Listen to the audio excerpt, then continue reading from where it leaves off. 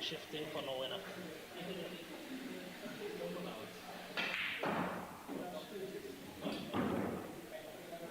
Are you good for now? You can rally with it.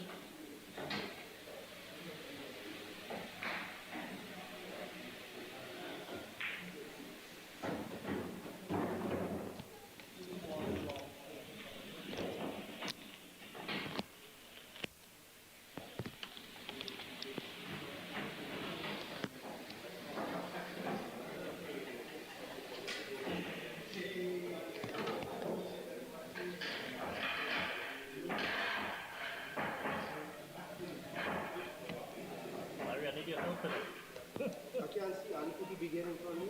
Ready? Ali be getting in front of me. I can't see. He's going to see the bell.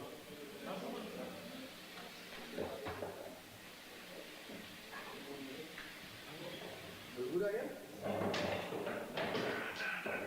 We good at top.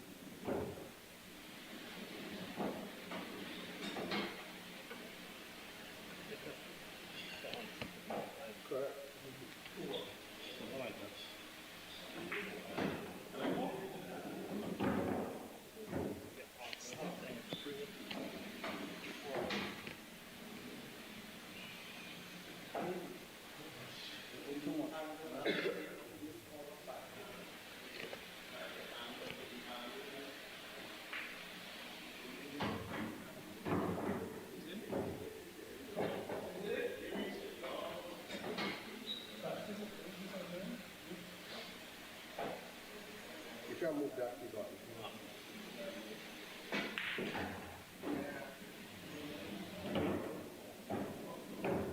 So you need to come down the road a little bit.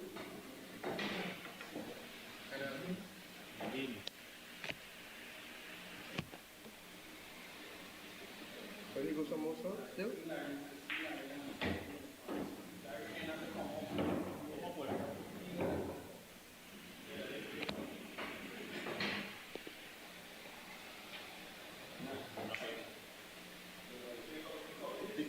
Picking up all of that, picking up this and that'll go up.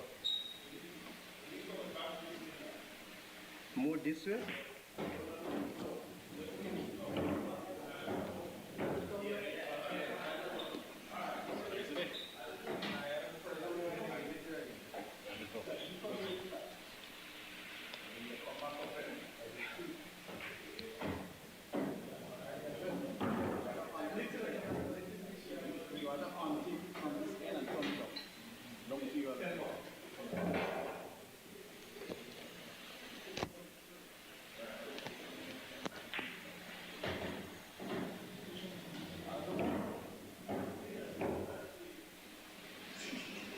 Lift up from the table.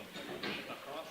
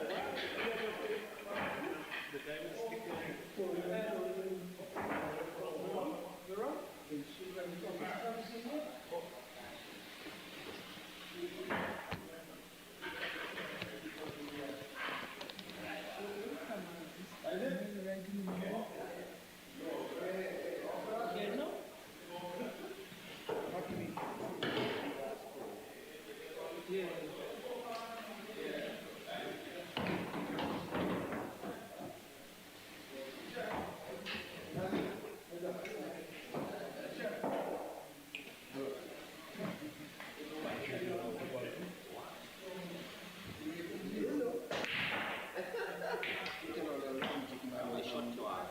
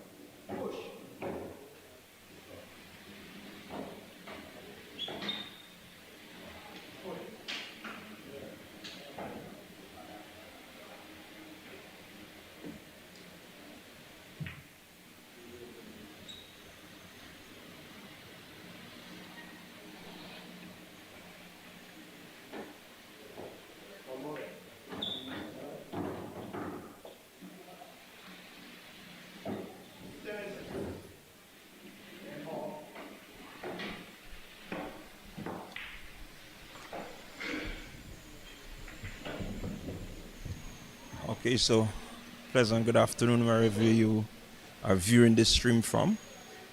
And we are at the Quazya Sports Bar.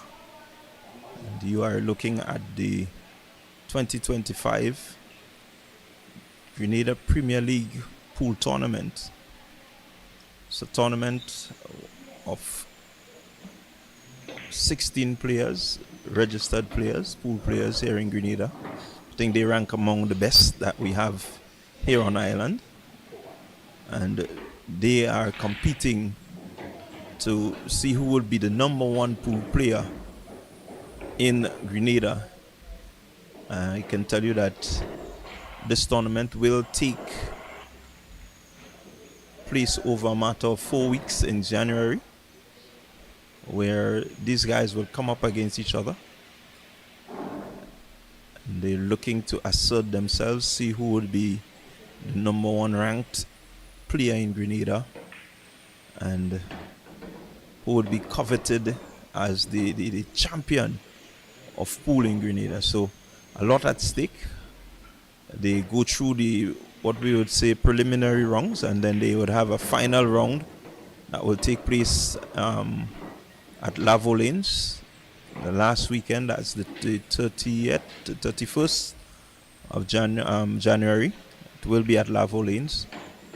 And so over the next few weeks, they would go through the rounds to see who will be at the top come the end of January. So it's the first of its kind here in Grenada. I think we never had a pool competition taken to this level. And so we must big up the organizers, Mr. Simon Green and team, for putting on this tournament and really looking to take it to this level where you can actually view this tournament. And we want to just recognize our technical team, Partygrenada. All right, so it's Wayne Green. My apologies. And so Wayne and his team, they have done well. But what you're looking at on your screen, it's a matchup between Ali and Larry.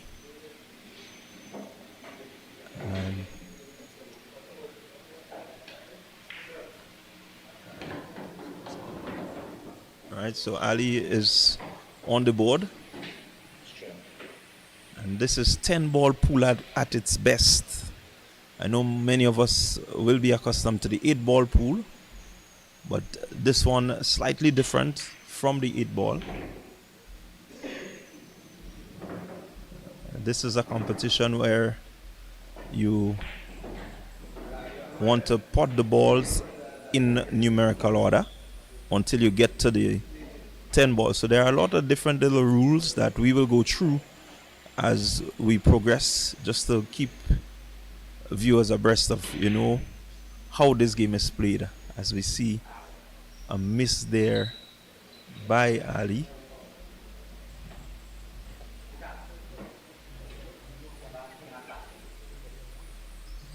Means now that Larry will have an opportunity.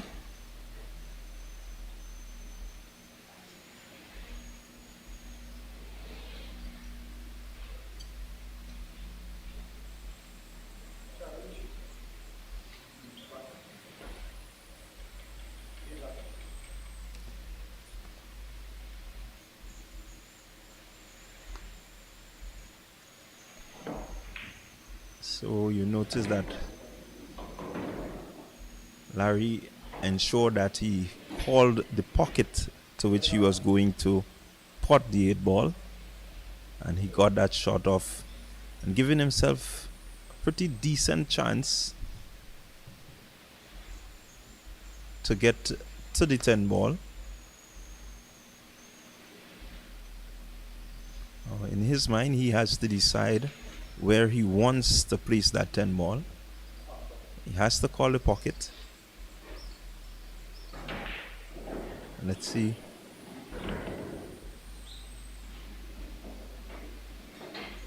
Looking at the position of the cue.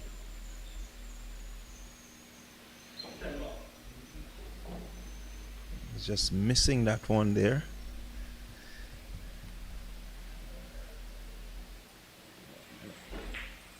And so Ali has an attempt at the 10 ball.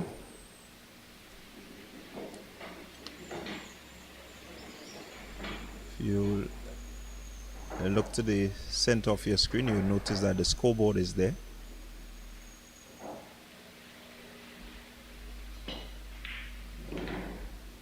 And that's a good shot there by Ali, ensuring that he got the 10 ball down. So that game goes to Ali. Now in this competition, you want to make as minimal mistakes as possible. You really don't want your opponent to have any opportunity to really get an advantage. And so your steadiness, your shot making has to be on point. So we look at the ref, he's racking the balls. What you would notice there is that the one ball, the number 1 ball, is at the front. Then you're going to get at the left corner the ball with the number 2 on it, and to the right corner you're going to get the ball that says number 3.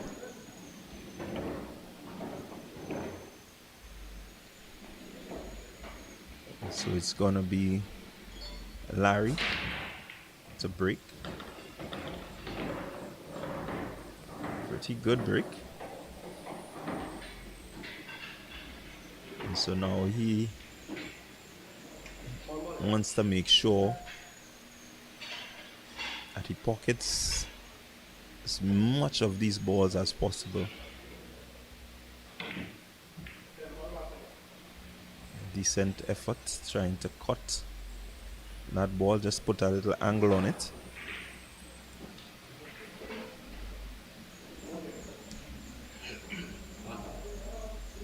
So it's a game of strategy. It's not just about hitting the balls, it's a game of strategy. You want to make sure that as you hit the balls in order, that you put yourself in the right position to get the other shot as easy as possible. And so you have a lot of thinking to do.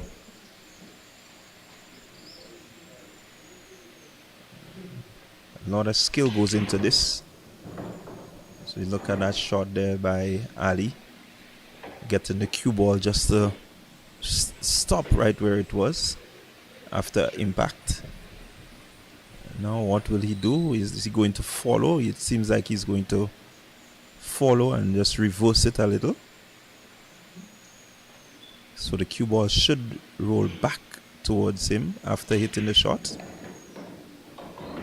giving him an opportunity there to continue.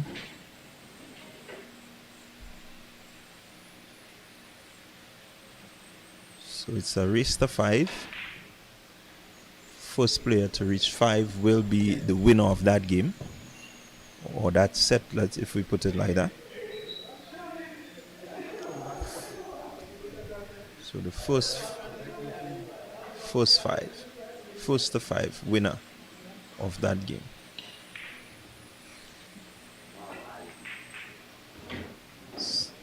Ali comes up there with a miss.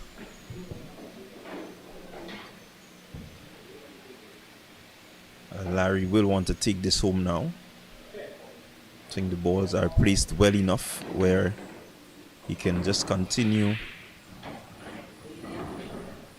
It's pretty spaced, pretty open. May just decide to move the cue ball across the board and come back down. Nice.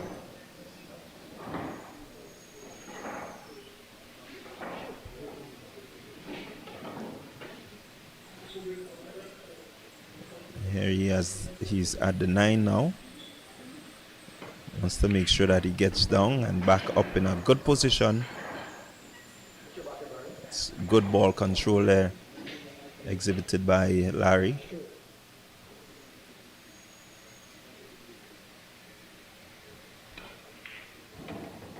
And that's game to Larry. So a pretty even contest so far between both gentlemen.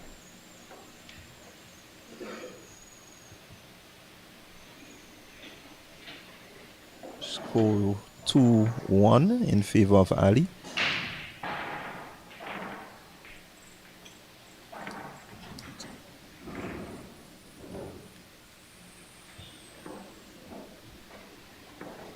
In favor of Ali. And so the referee is again racking, ensuring that the 1 ball is at the front. The 10 ball will always be at the middle, and number 2 and number 3 at the ends. So it's Ali to break.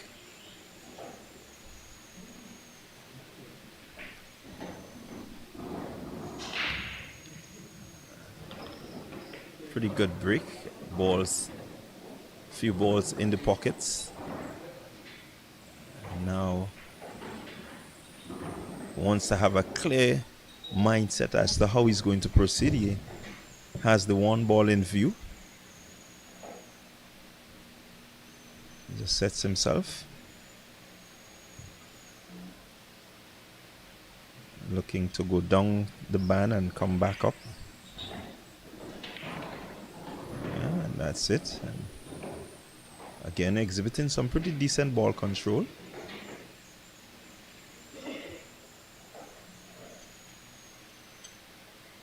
A key component in this game is clarity in terms of your shots. You want to make sure that after hitting a shot, you're in a position where you can get another as easily as possible.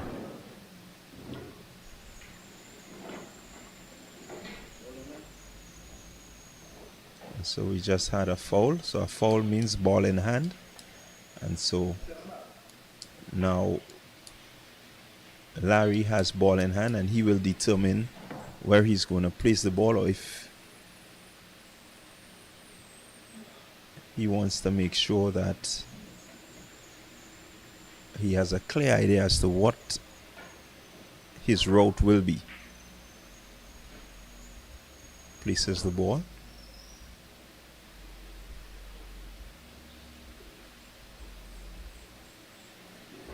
You notice he has called his shot.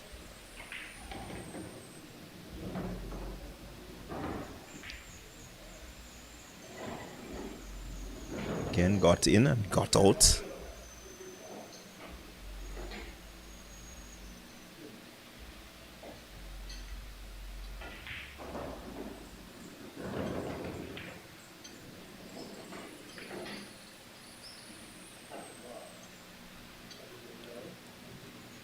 Good attempt there at the number 4. Remember, the game is played where you have to pot the balls in numerical order. If by chance one of the ball is in the pocket, you go on to the number that is above it. And so they must get the number 4 ball in before they can pot any other ball.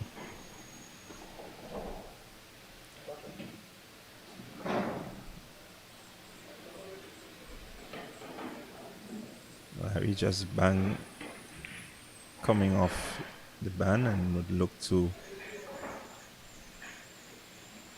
again, a good safety shot there, ensuring that he got the cue ball in a position where it doesn't make for easy shooting by Ali.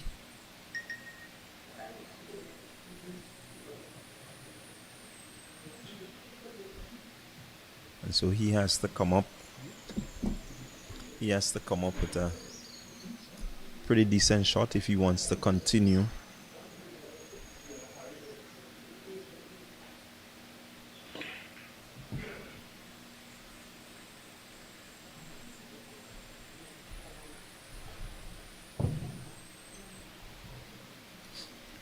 Again, a good safety strategy there.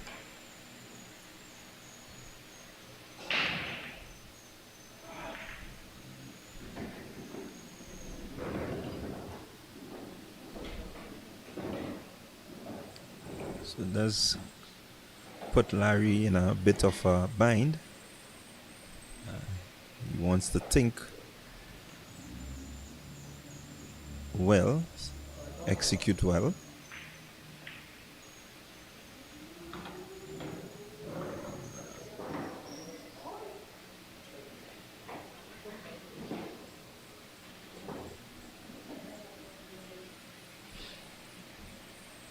And so it's a ball in hand now for Ali.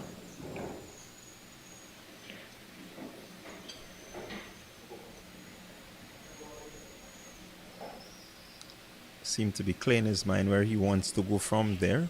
Hence he places the ball next to the band.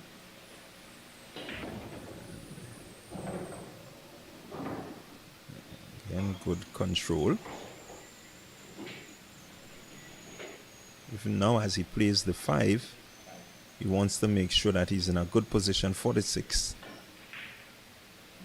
Bottom left means that he's going to just move that cue ball to the top to get over the 6.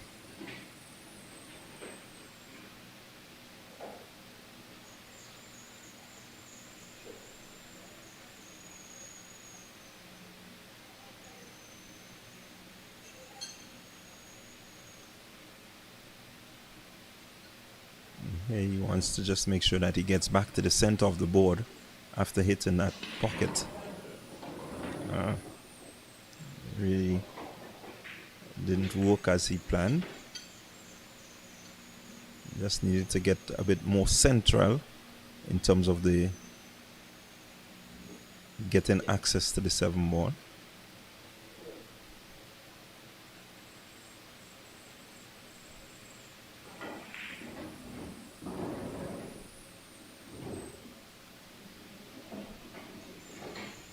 Quite a difficult shot to get it into that corner pocket.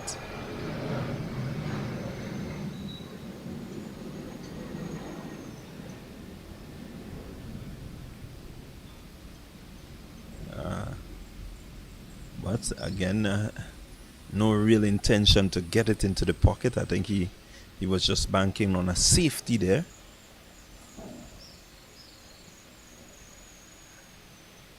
And so has done really well in terms of posing a challenge to Larry. As I said, it's a game of strategy. It's not just about hitting the balls, but you have to think about if you miss, where you're going to leave the cue ball in terms of challenging your opponent to make a shot.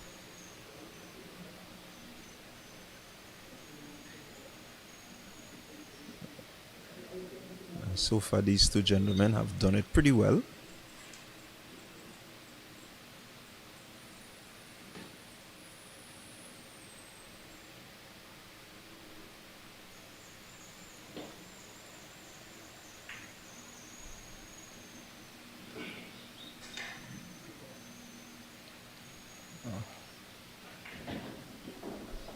So Ali just getting that cue ball just a little past the center of the board, but it's more to the middle. So I think Larry has a pretty good view of it, and he pots the 7, moves on to the 9.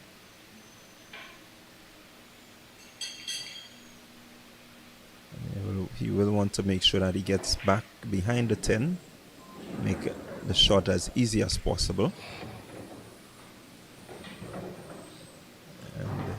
And well played, very well played there by Larry. Easy pocket, and that's game number 2 for Larry. So the scores are even at 2 apiece.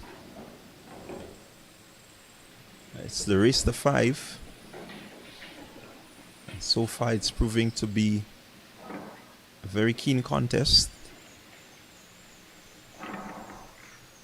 I think from here on in, the player that is able to keep his nerve and really execute the shots as he really wants them will emerge the winner of this game.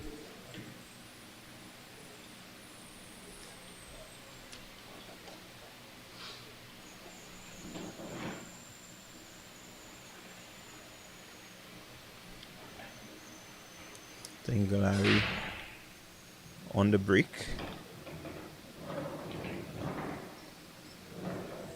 Having a few balls in.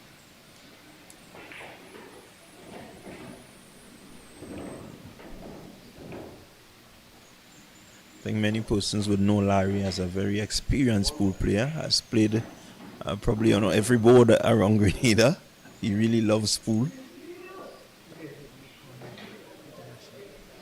So the only international pro that we have on island.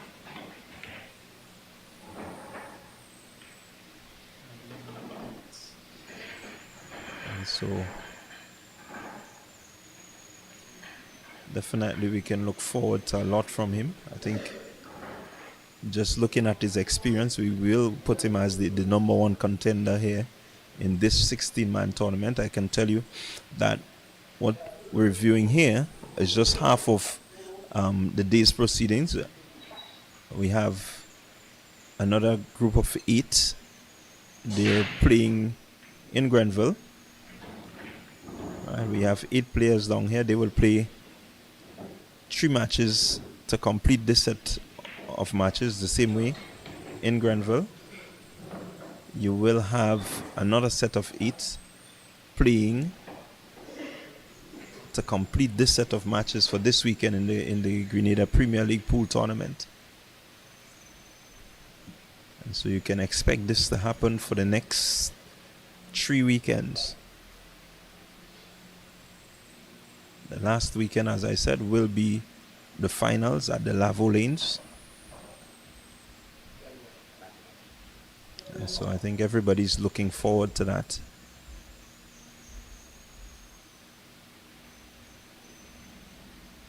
So Ali not really executing as he may have liked, but again another safety shot in that, making life difficult for Larry. Larry will use the band shot.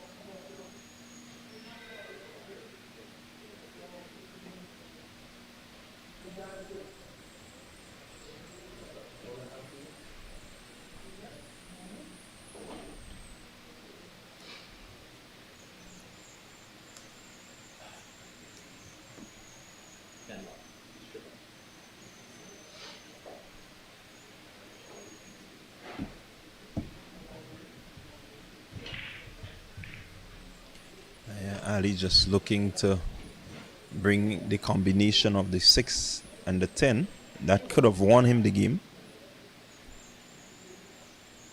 You can use the combination of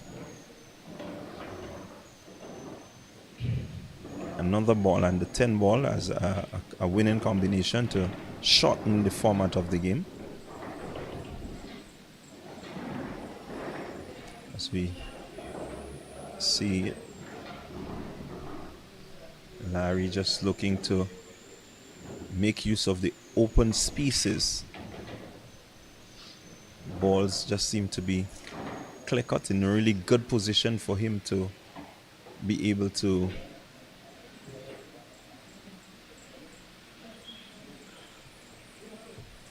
close off this game.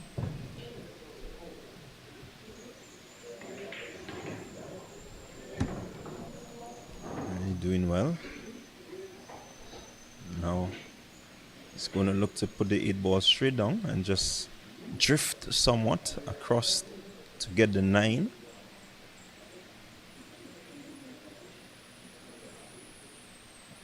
Wants to make sure that he doesn't go too hard. Overcuts.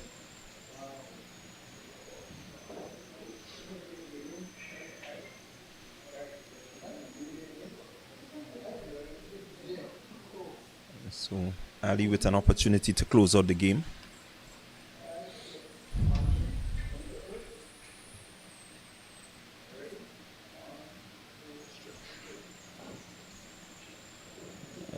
8 ball straight down.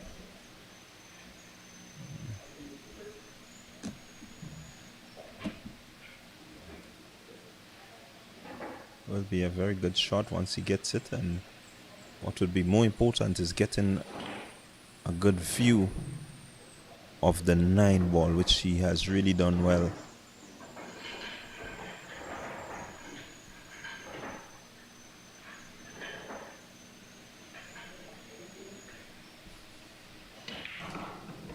Beautiful shot there by Ali, just getting that cue ball to stop.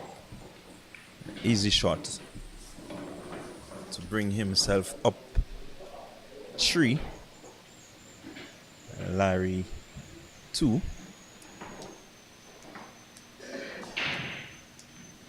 Now, as I said earlier, in this format you want to make sure that your errors are very minimal.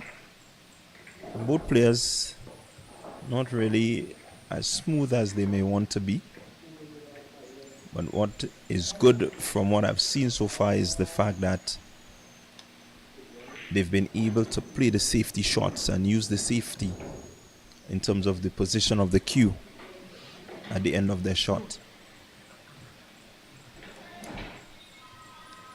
So it's race to 5, Ali up 3.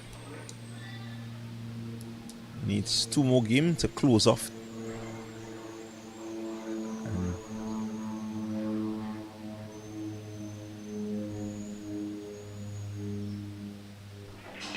So Ali with the break. Let's see if he can make use of it.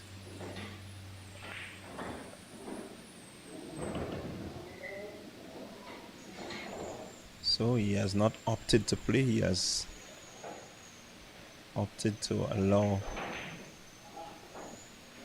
Larry, who plays a safety,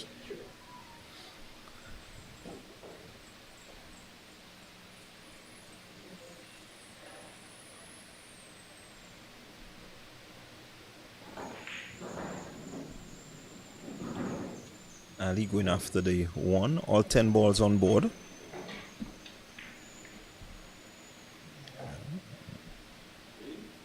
Wow, for a minute there you thought he had it, but it just seemed to stop just in front of the pocket.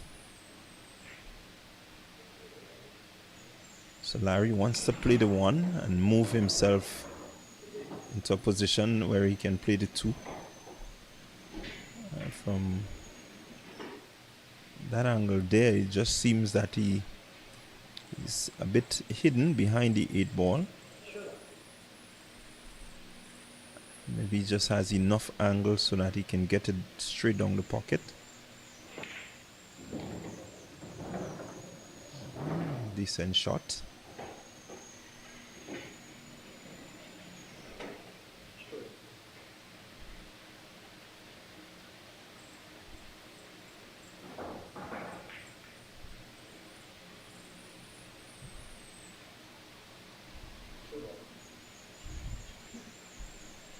So he has called his pocket and wants to make that attempt. Good shot, just controlling the cue ball there quite a bit. Really good job by him.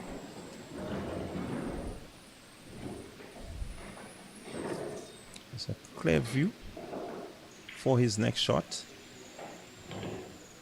Moving the cue ball just nicely. Lining himself up behind the 5 where he will go to the half pocket. Then wants to move the cue ball around.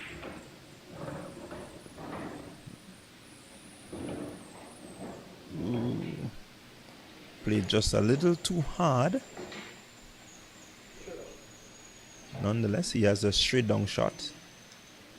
Will look to reverse the cue ball back a bit so that he can get to the 7. Not executing the shot on this occasion.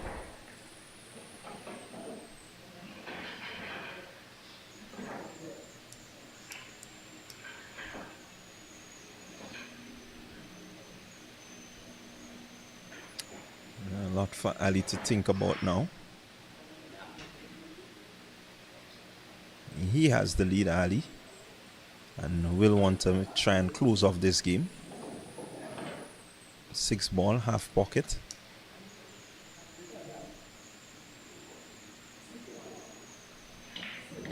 Wants to make sure that he comes around. Really good shot to get at the 7.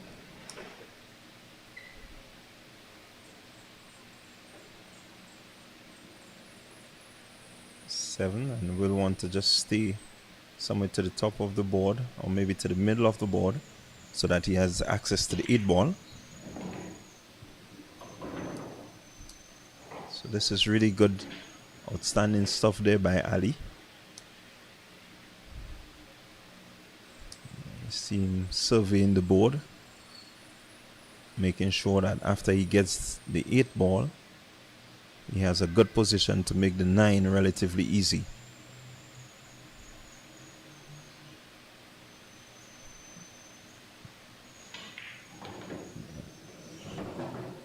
Yeah, I saw that angle there, just looking to use the band to get himself back to the middle of the board. Really has not executed as well as he would like. Not sure he's going to get it. He may just look for a safety. It will be an outstanding shot if he does.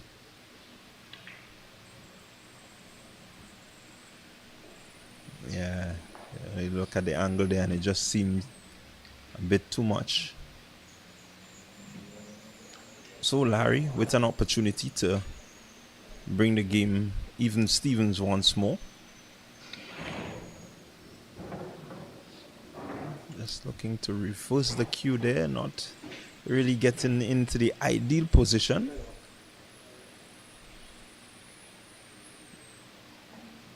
It will take some getting. Really will take some getting, and so the angle that he had, he really had to execute if he was going to get that ball into the pocket. Ali with an opportunity to take a further lead and does so now. So Ali in the race to 5 is up 4-2. And Larry will need to come back.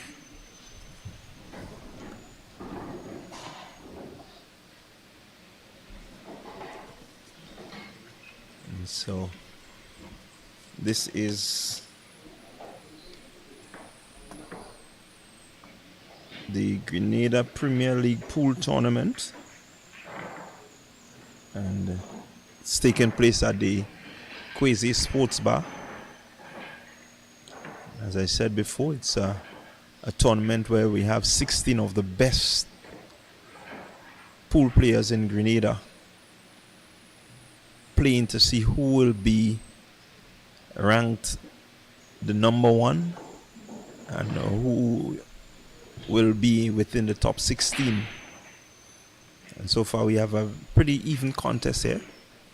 Larry, our only professional pool player here in Grenada, he's coming up against one of our elite players in Ali. Larry with the brick. Let's see what happens there.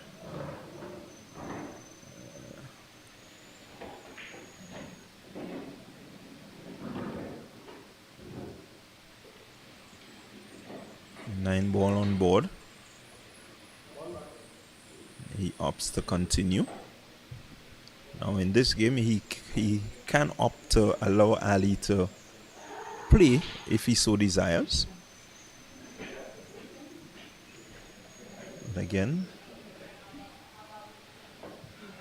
just looking to create some difficulty.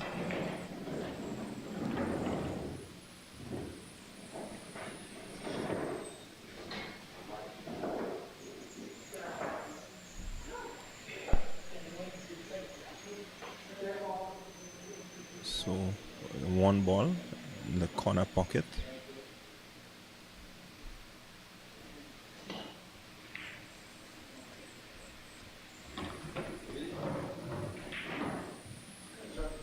The referee comes into play.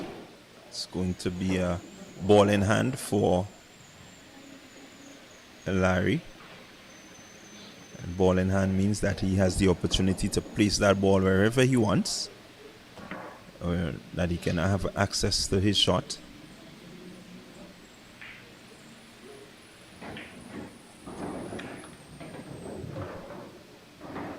Nice weighted shot, giving him access to the two.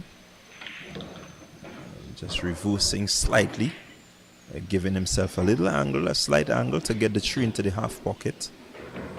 Wants to keep a good view of the 5 ball, or the 4 ball rather, which is down at the...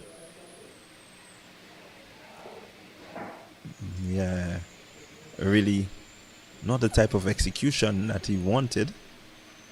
Really got a good position there on the 4, but he had to make the 3, which he didn't. So Ali here with a big opportunity. He can close off this game right here by just making sure that he pots every ball that is on the board without giving an opportunity to Larry.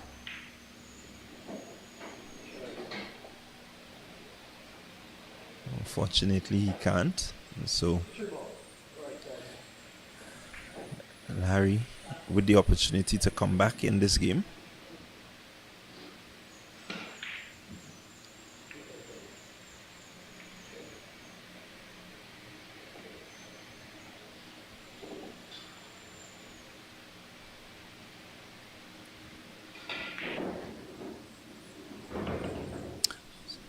So you want to make sure, these guys would want to make sure that they use their time. I think there is an allotment of time that they have.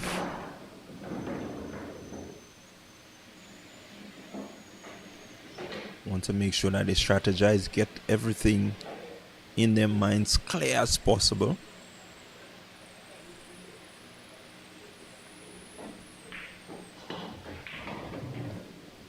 There you have it, Ali with the 3 ball. Just coming down a little bit more than anticipated to have access to the 4.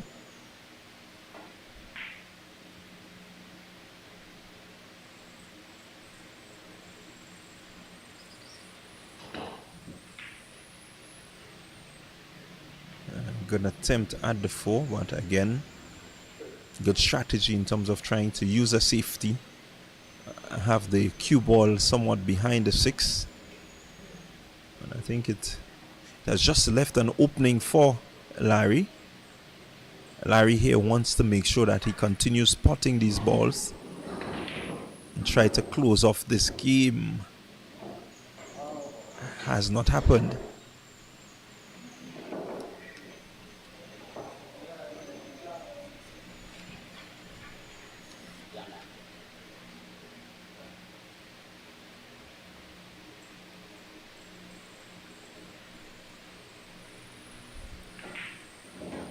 So Ali with 4 in view.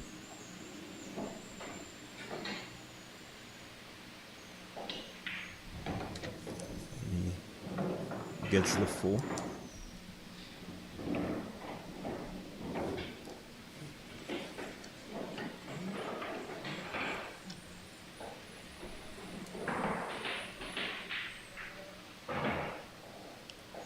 Looking to use the band to get the 5 ball in. Wants to make sure that he gets it in the corner pocket.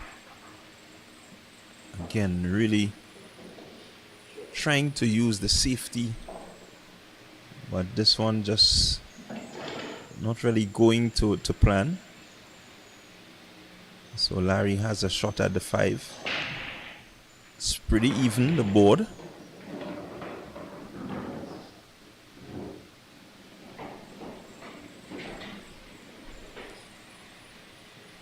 So wants to make life as easy as possible for himself. 6 ball coming back to the pocket next to him. Oh. Okay. It's got the 6 ball in.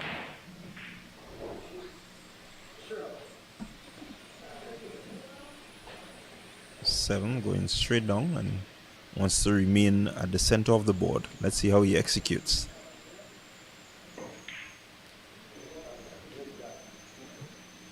A bit off there on the long ball. But again, what is really impressive is the fact that the cue ball is in a position where Ali has to think about his shot. He doesn't have a free shot. Has to really put his mind as to what he can execute and where the cue ball will be at the end. I think this is very important.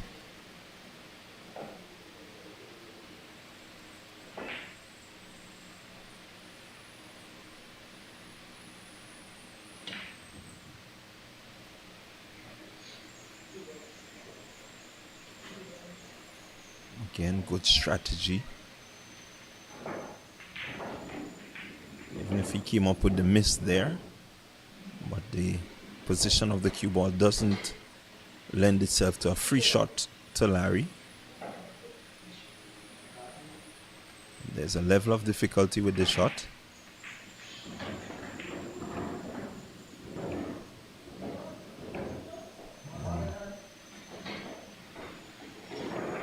Again, really ding-dong battle here going on between these two gentlemen.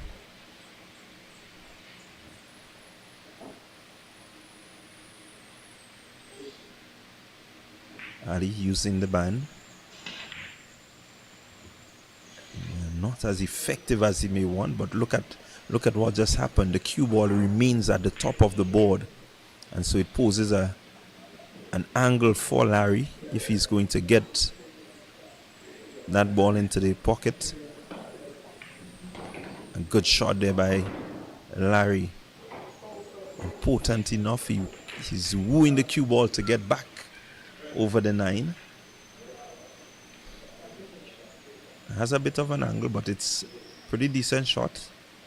Just wants to go around and get into a good position for the 10. That he does. And so has an opportunity to just draw a bit closer to Ali. And he does so. And so Larry takes this one. It's 4-3 in favor of Ali. Larry looking to come back. Was down 4-2. I think Ali had the opportunity to close off the game and didn't really make use of it. And so Larry taking full advantage.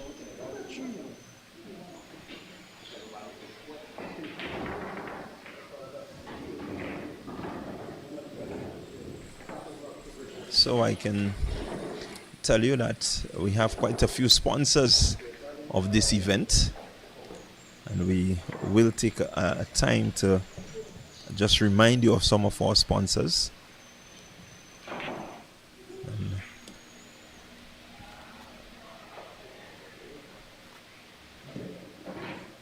So it's Ali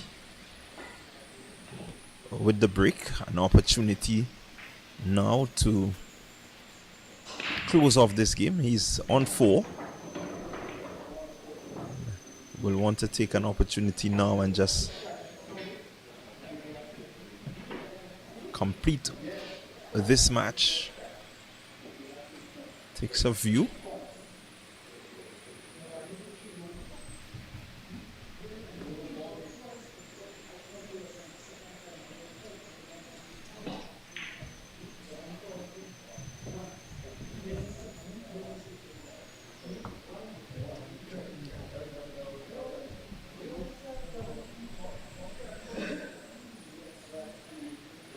Again, strategy.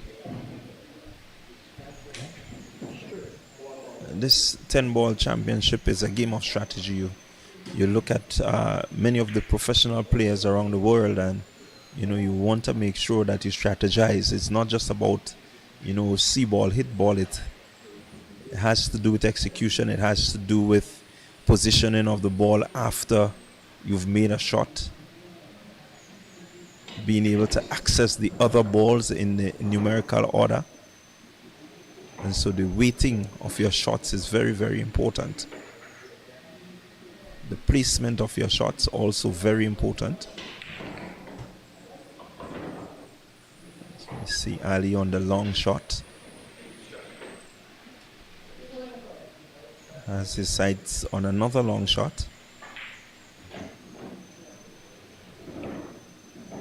It's the 4 ball straight down. Well played, and again look at the position of the cue ball, just enough to have a good view of the 5 ball. He will want to make sure that he gets himself, as I was just about to say, into a position where the 6 ball is accessible, and I think he has done just that. And so now he will want to maybe hit the 6, pocket the 6, get the cue ball as close up to the 7 as possible. It does just that. I just moved slightly.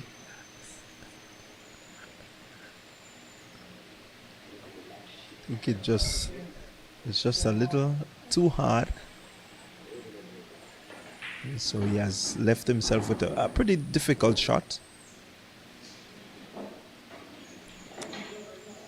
What he wants to do is to ensure that where he leaves the cue ball doesn't make for an easy shot for Larry.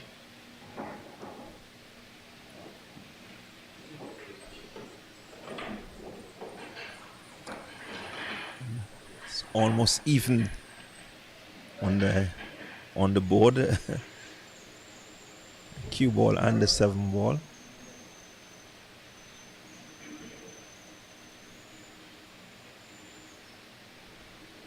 Larry with a shot that could ensure that he closes out this game, but doesn't make it.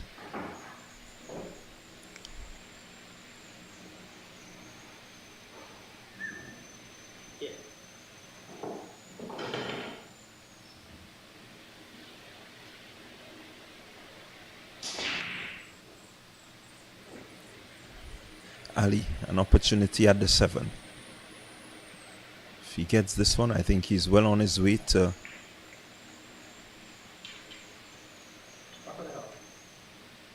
again, not looking to make that shot, but just to pose a level of difficulty to Larry.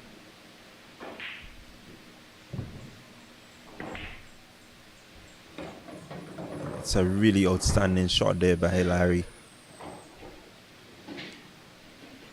Larry now, quick assessment, wants to make sure after playing that 8 ball, he has good access to the 9, and so he may just want the cue ball to follow the 8 slightly.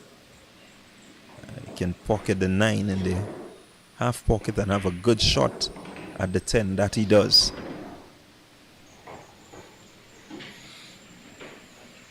So it's an opportunity to tie this game. He's at the 9. Wants to make sure that he stays just about where the 9 was.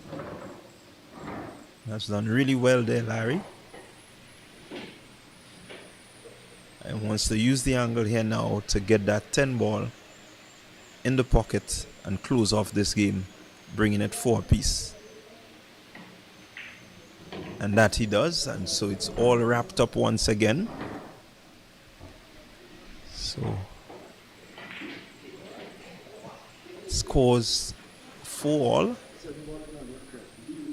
and it's a race to 5 as you're seeing on your screen. So the person who steadies himself here now in this final game, no matter how you look at it, it's the final. So Larry up 4 and with Ali 4, and so steady head, steady hands, clear mind. I think this is the plan here now for these two.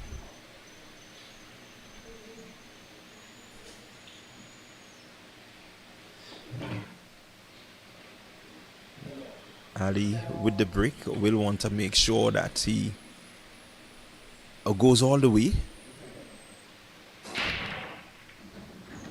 Let's see, he has a couple balls in.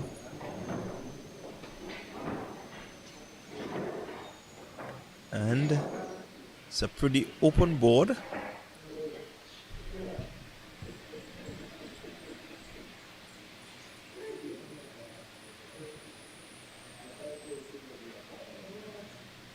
A lot to think about. You want to be as clinical as possible. You don't want to leave any opportunities to Ali.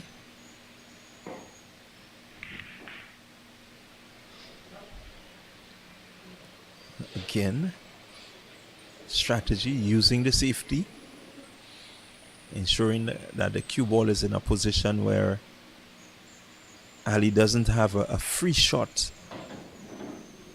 at the ball.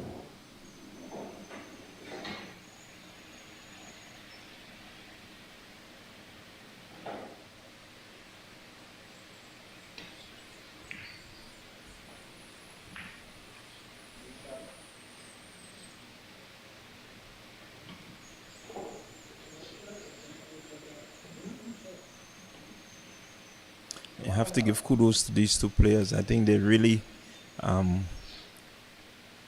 understand what they're doing. They whenever they play, they think about their shots. They think about where they leave that cue ball.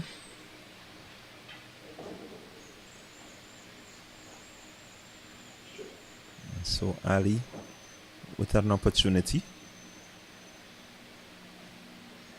You will want to grasp that opportunity and go all the way.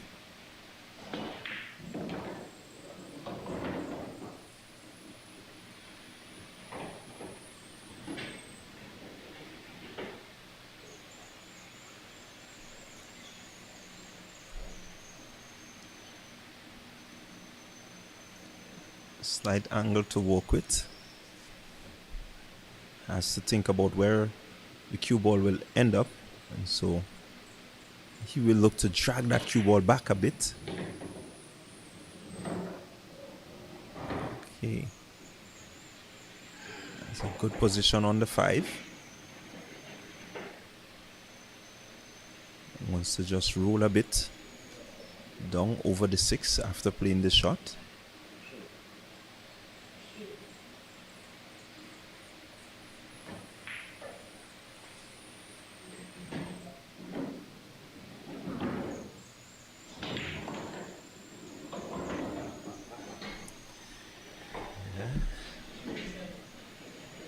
In my mind, I had a slightly different shot.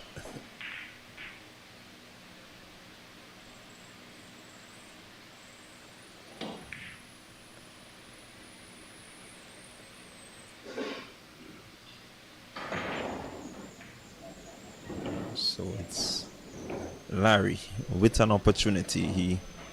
I think he wants to use the angle presented to him and just allow the cue ball to hit the band and get back more or less center of the board. Does so. Gets into a pretty decent position where he can have the 7 to the half pocket. Play well enough to just get the cue ball down behind the 8. Can he execute? And he does not. He does not execute. And so opportunity Ali to close off.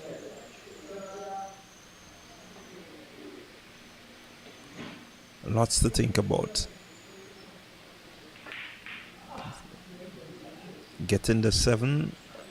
What will you do with the 8? That's what is in his mind.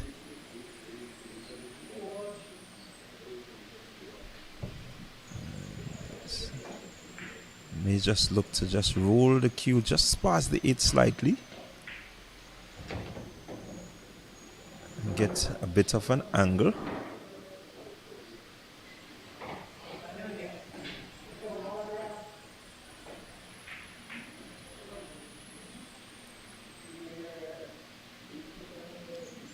Pretty Slightly difficult shot.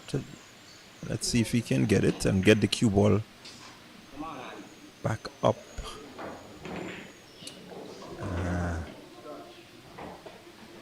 Right there. An opportunity for Larry. He has a ball in hand. And definitely will position that cue ball in a way where he has the 9 clear in his sights. And that he does.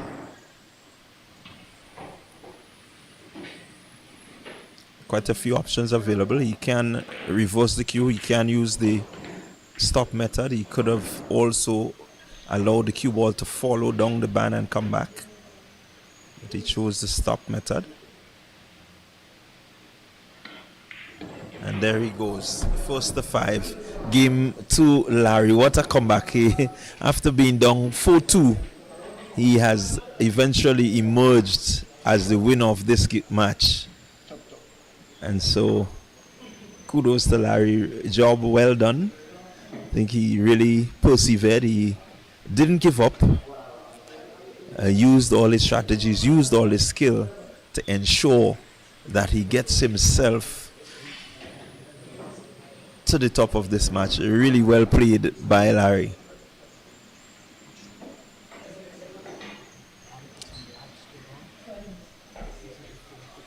And so that game has just concluded. Larry coming up trumps. I guess he's the pro and he has shown his proficiency.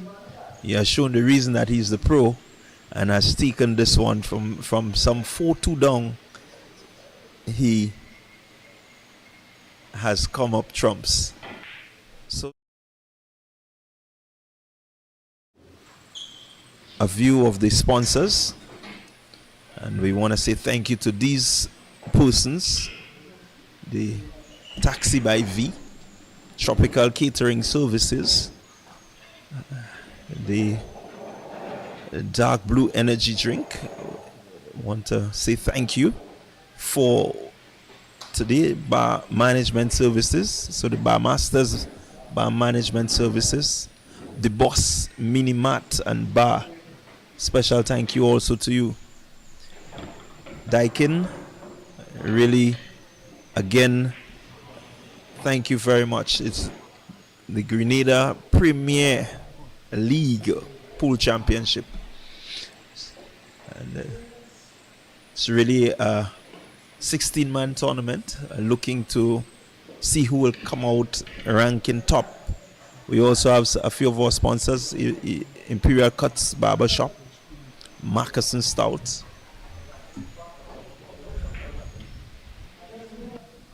Sam Tech Welding and Fabrication Services, Sandals Resort, Smirnoff Vodka, SP's International Trading, Streamy, say thank you, and Stag, a man's bear. So all these persons have done their bit to ensure that this tournament and the quality of what you're seeing in terms of the production, in terms of the setup, Mr. Wayne Green, really kudos to you and the initiative, you and your team, for putting something like this together. I think it's the first of its kind in Grenada, and so we definitely want to applaud the effort.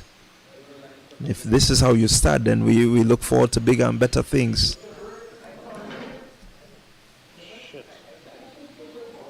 So we just had the conclusion of another match for the day.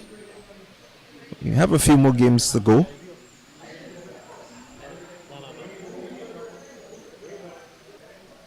Can tell you that we still have a few more. Jumar and Chad, Corey and Harry, Larry and Peter, Silk and Ali, Jumar and Harry, and Corey and Chad. So we have quite a few games to come still.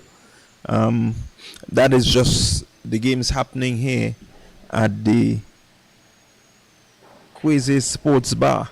We also have a number of games being played in Grenville. And you have players like Alex, you have Lakati, Jester, Otter, Chinty, Beast, Dwight, and Melvin. They are all in Grenville and they are doing the same. So these 8 guys are playing to see who will come up trumps at the Grenville venue.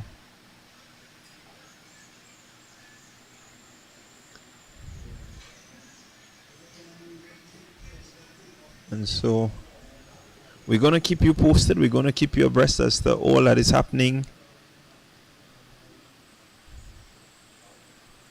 in this year's Grenada Premier League.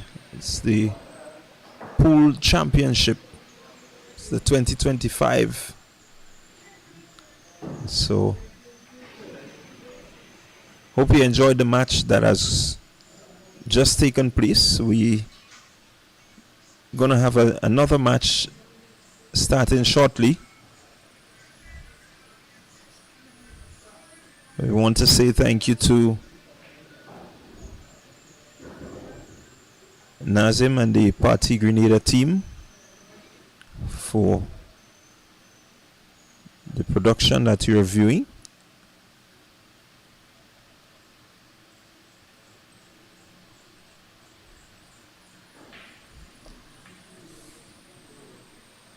All right, so as I said, it's the first of its kind, so I'm going to try to keep you abreast as to some of the things that the public needs to know.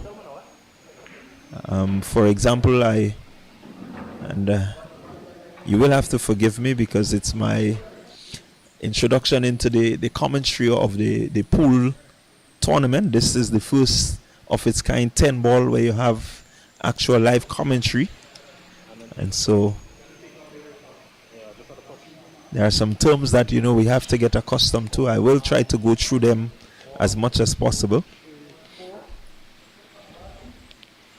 I can give you a few updates from the Twilight Sports Bar in Grenville. And we have a number of games on, and we have a number of games that have been completed. So just to let you know that Melville, he got the better of Lakati 5-2. Alex Lead, he got the better of Dwight 5-3. Jester, he got the ascendancy over Beast 5-0. And Dwight, he came up trumps against Chinty 5-1. So just a few of the games played up there at the Twilight Sports Bar in Grenville. As we continue here at the Quazya Sports Bar, we have another game coming up which we will bring to you live.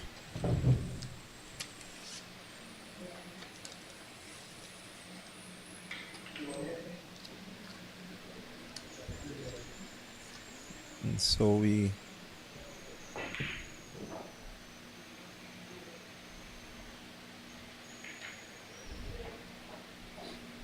gonna have another matchup.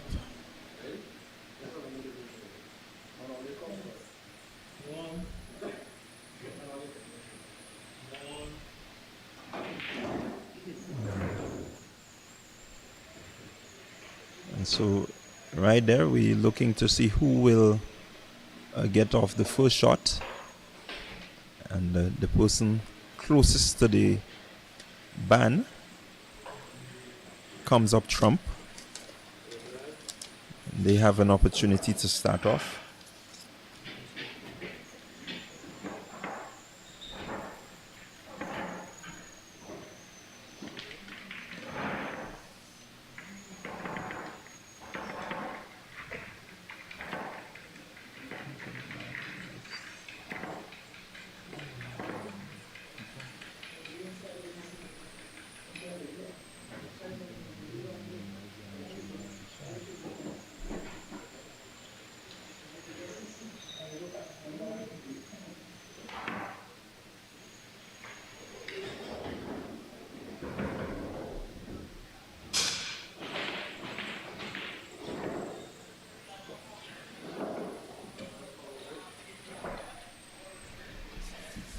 Okay, so we're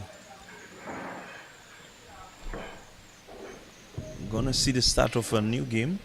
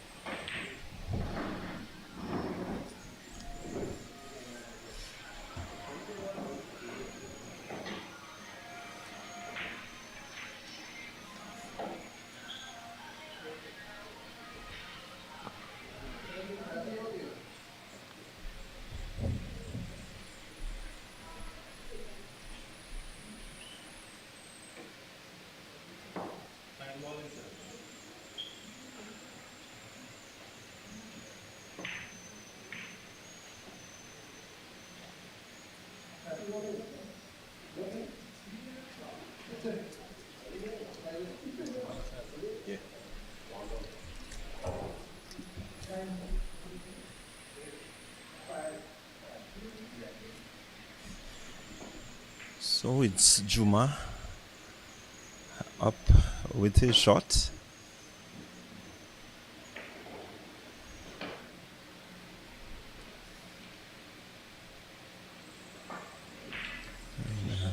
Ball in hand there for Chad. Wants to make sure that he places that ball in a position where he can get off his shot.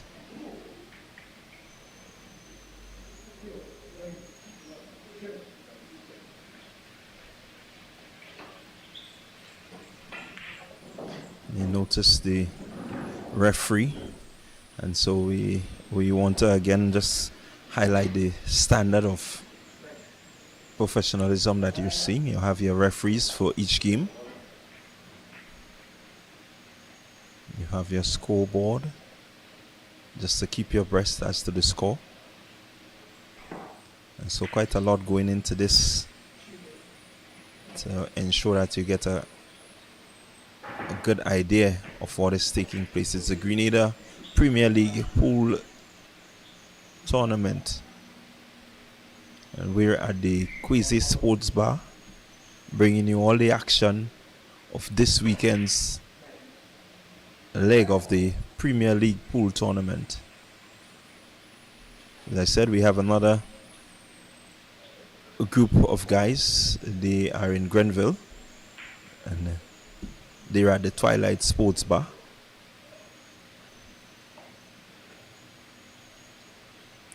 So, total of 16 players registered for this tournament.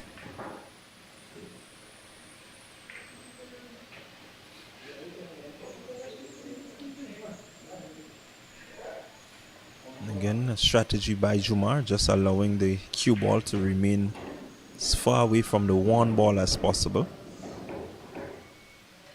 Chad intends to use the band and get that one ball in the corner pocket.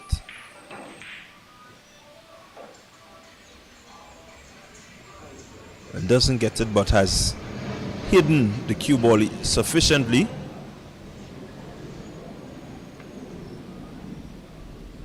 And here really wants to make life difficult.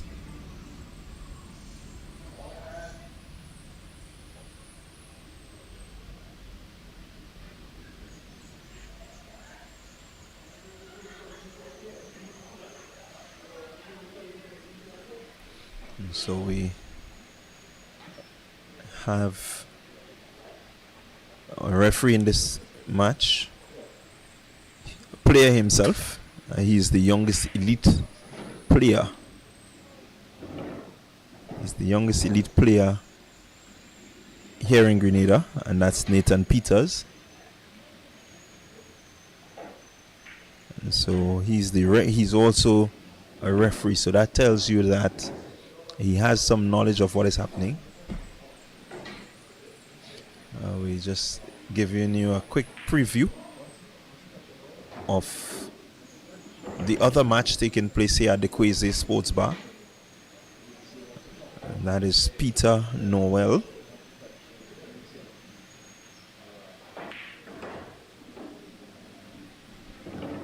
And Peter is coming up against Silk. So Peter and Silk, and we're gonna transfer back to our main event. And it's Jumar looking to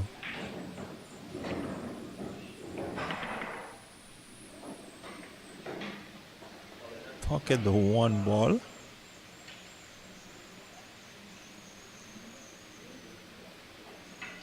And so it's a ball in hand for Chad.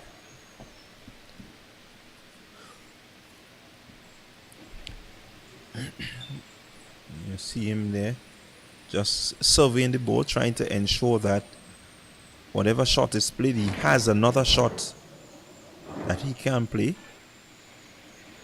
So has reversed the cue ball.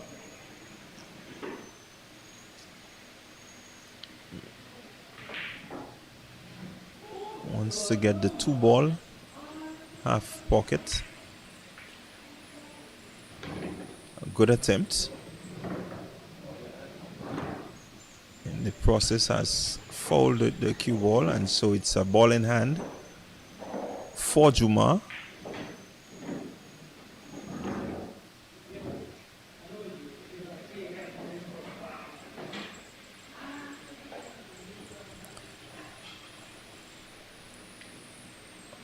Again, want to have some clarity here, Jumar, as to what is next, how he intends to play. Yeah, look at that beautiful overhead shot. And has tried really well to ensure that he has access to the true ball.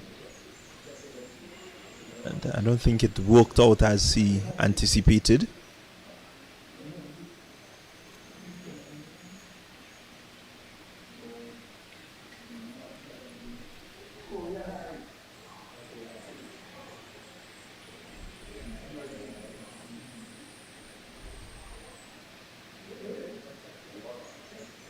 So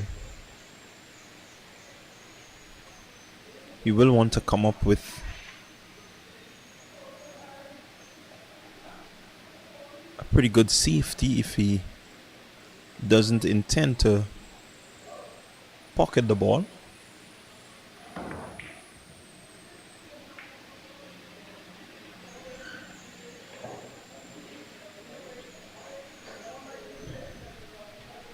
Not really working as he intended.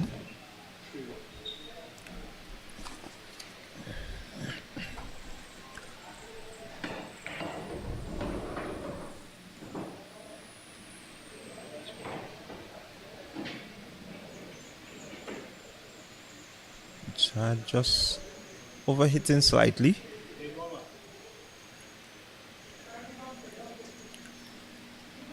So if you expose the 9-ball pool, the 10-ball is very similar.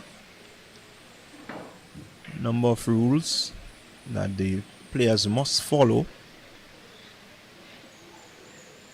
So we see a pretty good safety there by Jumar.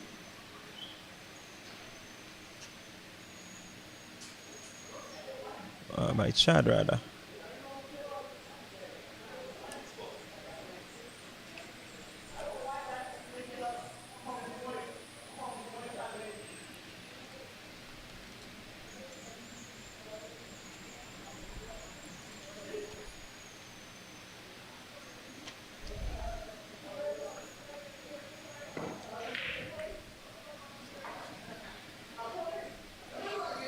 Again, good efficiency in terms of where the cue ball is left at the end of the shot.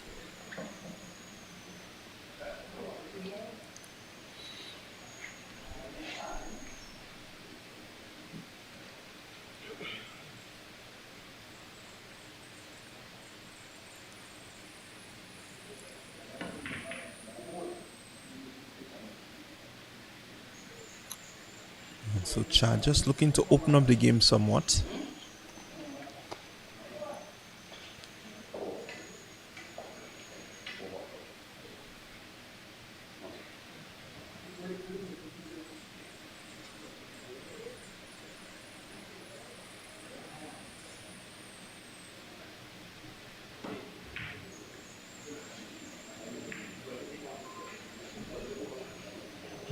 Again, beautifully done there by Jumar. Didn't make the shot, but ensured that the position of the cue doesn't make for an easy shot by Chad.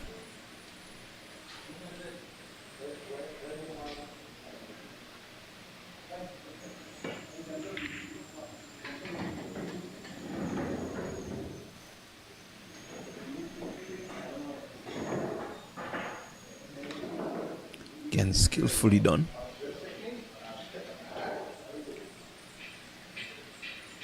It's a game of strategy, just as any other ball sport.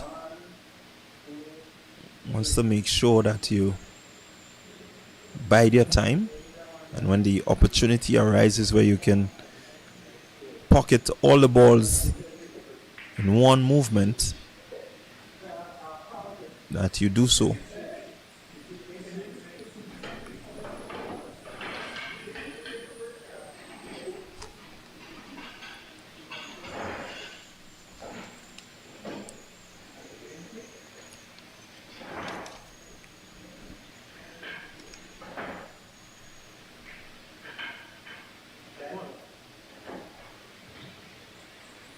So as we said, a number of rules that needs to be followed, and as we go through this production, we will keep you abreast as to some of the rules.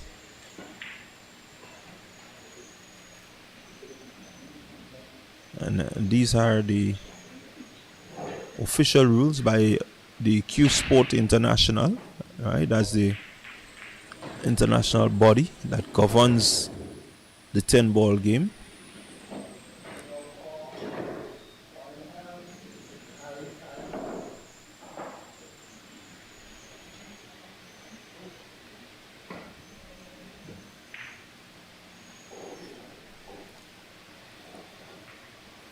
As we see there we have ball in hand for Chad. So Chad with an opportunity now to press home advantage and maybe try to see if he can pocket all the balls on the board.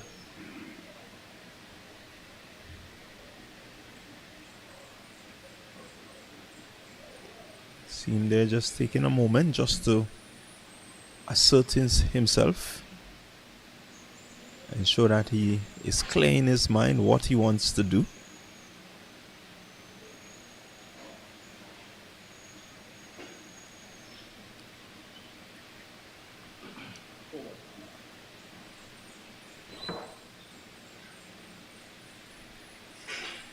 So he's going to look to pocket the 4 and just get the cue ball moving down. Decent shot. He gets the cue ball just over the 5. And now he may just want to pocket the 5, rotate the cue ball slightly, have a really good view of the 6.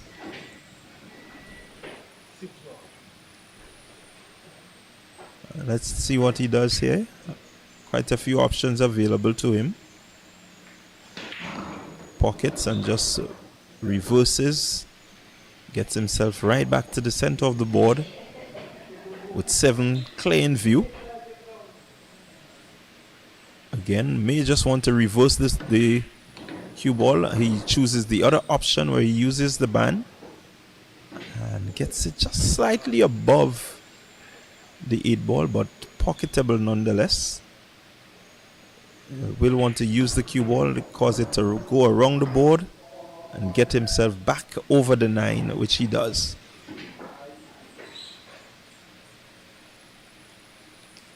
Options again, use the band, get the 10 ball back, the cue ball back over the 10. And so, clear opportunity here now, Chad, and has taken the early lead in this game. It's a race to 5. And so he has taken the 1-0 lead, Chad, in this match.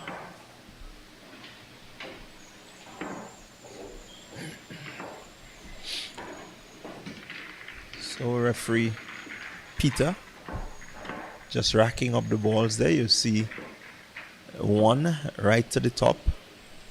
You have 2 and 3 at the ends, taking an early lead. Again, one of the elite players. And we have quite a few elite players within this tournament.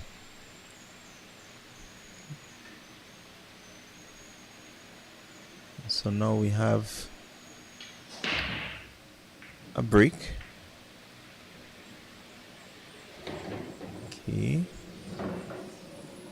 Pretty even break. And so Jumar may just choose to continue. He has the option of passing over, but chooses to continue.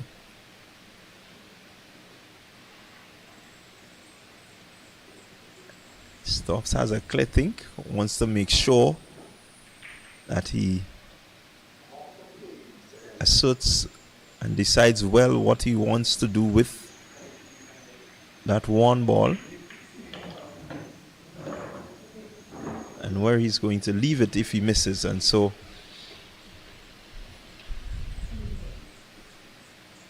it's pocketed.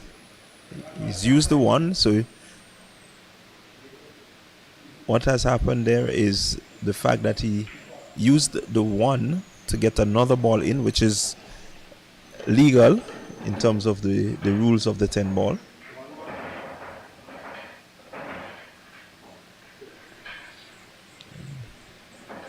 Now leaves Chad with a pretty difficult shot.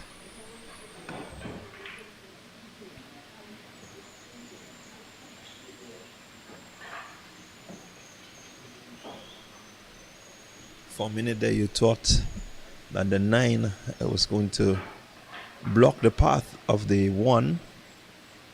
It has just left enough angle that Jumar may get this one in.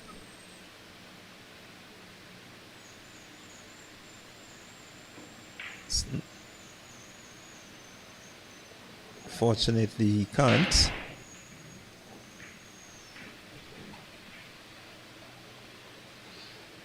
Let's see how Chad would respond. What will be his response? I think the 8 ball may just be in his way slightly.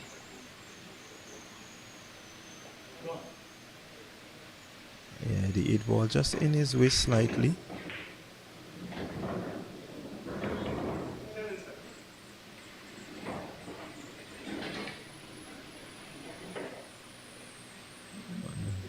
On the other hand, he got it in pretty easily.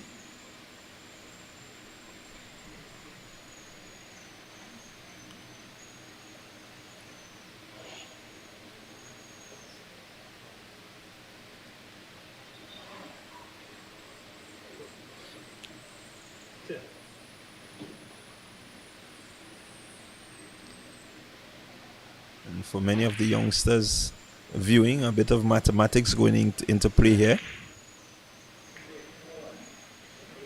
He just looked at his angles and his options.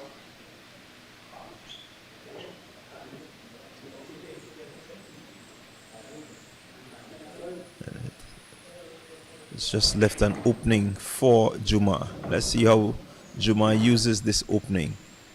Getting the cue ball just over the 4. Yeah, wants to get the 4 into the half pocket and still get back into a good position, which he does, to get to the 5. And they just want to roll the cue ball forward just slightly while just following that shot and looking to pocket.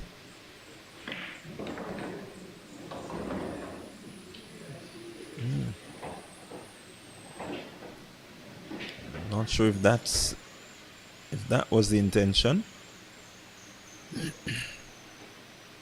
but still has an opportunity to pocket the 6 ball.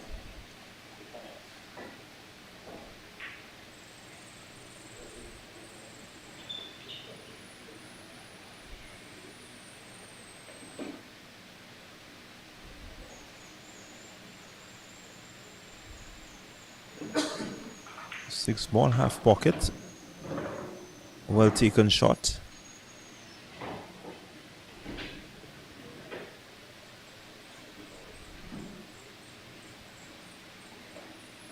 And Jumar at the 8. Bit of an angle to work with.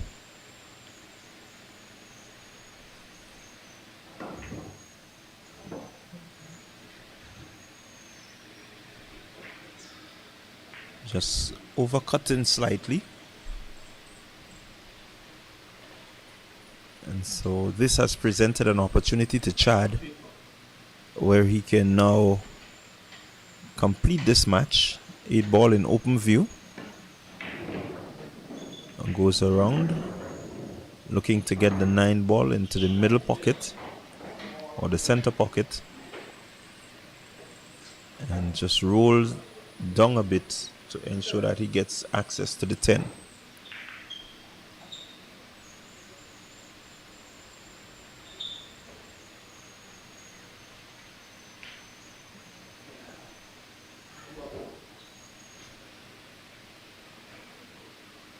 So options to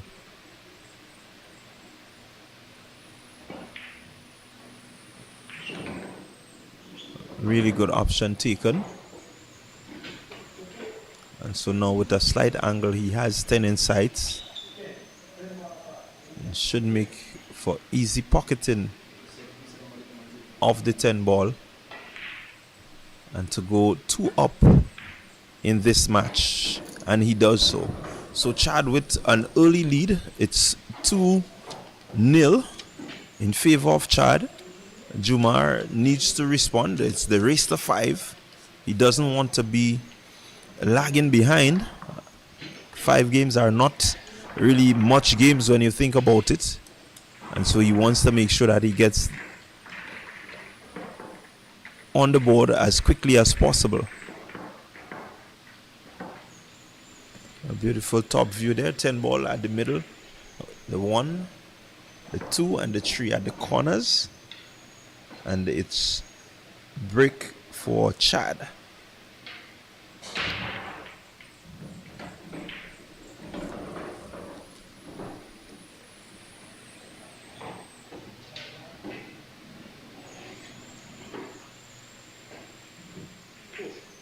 So 9 balls on board. It means that 1 has been popped. Chad with a bit of a safety there. Really not looking to pocket the ball. Just want to make sure that he gets a view of the entire board. Has left quite a bit of a difficult shot to Jumar.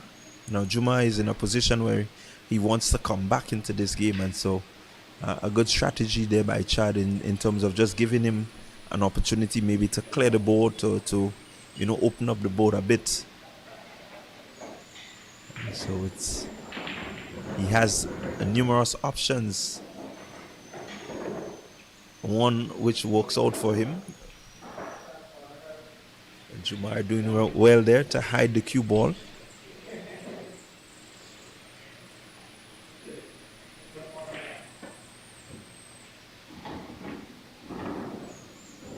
Decent shot there by Chad. And So now Jumar has an opportunity. He has the 1 ball in sight. Needs to determine how he's going to get back to the 2 ball, which is slightly to the middle of the board. He uses good weighting. He's done really well.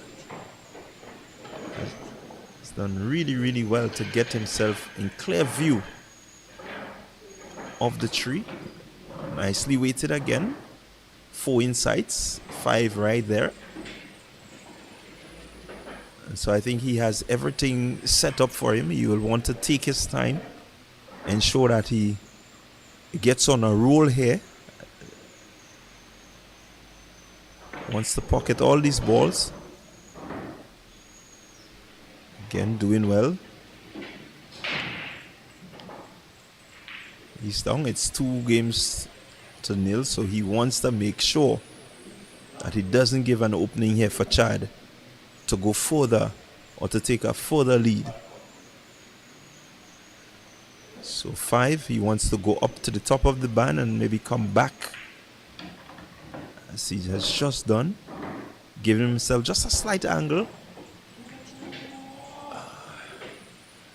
I think it has rolled just a little too much, and so will take some cutting if he wants to get it to that pocket.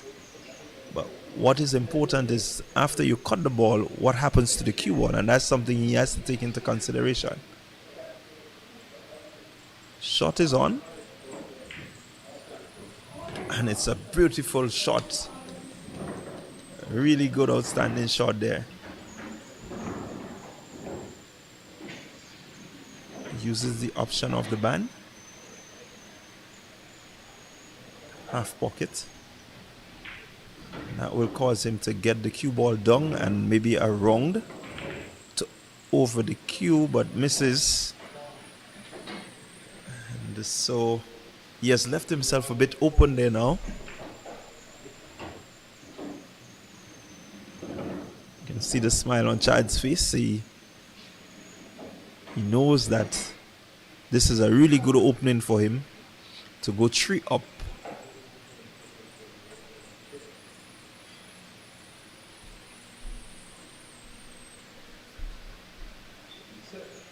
If you're Jumar in this position, you're hoping that he will miss.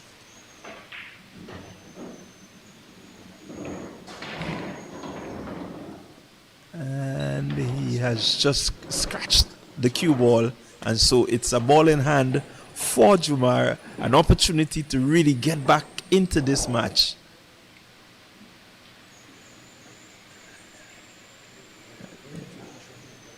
Wants to make sure that he gets himself into a really good position.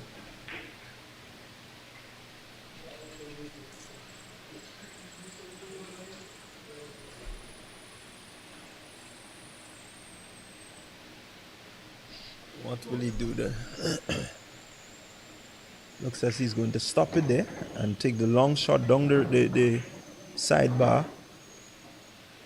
The side rail down, straight down, and have a maybe just get the cue ball to the center. Good intention.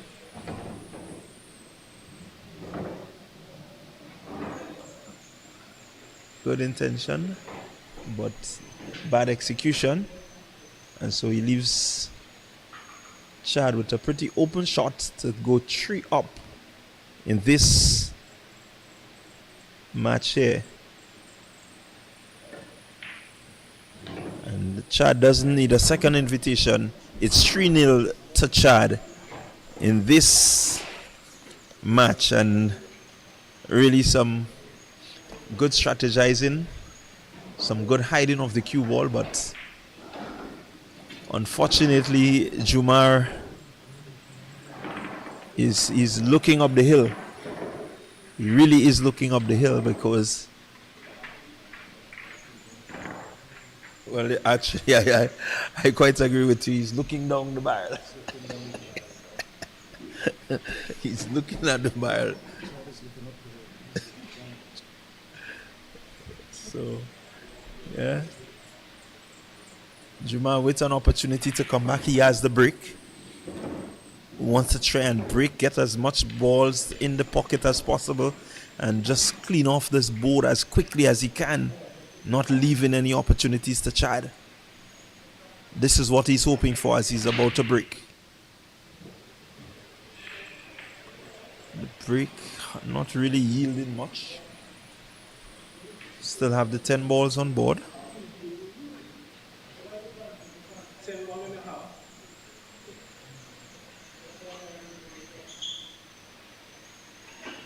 So Chad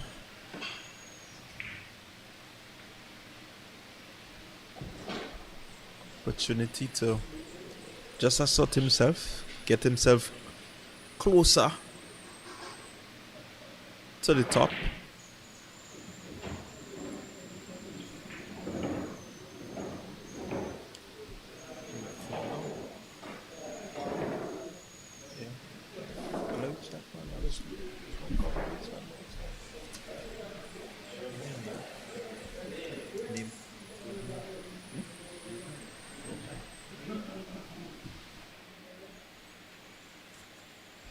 Okay, so I have with me Rohan, one of our referees, also a player.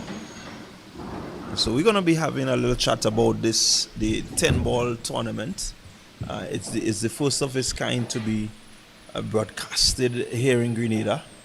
I mean, I know we play a lot of pool, but I'm not certain that we do a lot of 10 ball. Well, first of all, a pleasant good evening to everyone. Yeah, we do play a lot of 10 balls because locally we do have a 10 ball national tournament. We have actually the 3 tournaments. We have the 8, 9 and the 10 ball tournaments that take place every year. But like you correctly said, this is the first time that we are playing a tournament of this caliber. You know, and so far the guys has been playing pretty well. You know, earlier on, like you said, we saw a really good game between Ali and Larry, which was a very good and interesting game to look at. So yeah, the boys are doing good. Yeah, and this is what you want. This is the level of competition that we expect. Because rightly you have 16 of the best that Grenada has to offer. Exactly. This is what we're looking at. You know, this is the kind of competition that we're looking for, you know, in the game going forward. You know, so it's the first of its kind, and hopefully we're looking to improve on it and have some more tournaments like these. Maybe, who knows, we may do a 8 ball or a 9 ball tournament like that before the year is out. You never know. Well, it's certainly something to look forward to. But what I'm concerned about is persons getting to understand the game and getting to, you know, maybe fall in love with the game. From a refereeing standpoint, how can that happen? Pool is a game that you have to love.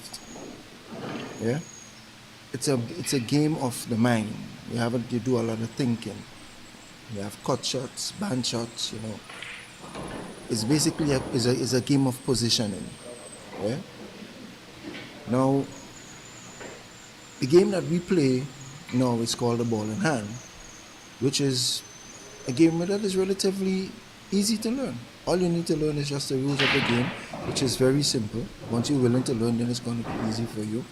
And there are people like myself and other players, you know, where somebody would come to the table and, you know, you teach them the game and they would learn.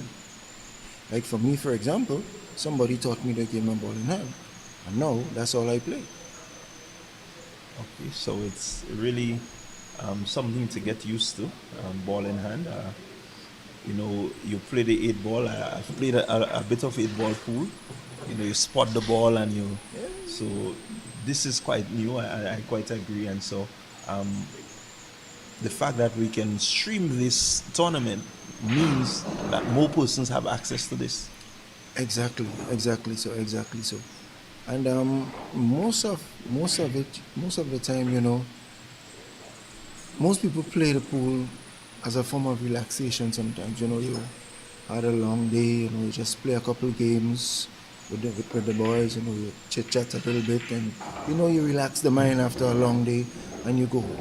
Then you have fellas like the 16 that is out here presently who takes the game on a competitive level. Yeah, so it's really a good initiative by Mr. Green, Wayne Green, and his boys. Outstanding job. Oh yes.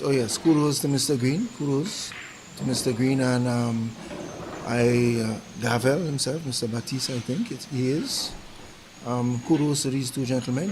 I think they did a really good job. Actually, I wanted to play in the tournament, and Mr. Green said to me, "No, you ain't playing in the tournament because I need you to referee." I was like, "Okay, sir." Yeah, when you have the expertise, I guess you have to use it where necessary. Well, if you put it like that, I will agree with you. Work before fun. Work before fun. Exactly. So it's Chad with a 3-0 lead over Jumar. So see Chad just bringing out the scissors there a bit, just cutting that one into the corner pocket. And of course, he's so proud of the shot that he just played that he actually gave one of the spectators a high five. It's a pretty easy shot. He wants to move the cue ball back up the board slightly and position himself for easy pocketing of the 10 ball and to take what I would say is a really assailable lead. He's looking to go 4-0 up over Jumar. The way he has played, no one doesn't expect him to miss this. He doesn't, and so it's 4-0 to Chad. Jumar, well, a while ago he said he was staring down the barrel. I think right now he's staring down a pipe because the barrel is just too wide for him to see. Yes, he is. He's staring down a pipe, And on the other hand, Chad is just enjoying himself, having fun as usual. He's a very competitive player though, but it's a player that, although he plays the game very competitively, he have a lot of fun doing it as well. Yeah, and that's part of what you want. Most sport, we play sport, we want to have fun, while we do that, and so it's good for the guys to be able to play competitive but still enjoy the competition. Definitely. And what I like about the way the tournament is organized is that each player has 3 games here. So even if you had a bad game, you still have an opportunity to come back, in the other games. Definitely. So again, we want to recognize our referee. Again, another player in that of Nathan Peter. Young elite player, the youngest elite player. Exactly. But he is doing some refereeing duties today. Showing that he's pretty versatile in the 10 ball. In the knowledge of his 10 ball and being able to use it to referee this game. He is. So Chad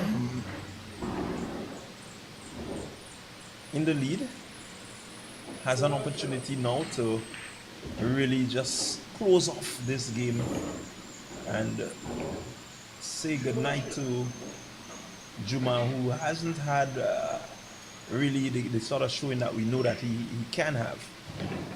It's a very tough thing as a player. It's to get a 4-0 or a 5-0, in a set. And if you can get 5-2 or 5-3, you say, all right, and make a couple, bad choices. But to get 4-0 or 5-0, you go sit down and you ask yourself, what did I do wrong, So, yeah, it's going to be a little bit tough on him, but he's a guy that, knows how to bounce back. So, hopefully he'll be able to bounce back. Well, he has to. Remember, we're at the end of today's competition. The players will be ranked, and the ranking will go all the way. Somebody will get to number 1. somebody will get to the finals. And so it's a lot of pool to look forward to. I think we have 3 more weekends of this. Three more weekends. It will culminate on the last weekend in January at the Lavo Lanes, where the finals of this tournament will take place. They'll take place. So just between you and I, let's, as the old folks say, let's count our chicken before they hatch. So who you think will take the tournament? Well, so far from what I've seen, I mean, we have a pro in our midst, and he has shown why he is a pro. He was some 3-0 down or 3-4, Yep. 4-2, 4-2. and he came roaring back and winning his match. So it shows that he has the pedigree, he has, the tenacity, and he's ready to really do what it takes. And you have to give him his respect. He is the pro, and he's good at that. He's also one of the people that always, tutor and train the younger ones. Larry is a guy you can always call his phone at any time and say, look, I need to hear what's this and what's that. But my thing is on Harry. Okay. Harry is a guy you need to look out for. Yeah. Well, I know Harry. I haven't seen him play much, but I guess I will have an opportunity to see him over the next few weeks. I think Ali did a good job. So yes, definitely. To me, we have definitely. quite Ali, a few players. Yeah, Ali did a good job. But you see, the thing about it now, Harry is like the sleeper. He always likes to come up from the back. Yeah. And when he done, he say, yes, I did it. But I mean. So there you had it. Pretty easy win there for Chad in this match. So Chad winning this one 5-0. Jumar, he will need to bounce back if he's going to, really get that sort of confidence to continue on into the tournament. So it's 5-0 to Chad, who really has taken all the opportunities that he has gotten, and has never looked back. So again, you look at his play and you're saying to yourself,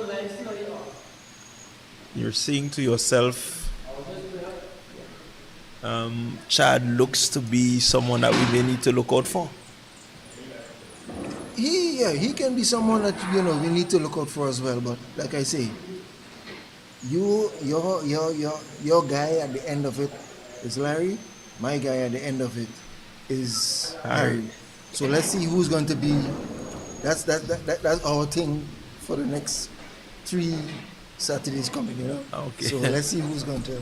Well, as you said the names, Larry, Harry.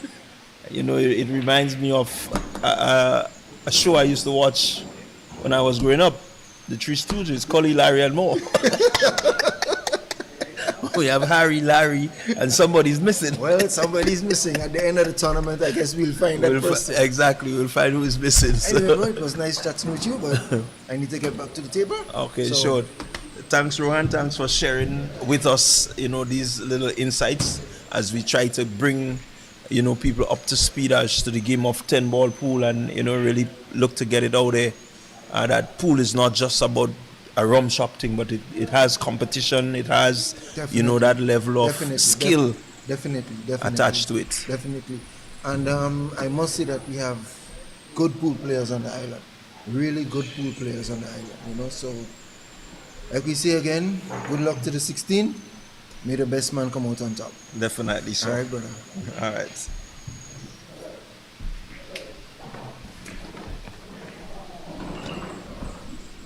So there we had it.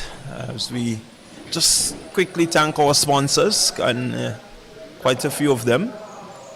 We really want to say thank you because it is because of their contributions that we can be here bringing you this year's Grenada Premier League pool tournament. It's a 10-ball championship. And it's going to be running for the next let's make it 4 weeks. This week, next week, the week after that, and culminating on the final week in January, the final weekend in January at the Lavo Lanes, where the finals will be played. These players, they're looking to begin to rank themselves. At the end of this leg, you're going to get a ranking as to who's your top player, who's your number one, number two. It's up all the way down to number 16, because we have 16 players registered in the Grenada Premier League 10 ball tournament. And so kudos goes out to all our sponsors, each and every one of you, for your contribution in making this event possible.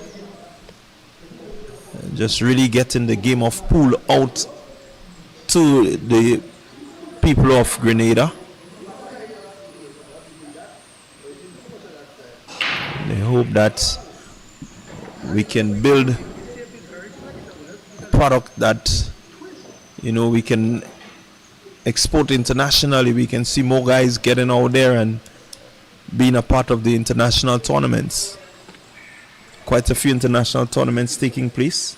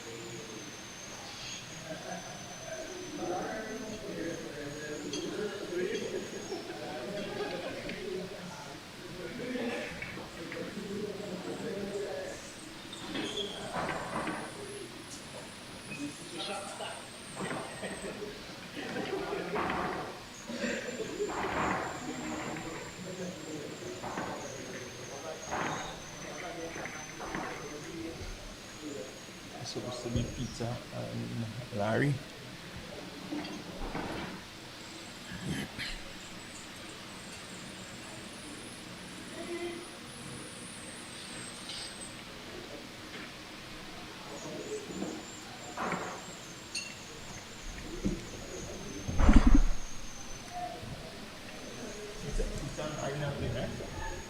Peter and Larry? I'm sure.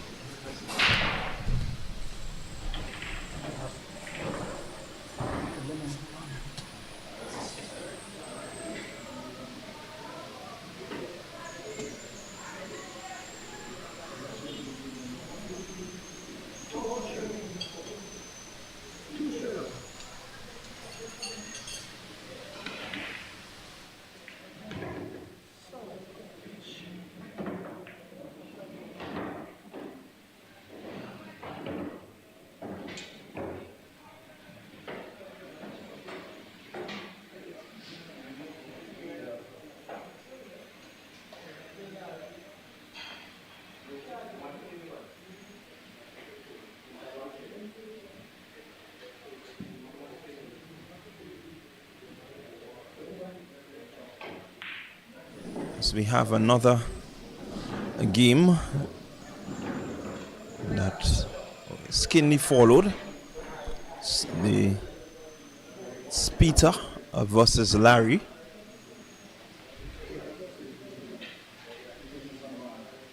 So will be quite an interesting game, as we have seen from the start. It's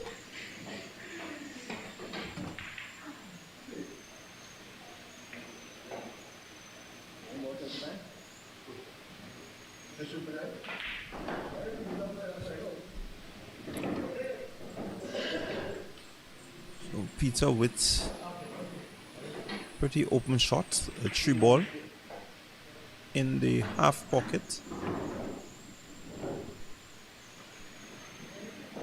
Misses. It's the turn of Larry.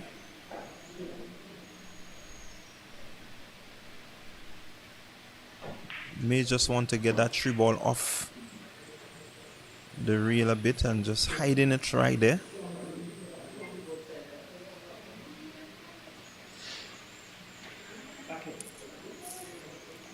Right, there's the skill of these two gentlemen. Peter coming up with a decent shot, but a scratch, and so it will be a ball in hand for Larry. Really, Peter doing well, but the scratch means that he has given an open shot to Larry.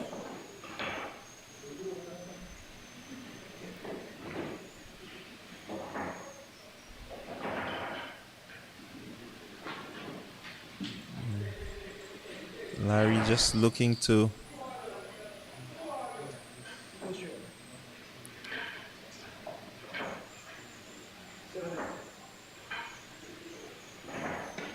give Peter quite a hard time. I guess he wants to open up the board.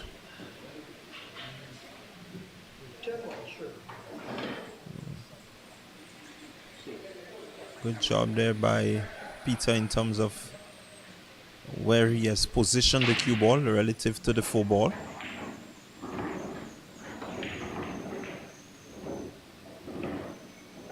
Posing quite a bit of challenge. But again, you look at the skill of Larry in terms of getting that cue ball into a position where it's pretty difficult. I think now he has an opening, Larry. Will want to make full use of this. As you see his lineup for the 5 ball. Again, may just choose to use the band, come back around, and get a good shot at the 6 ball. For a while there, I thought he may have played a bit too hard, but he still has a clear view. Makes his shot.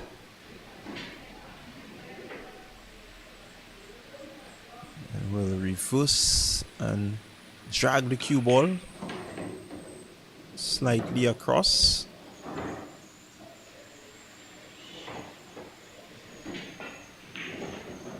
Again, may want to do the same thing, just reverse the cue ball a bit after playing the 8 to get a pretty decent position in on the 9, which he does.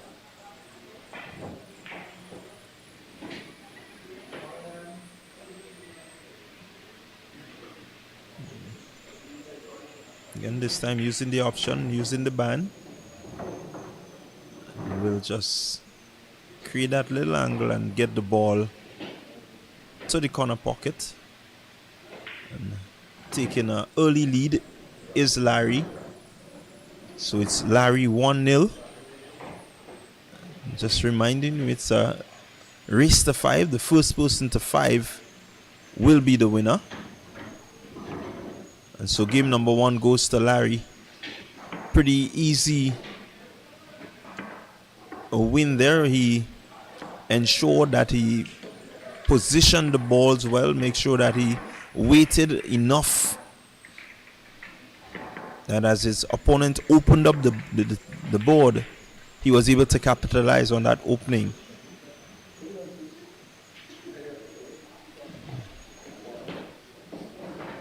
And so Peter with an opportunity now to break, and may just want to use this.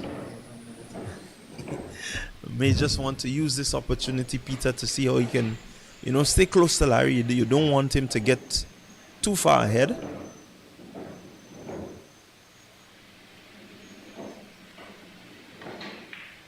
Again, you see Larry just using that strategy, not really wanting to pocket the ball, but just wants his opponent to open up the game a bit so that he can, really pounce and take charge. Let's see what Peter comes up with.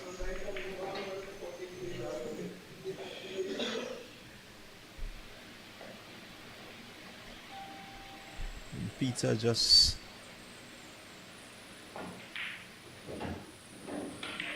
leaving the one ball in view.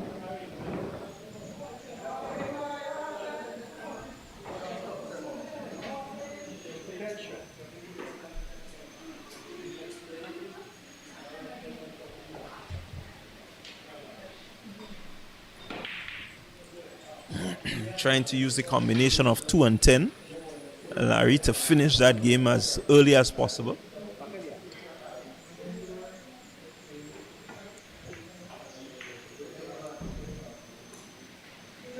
Again, good job there by Peter, just trying to hide or place the cue ball in a position where it will be quite difficult for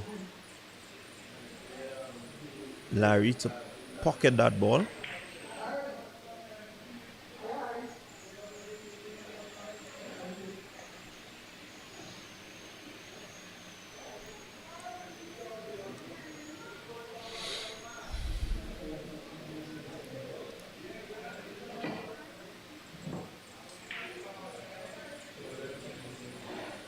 Peter not really using much patience as he fouls. He did not touch the 6 ball. Sorry, the 2 ball. And there goes Larry, 2 pocketed. Clear view of 3. The 4 ball on the half.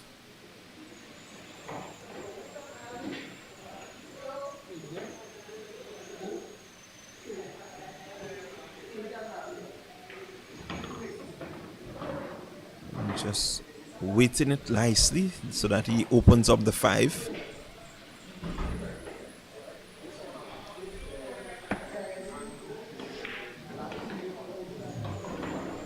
Allows the cue ball just to roll back slightly so that he can have the 6 using the longer pocket, hoping to come around to the 7.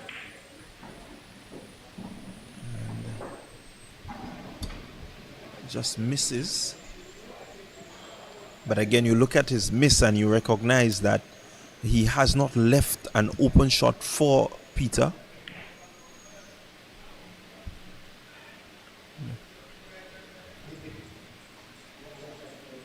Peter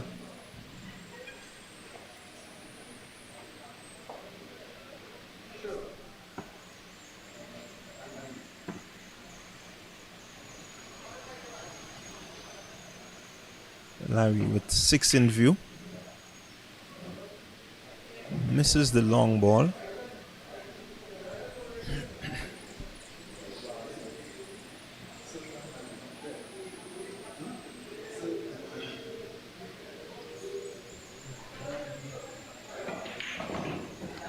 Noel with a pretty decent shot. But again, the position of the cue ball after the shot, which is so important. And doing pretty well in terms of hiding the cue ball behind the 8 ball. It's making things a bit difficult for Larry. As we keep saying, it's a game of strategy. Larry looking to jump.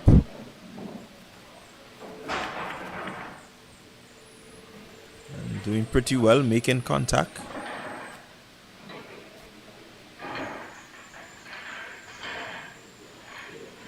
And so now Noel will want to pocket the 7 and give himself a good shot at the 8. Maybe just reverse the ball slightly that he can get to the 9.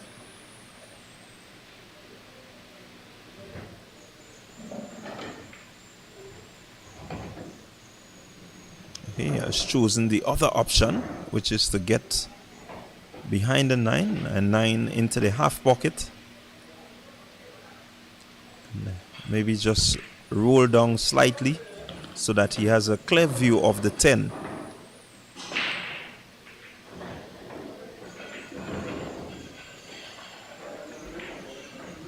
So a really good comeback there from Peter.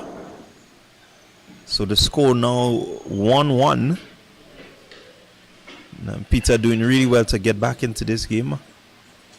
And this is what you expect. You do not want someone like Larry to have too much of a big lead.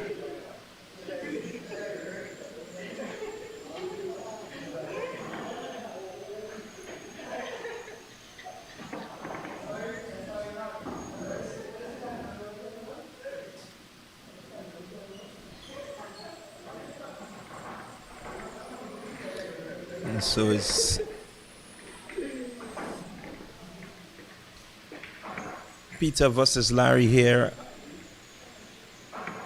in this match. We also have another match taking place, and I can tell you that these matches are pretty big matches.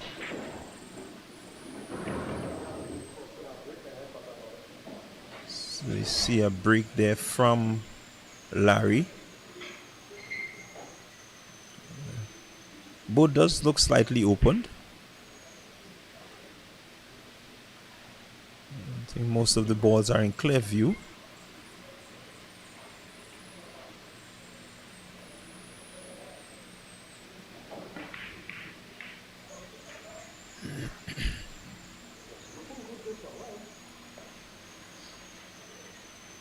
Peter there just looking to keep the cue ball away from Larry.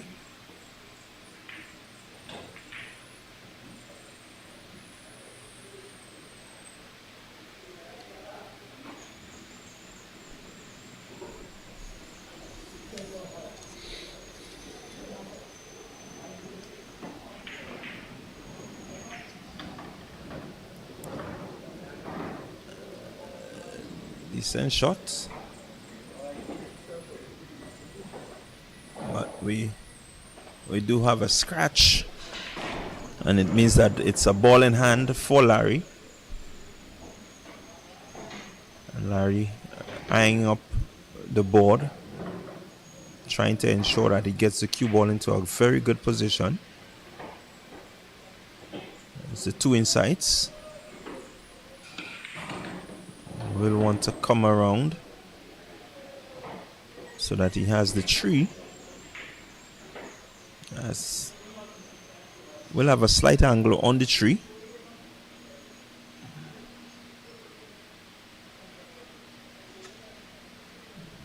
So his thoughts are, after playing the tree, what position can he get into to make the 4-ball as easy as possible. I think he's going to use the opportunity to go around, use the band and go up above the 4. Tried well, did not work out, I would think, that as he intended.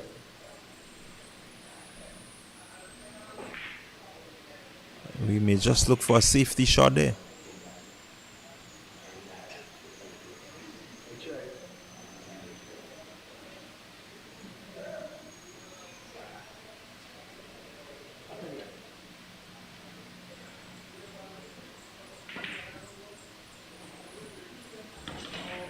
Again, Peter with a scratch, so it's a ball in hand for Larry.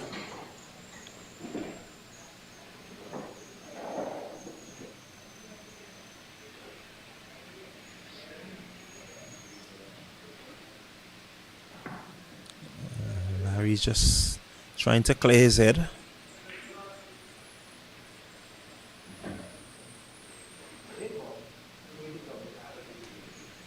Calls his shot.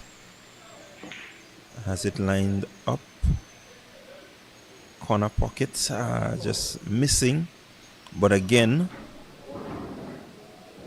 strategy here. If I miss, I'm going to keep the cue ball in a position where it's very difficult for my opponent, and he has just done that.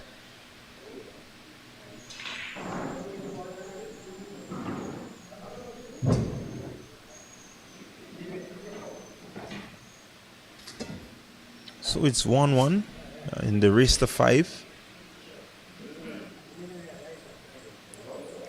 Peter with a pretty tough decision, and that would be a foul, as the cue ball did not touch the ball, the full ball, and so it means a ball in hand for Larry.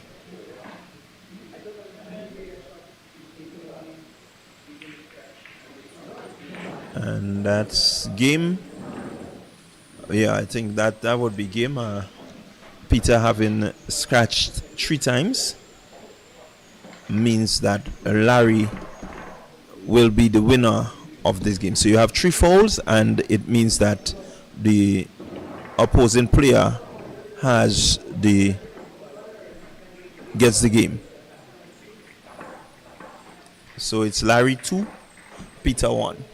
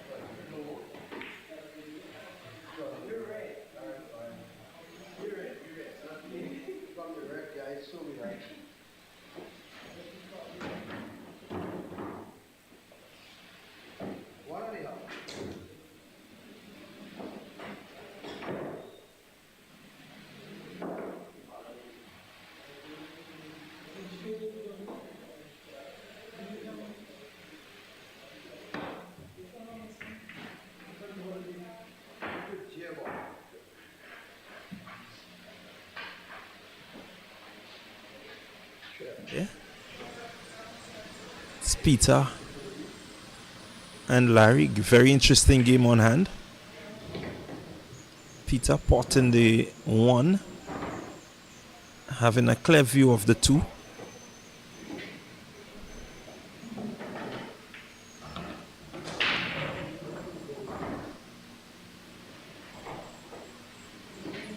Has the 4 insights. I think he has done well to position himself that he can see the 5. We will want to just stay within that region.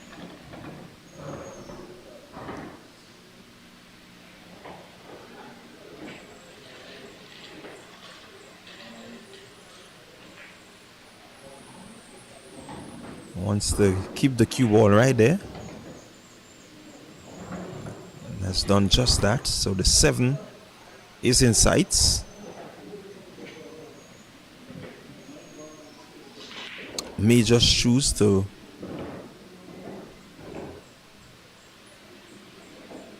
hit the 7 and push the cue ball just to the top of the 8.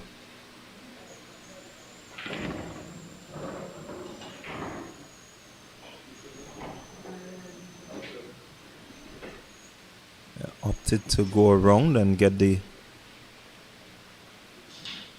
8 ball to the half pocket. It's done really well.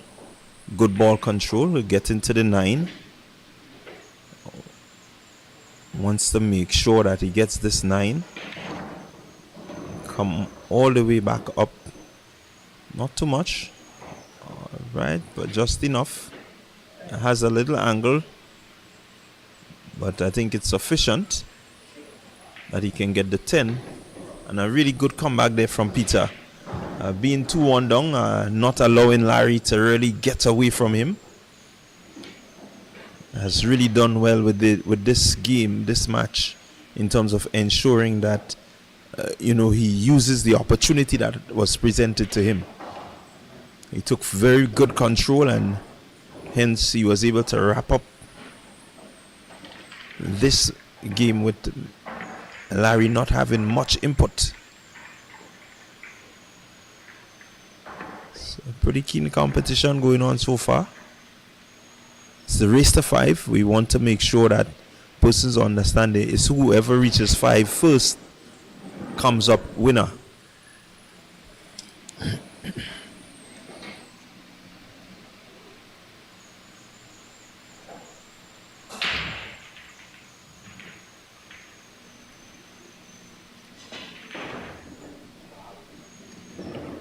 So Larry with the break opted to allow Peter to continue.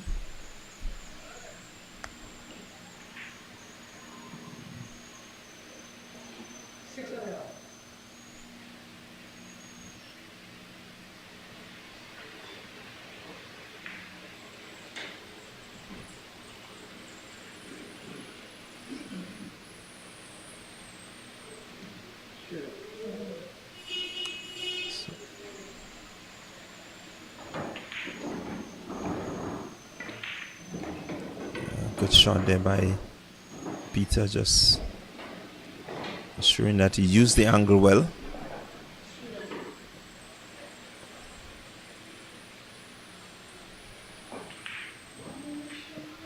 May just decide to get the 3 in, 2 into the half. Not what he wanted, but again, the positioning of the cue ball pretty good. Means Larry does not have a clear shot.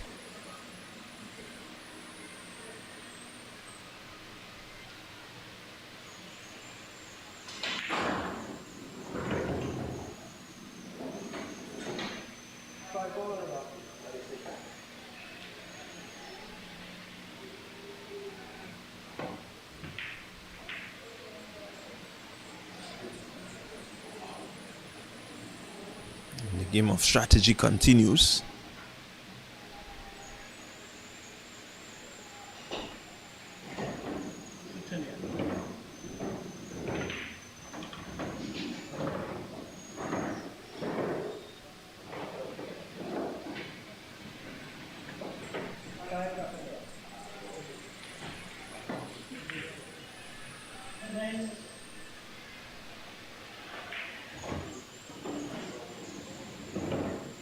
Again, good ball control.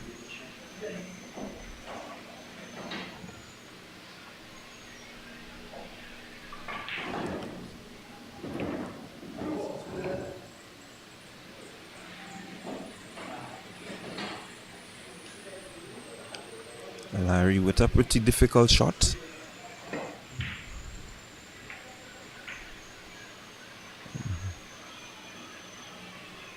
Really doing well.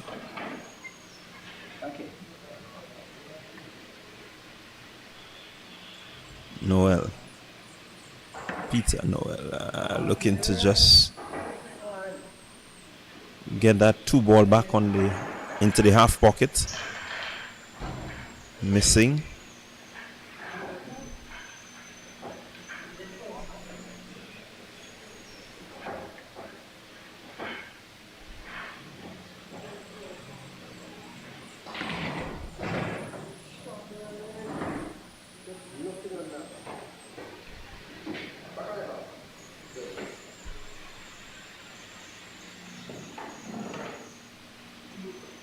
Larry going back on the half, looking to use the band. Pockets this one. I think it's the wrong pocket, and so leaves a pretty open shot of the 4. And again, we remember after hitting 4,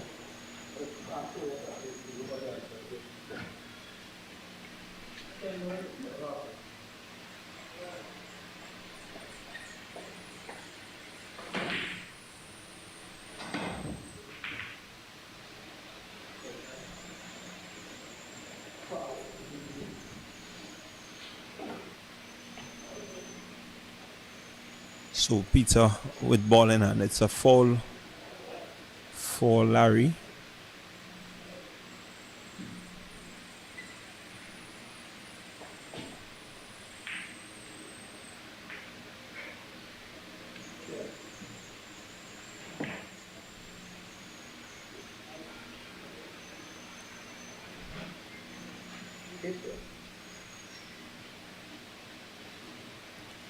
Really, both players just looking to set up the game in a way that they want it.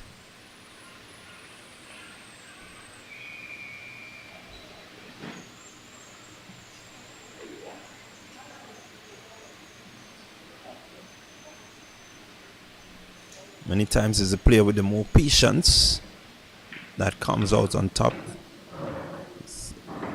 Peter now gets the 4 ball into the half pocket, looking for the 5, and will want to position himself for the 7.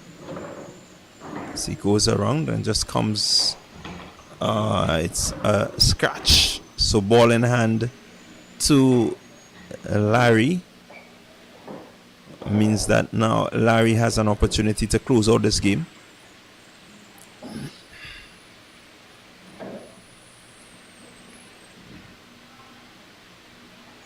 Will hit the 7 and look to just come off the band and come back up to the center.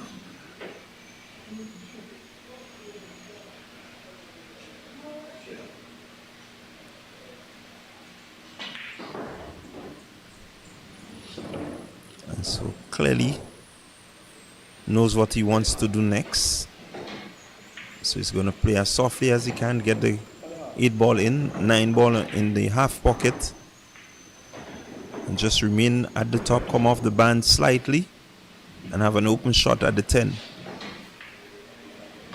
And that he does.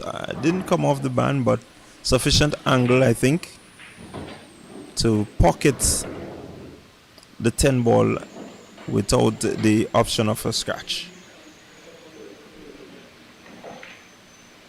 And does just that. So Larry taking the lead again.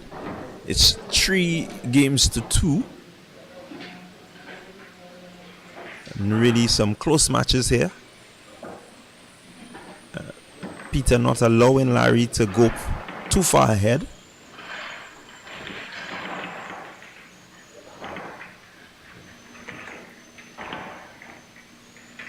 And so it will be break for Peter. Peter will want to make sure that when he breaks that ball, he gets quite a few in.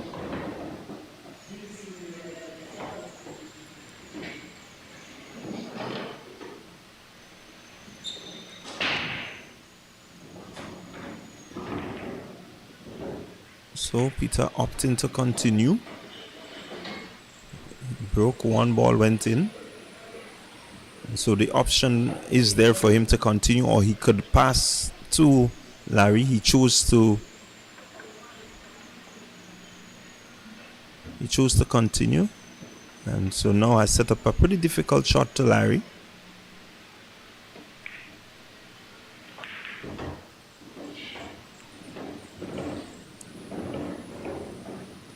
Again, Larry showing his good ball control. Getting that cue ball in a position where there's no easy shot for Peter.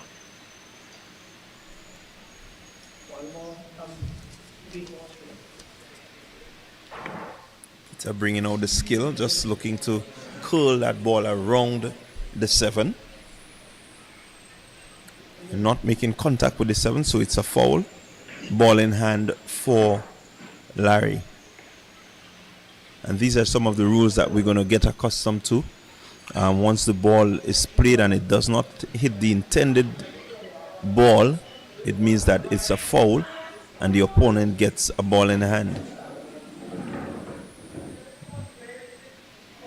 Quite a few other rules, but we're going to, as fast as we go through the next few weeks, as we see Larry trying an early closure there.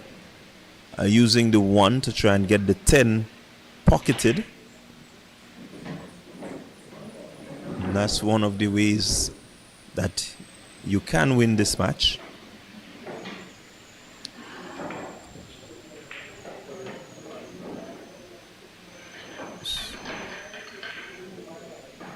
Again, good movement there, good positioning of the cue by Peter. You can see the thoughts on the face of Larry. He's always thinking. As you say, it's not just about the shot that is on, but it's also what is next. He's done very well, but unfortunately still doesn't have a clear view. Let's see what he does.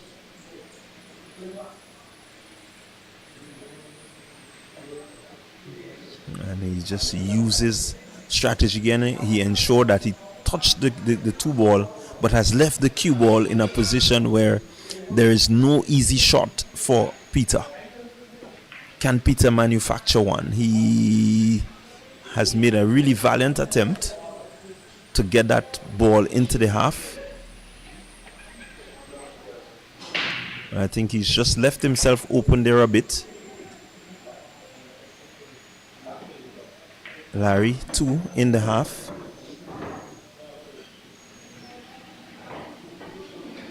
Has 4 insights.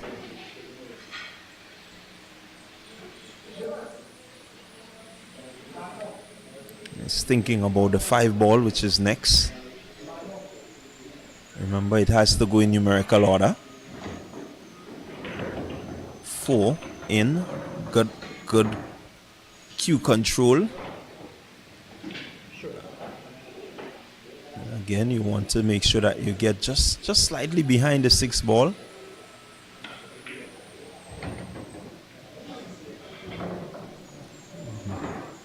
Has created an angle there where he will hit the 6 and look to get the cue ball up over the 7.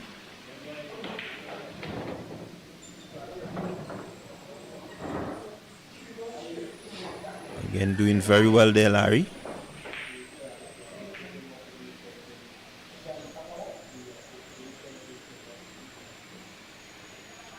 Wants to make sure that he gets the cue ball over to the other side, and has done just that.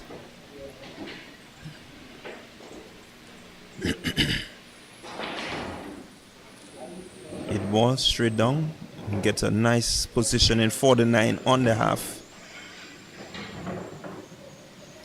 And again, he uses the option. Instead of going to the half, he goes straight down where he can get the cue ball back up towards the 10, and has just done that. So a really good outstanding 10 ball pool here from Larry. He got the opening and has used it to his advantage and come up with a relatively clinical finish. As he got the opportunity, and that opportunity just led him to take control of that game and show that he does have that proficiency in him. And so Larry goes up to 4, Peter 2.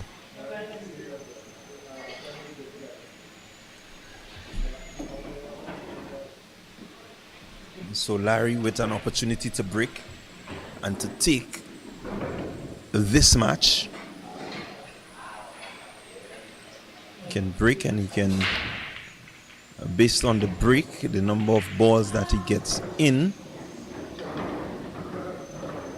he has the option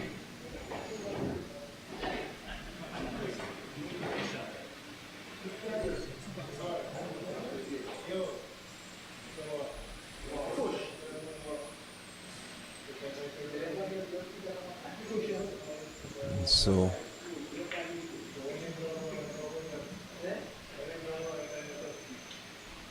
Larry leaving a pretty difficult shot to Peter.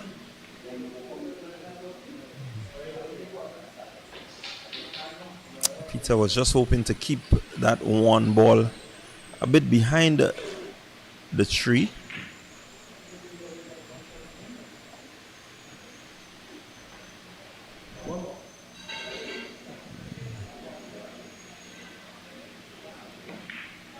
One goes around. Has the option of the 2 in the corner pocket. That's the top corner.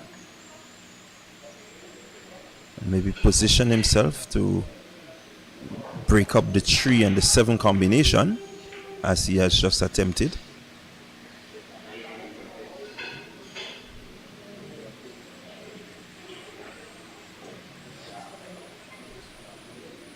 Now Peter looking to get that ball into the half. Has made a valiant attempt, but what is more important is that the cue ball is hidden slightly behind the 4, So even if he missed, it's not in clear view.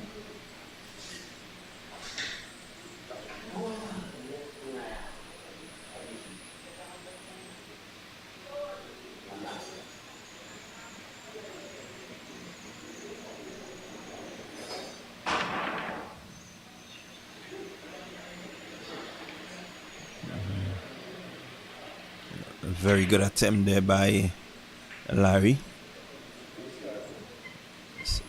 Showing the ability to jump the cube.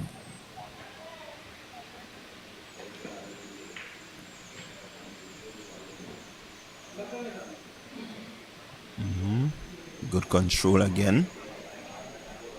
So Noel really looking to set up this game in a way that he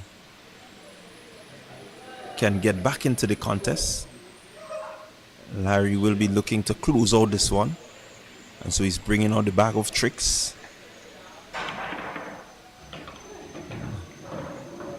So it's a foul, and no, Peter now has ball in hand.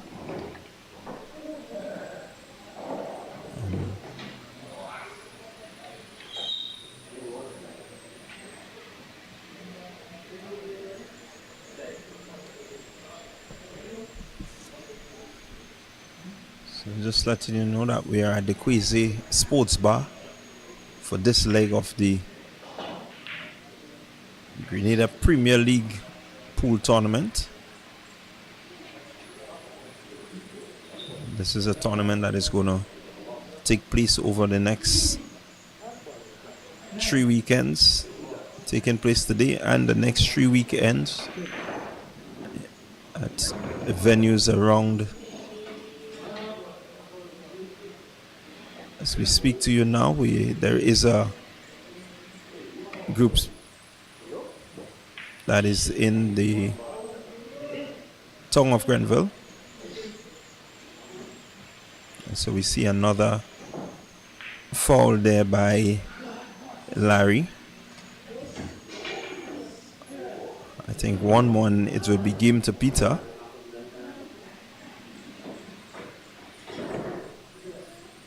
So, yeah, this is just one leg. We're bringing you this game live from the Quazya Sports Bar. We also have another group in Grenville taking part in the same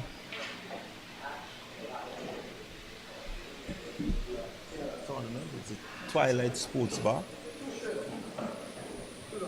And so next Saturday we will be at the Twilight Sports Bar to bring you live coverage from the Twilight Sports Bar. And so we're going to be moving around, just giving you a taste of the 10-ball tournament, the Grenada Premier League 10-ball tournament. It's something to look forward to. So far we have 8 competitors on show here at the Quazya Sports Bar. At the Twilight Sports Bar, there's another 8 competitors. And they are in keen competition. We're also going to be moving to the Goldfish Slots and Bar, and that will be on the 18th of January. So we're just moving around, and then the grand finals will be at the Lavo Lanes Sports Bar on the 25th of January. So a lot of pool to look forward to. I want to remind you, it's these pictures that you're seeing, they're coming to you, compliments Partygrenada. Naz and the boys are just doing their thing. And we also want to just give kudos to Mr. Green, Mr. Wayne Green, and you know, really taking the initiative to have this tournament streamed or televised. It's the first time it's been done.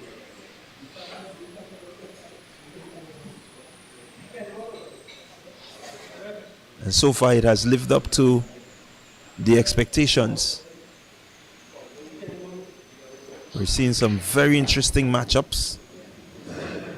Players really using strategy and the skill of moving the cue ball just enough.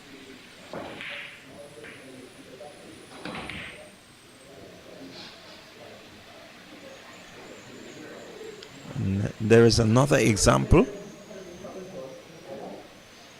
Just getting that 3 ball at a slight angle where he has to go around the 9. And Peter looking to ensure that after playing the 3 he has the 4 in sight. Has done well.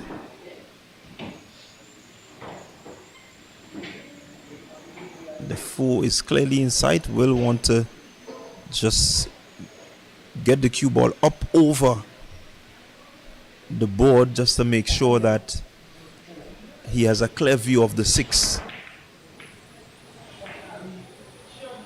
And really not executing as he wished. I think this has left a very good opening for Larry to close out this one. He's up 4-2. And Larry misses. Still presenting an opportunity to Peter.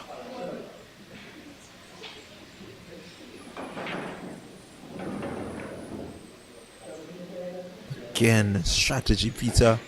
Not looking to make the shot, but just make life as difficult as possible for Larry.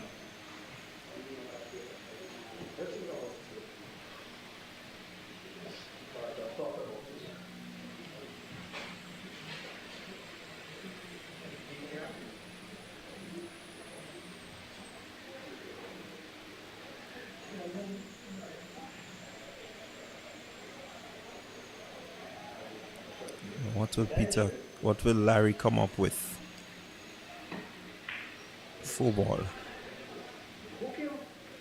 Half pocket. Again, you look at the board and the opportunity is there. 4. Then 6. So he wants this to remain to the top of the board. Again, he misses. And so you need to, at this stage, the execution has to be on point if he intends to get back into this game.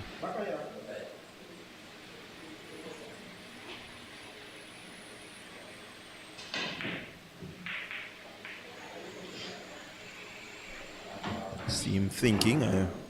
May just decide to go down the band, come around, position himself to the 6. And does so.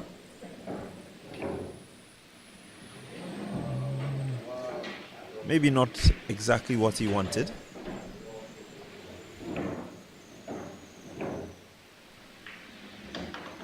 Peter with the 4. Clear shot of the 6. And wants to drift that cue ball down enough so that he has the 7 and has just pushed the 8 closer to the pocket. So now he will hit the 7, use the band, come back up over the 8 to have a clear shot.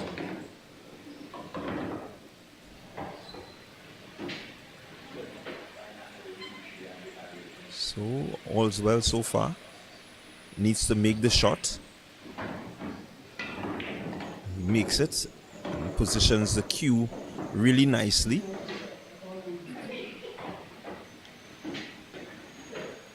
Now with an opportunity to pocket the 9, drag the cue ball to the top rail and around.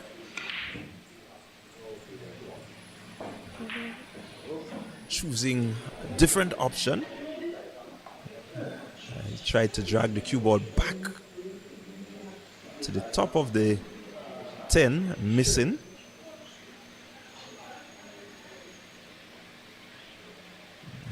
I would have chosen a different option.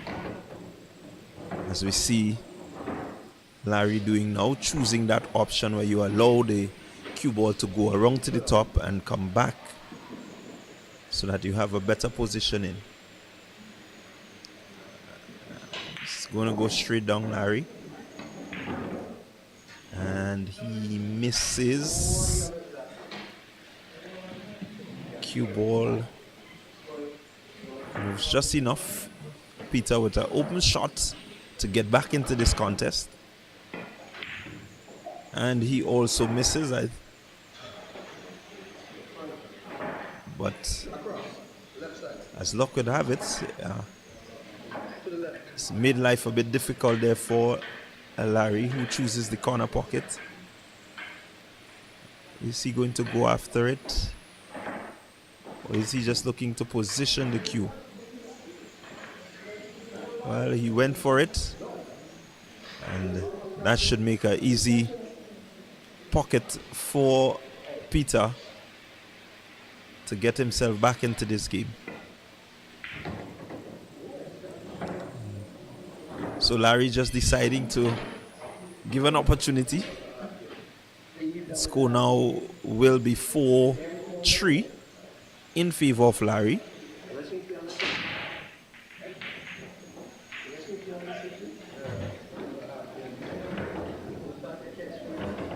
Peter with an opportunity to break, and that break could yield him continuing to play and maybe just look to take the game away from Peter.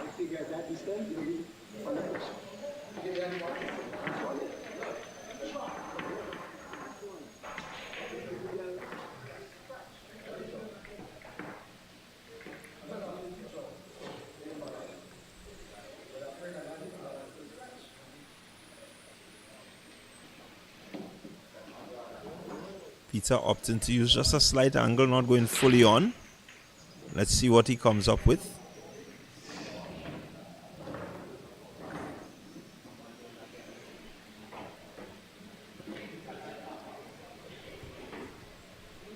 Has one in view.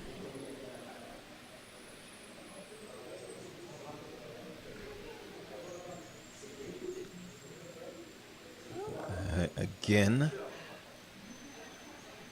Just looking to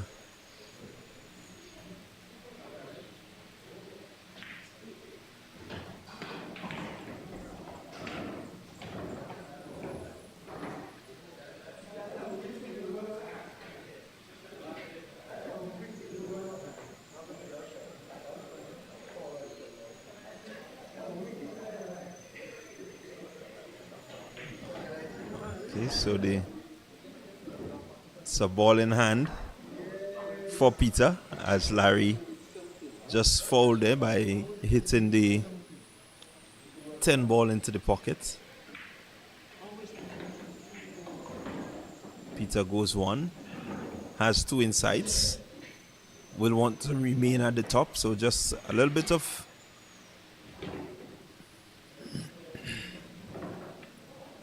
good momentum, getting him into a good position for the tree. Wants to just come down slightly after getting the tree, which he misses.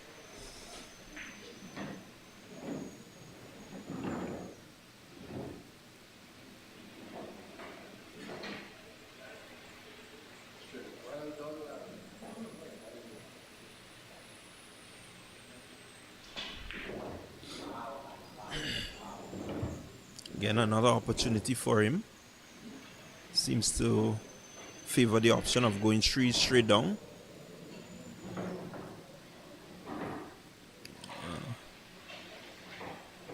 What will be his option? 5 half pockets. Comes around off the band and drifts just a bit over the 6. It does have a slight angle to work with.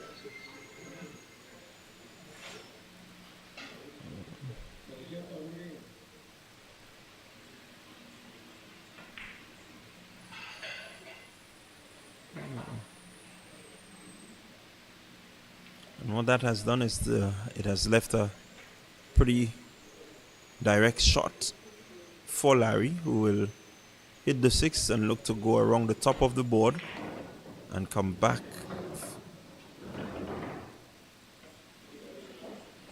Maybe not the ideal position.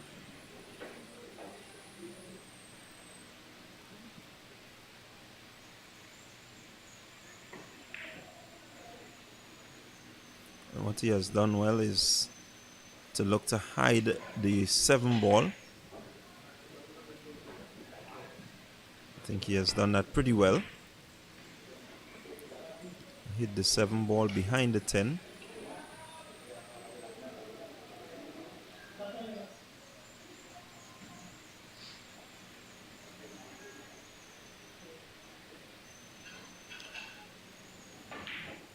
So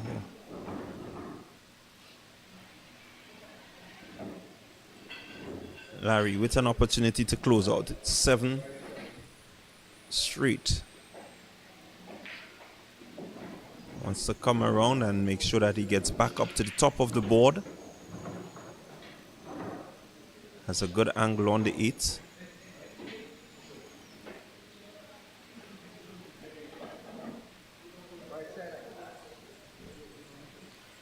Will wait that cue ball just enough to remain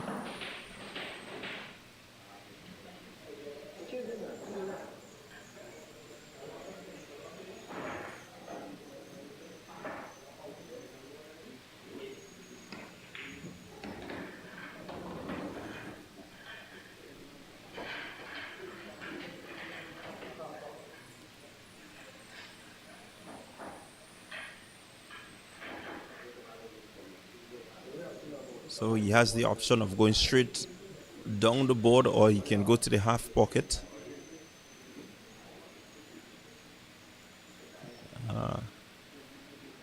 Look to go around.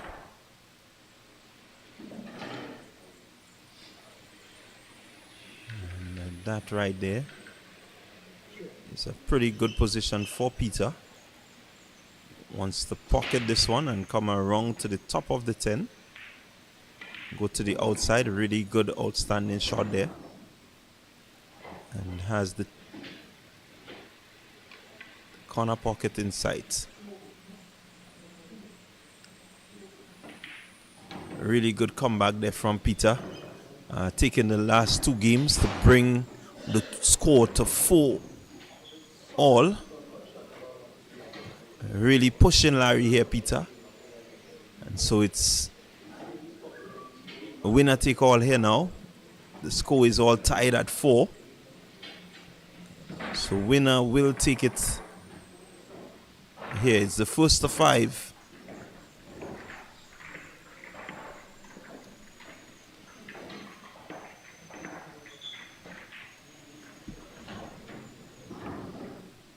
Very interesting match taking place here at the Quazya Sports Bar. It's the Grenada Premier League pool tournament. Very interesting position here. 4-all. Larry versus Peter.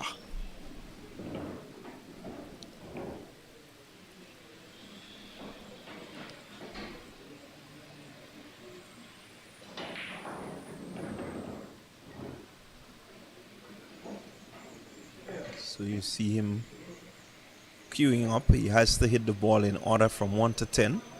And so the 1 ball is just in front of the pocket.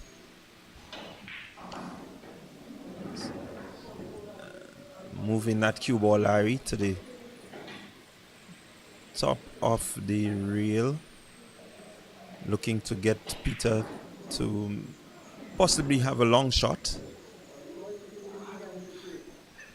What's in favor of Peter is that there is an angle that he can work with to get that ball around, and maybe even decide to break up that grouping in the middle there. See, pockets.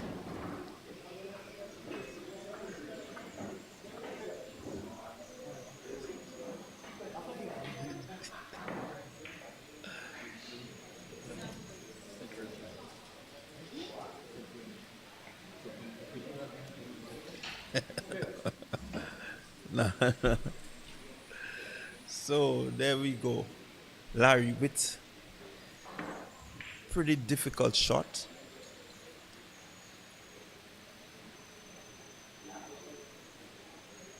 Again, the position of the cue, which is really important after you've had your shot.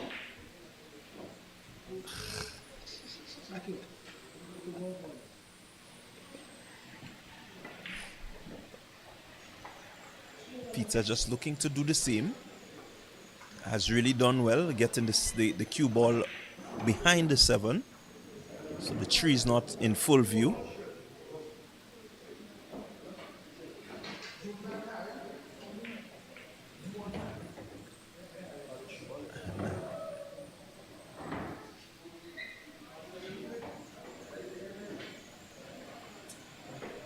Harry just getting that one in there. I'm not sure that he intended to pocket the tree. What we've seen from him, he's always thinking of the other ball.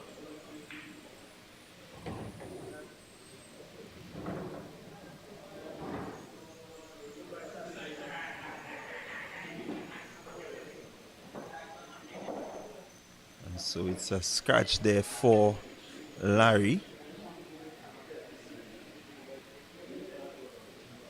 Peter with a pretty open shot there. Again, not looking to really make the shot as yet. Looking to set up the game.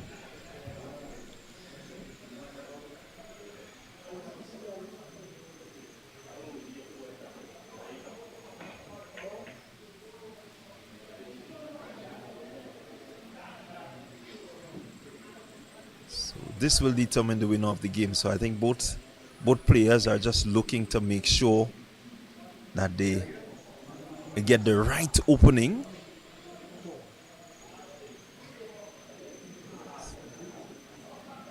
It's a bit of cat and mouse so far.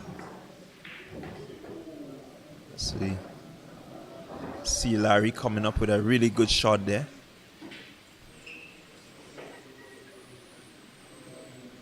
It does have the 5 in sights.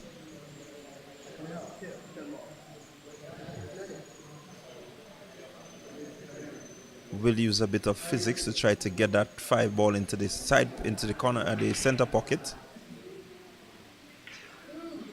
Had the angle, maybe the velocity was just a little bit too much.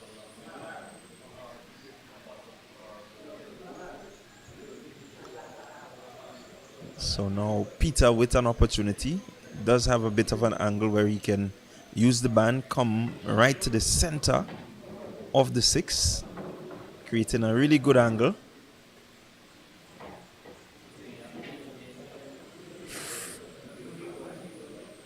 From here, he may just want to follow the 7 a bit. A really outstanding shot. That's good. Very good ball control there from Peter.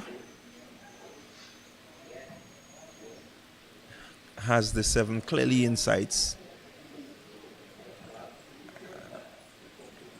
The 8 ball, he may want to just drag the cue onto the band and maybe get a position just in between the 10 and the 9, which he tries to execute, but again, just a little too much velocity.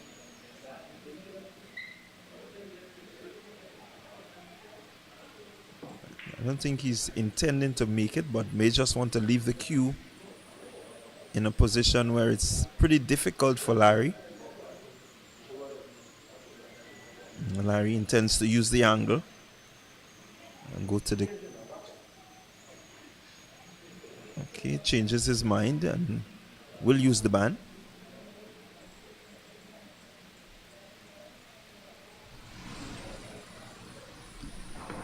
Let's see what he does. He fouls. So it would be a ball in hand for Peter. And that foul shot could also cost Larry his game. So I think he'll be going home with a 1 loss tonight. And, well, let's see. It is a ball game. Unless it is not pocketed, you can't see what happens. But Peter really in a good position. Hits well. Positions himself well. Good, very well, very well. And he's poised to take this game a really good comeback. That's That a was a brilliant that comeback. was a brilliant comeback. Really good comeback. If you hear the cheers on the outside, and it's a really good comeback. It's a really good comeback. Yeah, Peter really kept his composure. I think every opportunity he got to really, assert himself, he ensured that. And he's showing off to the camera now. He's showing off to the camera now. Yeah, that was a good job. That was a really good job. That was a marvelous comeback. That was a good comeback. You look at what he has done in that he was not too busy, but he ensured that he, hit the cue ball, make life difficult until he got his opportunity. Exactly. In other words, he did what he had to do to get to where he wanted to, which was, it was good. Definitely it was good. Yeah. And so I think we just have 2 more games to go. Okay. Well, your partner seems to be coming up now.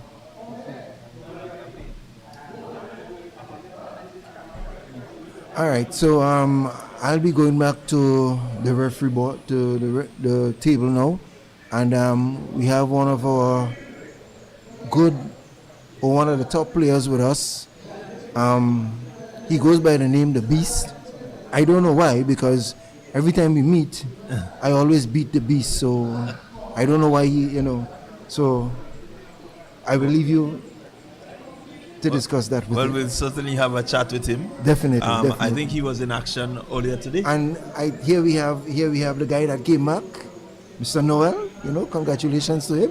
He did a marvelous job. Yeah, he really did a outstanding job there by Peter. Coming from behind. At one point we thought you were all out, but strategy and composure, really showing your experience. So Peter will join us. We'll just have a little chat. Peter, tell us about that game. Tell us about that game. Coming from where you were and to come up trumps. That game was not played today. That game was played months ago. Okay. You see, I've been on the dung roof for a while, and everybody tell me I'm out. So I said, I might be down, but I ain't out. Okay. So I'm coming up. I'm going to the top, right from where I've started. So right now, that only gives me motivation to continue. All right. Well, that it must give you motivation because, I looking at the score. Larry has one more game to close off this, and you were able to just rally your way back into this contest and to actually come up.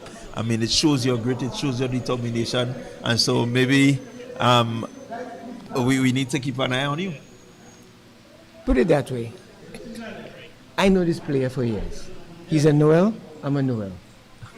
We've battled for years. I know his weak spots, I know his strong areas. His strong area is defense. I decided to beat him on his strong area. Once I beat him in his strong area, I know I'm going to win. Yeah, definitely. I really applauded you for the strategies in terms of hiding that cue ball, making sure that life was difficult for him. Constantly, I'm not really looking to be too aggressive. You took your time, you plotted well. And so definitely the Noels know well what they're doing. So it's good having a chat with you, Peter. We want to just, as I say, keep an eye on you. The fact that you can come up with this type of game means that nobody can count you out until maybe the 25th of January. That's what you said. Noel, Noel. All right, sir. That's what we do. Okay.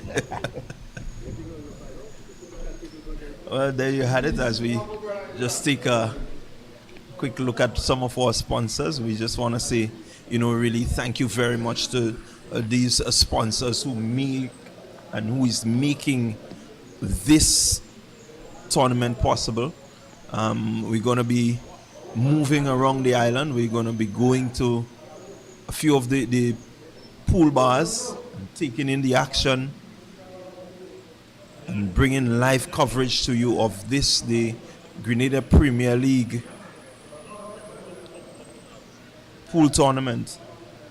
And it means that the sponsorship that you have given has made this event possible, and we just want to express, gratitude and appreciation for you coming on board with this initiative. I know Mr. Green will be very happy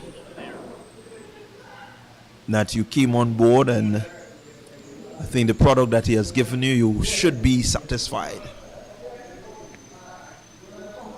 So we still have 2 more games to go before we close off this evening's round, and this is just the first round of matches this weekend.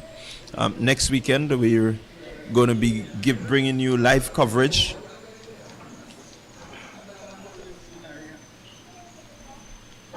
from Grenville.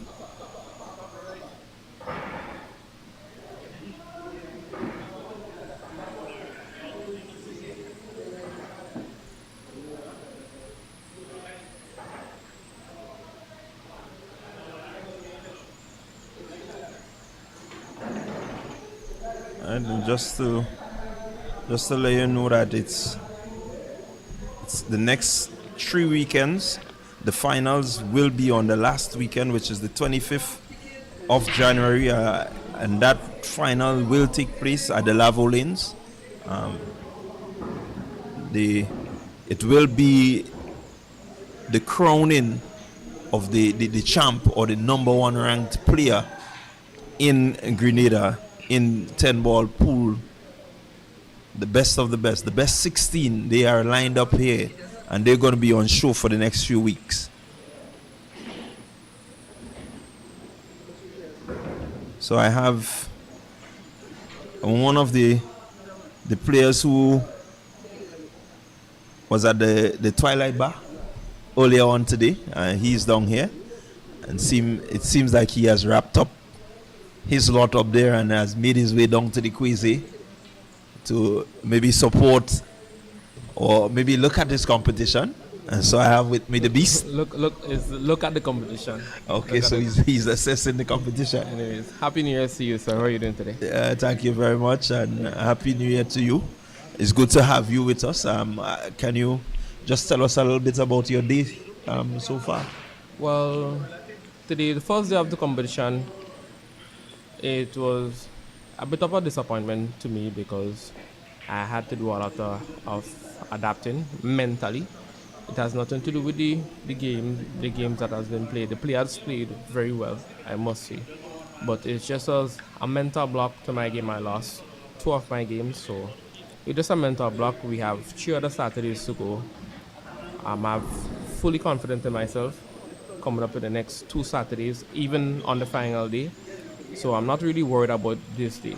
This is just a shape up for me. Well, again, I'm glad that you say that. As we all know, the true champ is the one that is able to bounce back from the adversity. True. So it does tell you, well, bro, you need to put in some effort here and there. True. And so I hope you take it as it is. But what I want to know is the name The Beast. I really want to know where The Beast come from.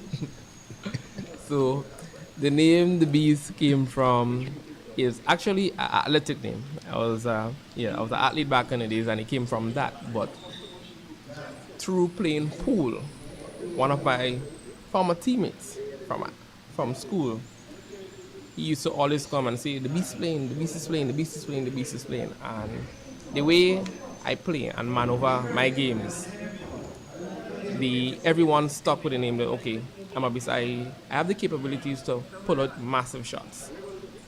Fully confident in that, and the name just stuck with me. Everyone, the shots I pull off, the way I maneuver, that's where the name just stuck with me.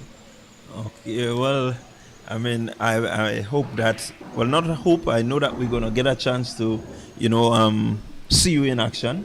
For sure. Because we will be moving from here, the Twilight Bar, next Saturday. Yeah. You are the Twilight Bar. Yeah. This Saturday. We're going to be moving around. We also have the 18th. We also will be moving out To Goldfish Bar and to slot. Goldfish Bar and slots. Yeah. Definitely. looking forward to see you guys in action again. And so we will be following and trying to bring persons, abreast as to this tournament and really opening the doors, I think. And Yeah, well, I guess you will feel proud to be able to sit back and look at yeah, yourself play. well, seeing that this is our first major tournament, I would say big prize tournament. I'm really proud to be a part of it, and I show the other 15 players as well, all proud to be a part of this tournament.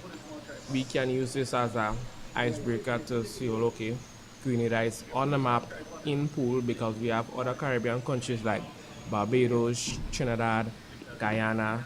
Just the other day, Guyana and Barbados went head-to-head against each other, and we are looking to take Grenada on another level in terms of going out there and challenging other Caribbean countries. Last year I had a pretty good year in pool, and this year I'm going to Las Vegas with Larry Noel, which is the only pro player on the island. So I've been doing a lot of training with him. Las Vegas is from the last weekend in February. So right now my training is on that, but I'm using this GPL tournament to gear up for Las Vegas because over there is over 100,000 players from right around the globe. So I know I have to be on point for that. Yeah, well, definitely, you have to be on point. I can tell you that there are some pretty good players on the international scene, and so if you want to compete, you will have to really sharpen up the skills, and so it's good to at least be able to take part in this tournament. Yeah, man. Yeah, so we wish you all the best. I mean, looking forward to see you.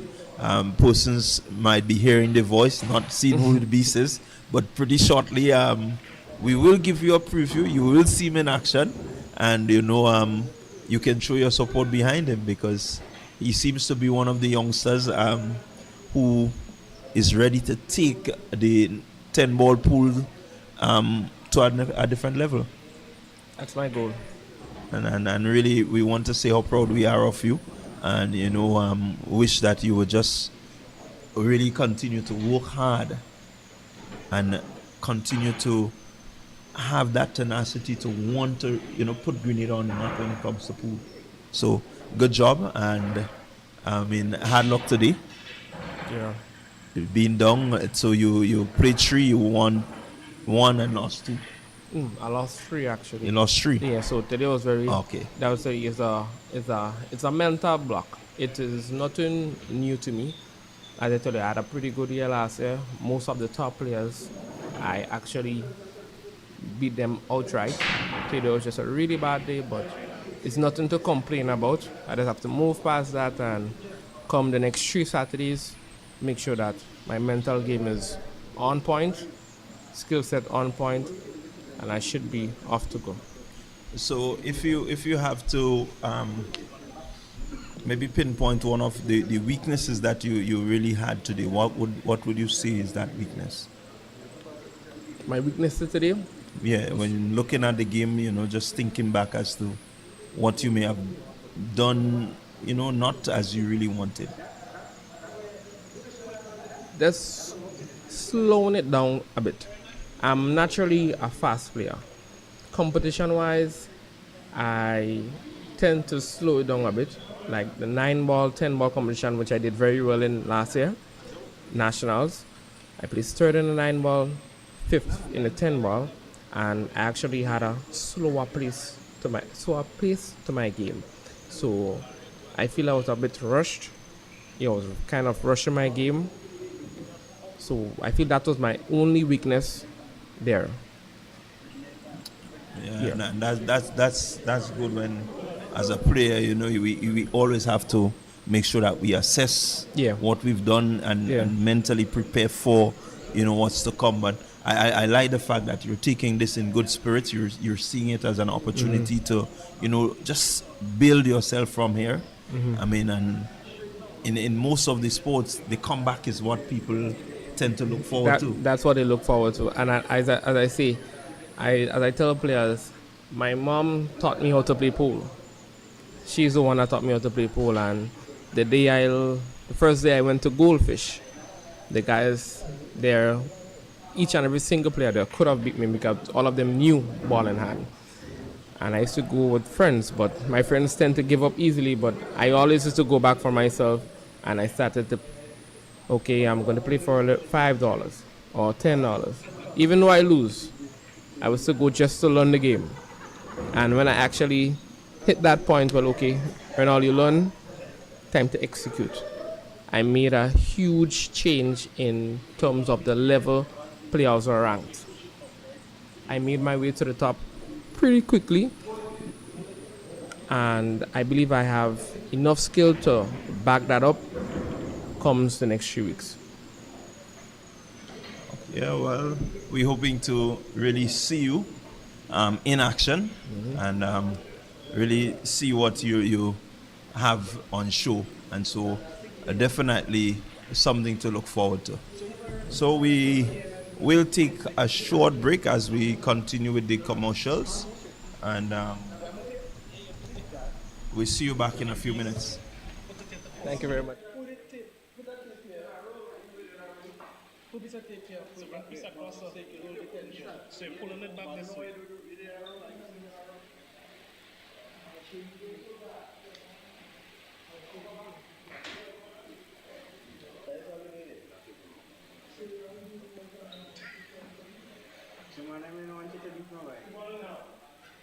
You want it live?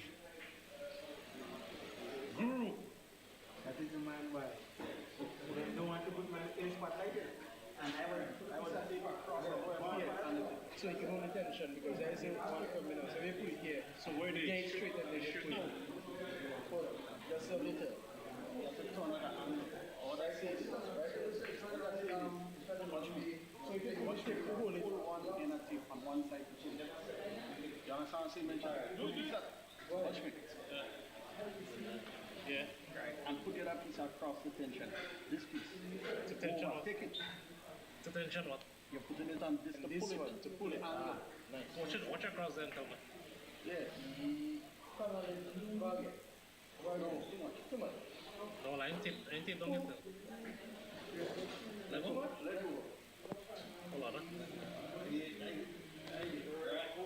Hold on. Hold on.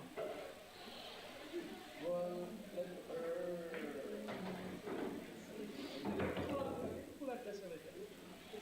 Don't stick You it. just squeeze the tip. Just squeeze the tip. Squeeze it two ends. Or if I pull it up this way now. Just squeeze it two ends together. You're just trying to connect it to each other.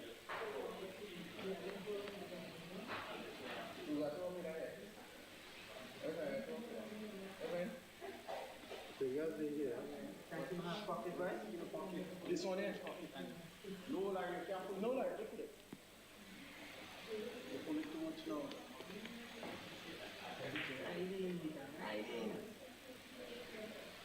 Basically, what you need to do is put focus at it on it. 1, 2, 3, 4, and you adjust it as you see fit. Well, can I do that? Yeah, leave it in. Leave that, right? You don't move it. But again, this, you get this side. Don't come out with it overhead shots. It's not too much.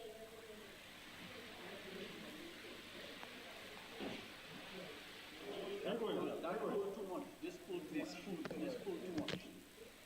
You see, that's So if you take a next piece and bring it to the next. this pull too much. This pull down too much. Then can pull up. At the angle of the other can pull. Too much. A little again. Larry, no. Tension some. Tension it some. Madam. I give him to play by. You have to play. You have to tension it a little more. More. Right, level.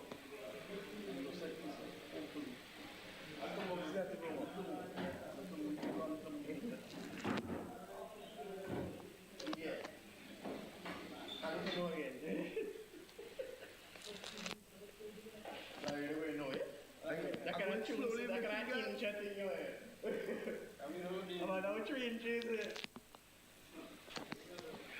Are you afraid to pull, man? Too much, no? Nah, no, no. You see it? That should be it. That is it. No? Why not do this? Yeah, we can gain it as the thing is. And put this on. I got it. So, come on. Stop. Hey. No, why are you moving that way? No, hold on, Just pull it. Yeah. Give more tension. What I look like this? Yeah. Like it? Yeah. Like it? But when it's settled, you go back. Alright, so I know, so just pull it a little more. And when you settle, you go back. What What look like this? Yeah. Let go of it. Alright. Alright. That is it there? Yeah. Do it on. That is it there? Yeah. You do like what you said. Nah, watch an eye. That is there? Yeah. So as you let it go, you move?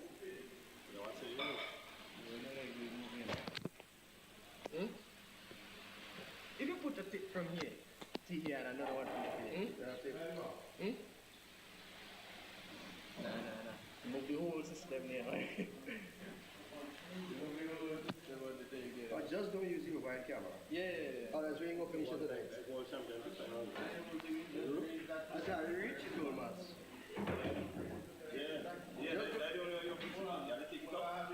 Watch it. I'm going to fix that, Hold it, take on that tape over it. That tape, no. That tape on that in here. Yo, man. When you take any tip, what will happen? So it can't take stick that back. tip. Can't pass the tape in front of the street. Oh, God, man. That's right, isn't it? Figure out that way to keep it so. No, Nathan, that's too slack. If you put a tape, you don't have a tape. No. The minute you let it go, you move. From across. See here? So after I shot the wire, when you put the wire, the wire can work. No. It's too delicate a movement. From there.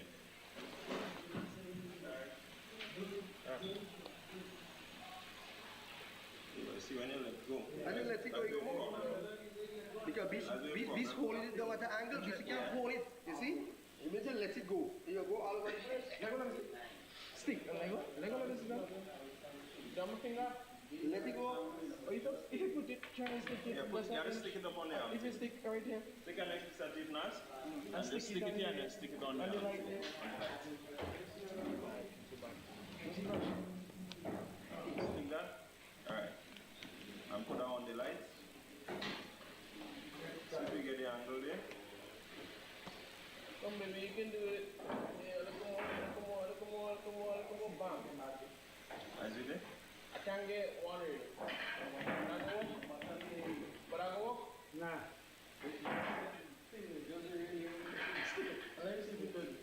Once you get it straight, then I feel it So stick it. Right. And then you can point in so Hold on. the back. Just put it on the back. Does that mean it? Yeah, I'm tape. I tape bar and something. This tape. Stick this tape somewhere. Hold on, wait, give me that. With that stick.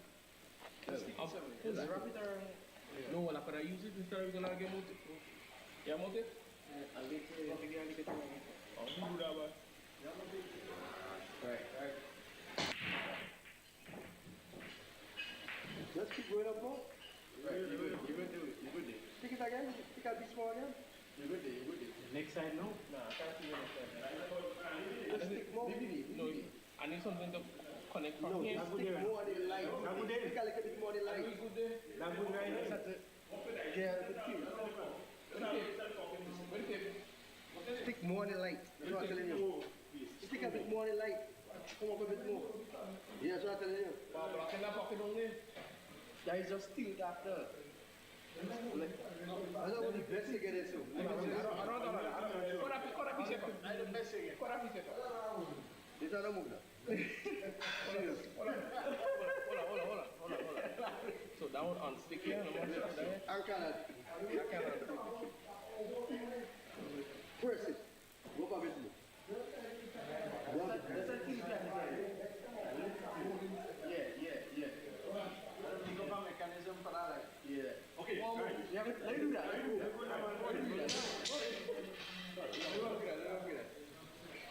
Alright,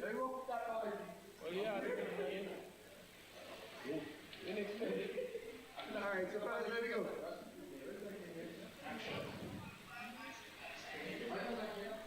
Are we finish this thing?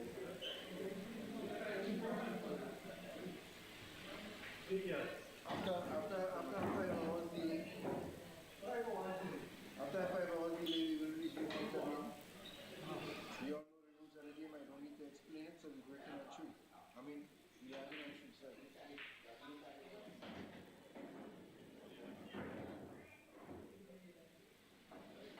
Two, three.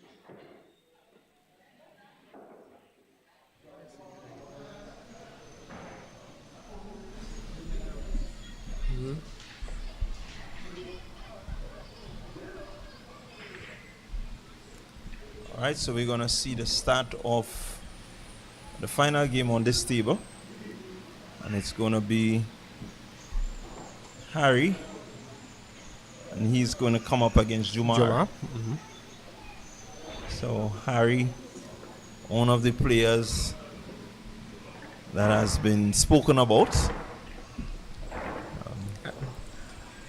For me, Harry, over the years, has been one of the most outstanding player without taking part in any national tournaments for the past few years.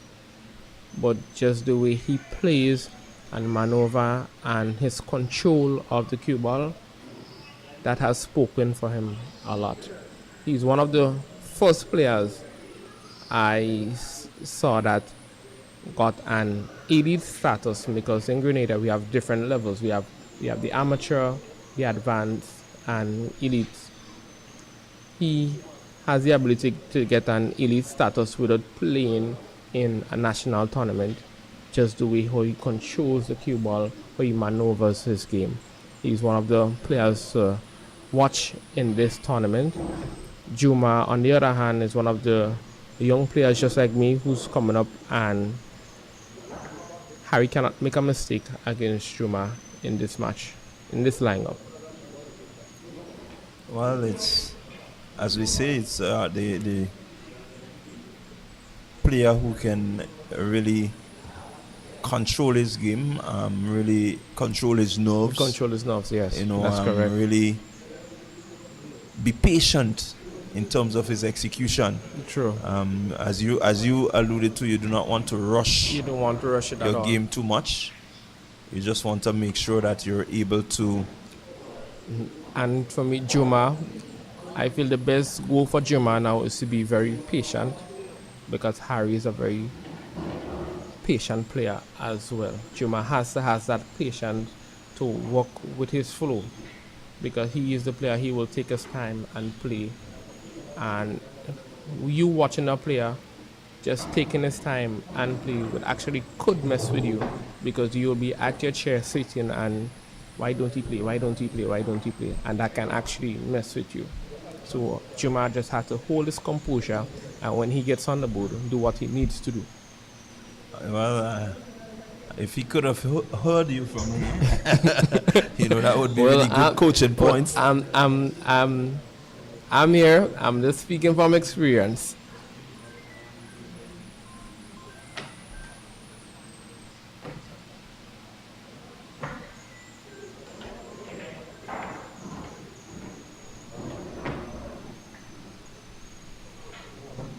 Good thing. On your side.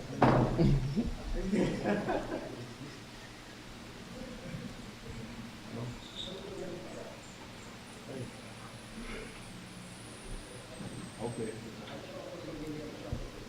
Mine is that we have one for that. Oh, okay. Okay.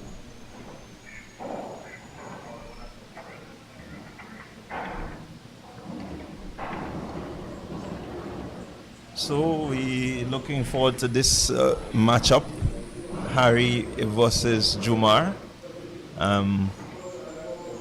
Definitely, you've spoken of Harry as that person with the control, the fact that he's able to slow down the pace of the game and so on. So it means that we have a lot to look forward to Yeah. in this matchup. Yes, we have a lot. Well, I am the captains. I'm the captain of Quazya Blockbusters. Harry is one of my players. Jumar is a player of Grenville Pool Masters, and there's a pool rivalry between the Grenville players and the Blockbusters. And today, the Grenville players up on Twilight, they got the best of me. I must say, the Guav players as well, yeah, because we have our team tournament. As you can see, the t-shirt Harry is wearing there now. That's our logo. We won the tournament in 2024 and looking to do it again in 2025. So the rivalry is big. Okay, well, that's good. That's good. That's good to know that we have that sort of rivalry. That when the players come out, they're not just playing a game of pool, but they're playing to represent their club, or so, more or less, and that sort of competition is definitely something good that would drive fellas to want to make sure that they remain on top. The team tournament has been one of our biggest push in terms of rivalry, I must say, because through there, that's where we get to meet different players, and they get to meet you as well. And just based off how you play, you may interact with another player. Okay, Quazya is going to win this game, Masters is going to win this game, and it's just going to go from there.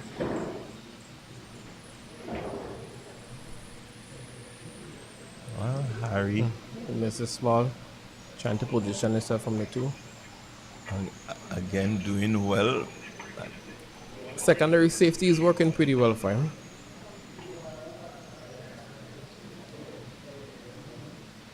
With Jumar is trying to curve this ball around. Doing pretty well. Again, getting that ball in, not where he intended. I believe Harry is going to try to play the 3 ball straight up. Try to avoid the 9 so he can get the 4. Oh. Yeah. Really good attempt there by Harry, leaving pretty open shot there for Jumar. What he needs to do now is maybe look to go down, hit the reel, come back to the far side and come around the top. That is exactly what he needs to do. Yeah, come around and well look played. to get a good position and really good well played. control. So what do you think about the tournament so far? Well, I think we've seen some really good, outstanding players, guys who are ready to, showcase the talent that they have. I've also seen a bit of tenacity. I looked at the last game, Peter coming back from some 4-2 down and coming back and win. We also had similar situations. So I'm looking at the fact that the guys are able to play the ball and still, if they don't make their shot, they're able to position the cue. Yeah. So it tells you that there's a level of control. It tells you that they understand what needs to be done. And so it says that, our pool players here are not just, as we would always, Wayne would always say, not just rum shop. Not just rum shot pool. Right? They actually take it They actually take this thing seriously. Yeah. What I would want to see is a bit more accuracy in terms of the shots. Yeah. Right? If we can get that accuracy up, then it means that you can compete among the best in the world, because these guys at this elite level, very rare you get them missing. Yes, that's true. And so we need to get our game up, to that standard, so that you can actually compete. But so far, I think the guys have been doing pretty well.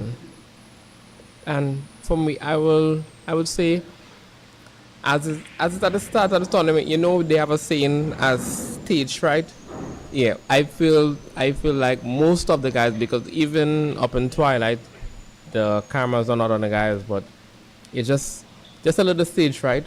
Start of the tournament, everybody want to get off on a good foot, make the right step. Yeah. It has a little. It's had a little effect as well. Oh no.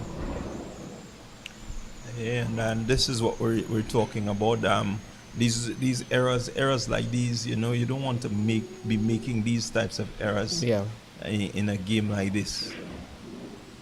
So, but as you rightly said, it's early days. It's just the start of the tournament, and so we're hoping to see, you know, these guys progress and progress very well as we look at Harry just closing out this one, Yeah. taking an early lead. So 1-0 to Harry, and you can see that he has that little confidence. I gave that little fist pump there to say I'm on the board, Yeah, you know. yeah. He's very self-driven. If you look on his T-shirt, they got the guru mark there.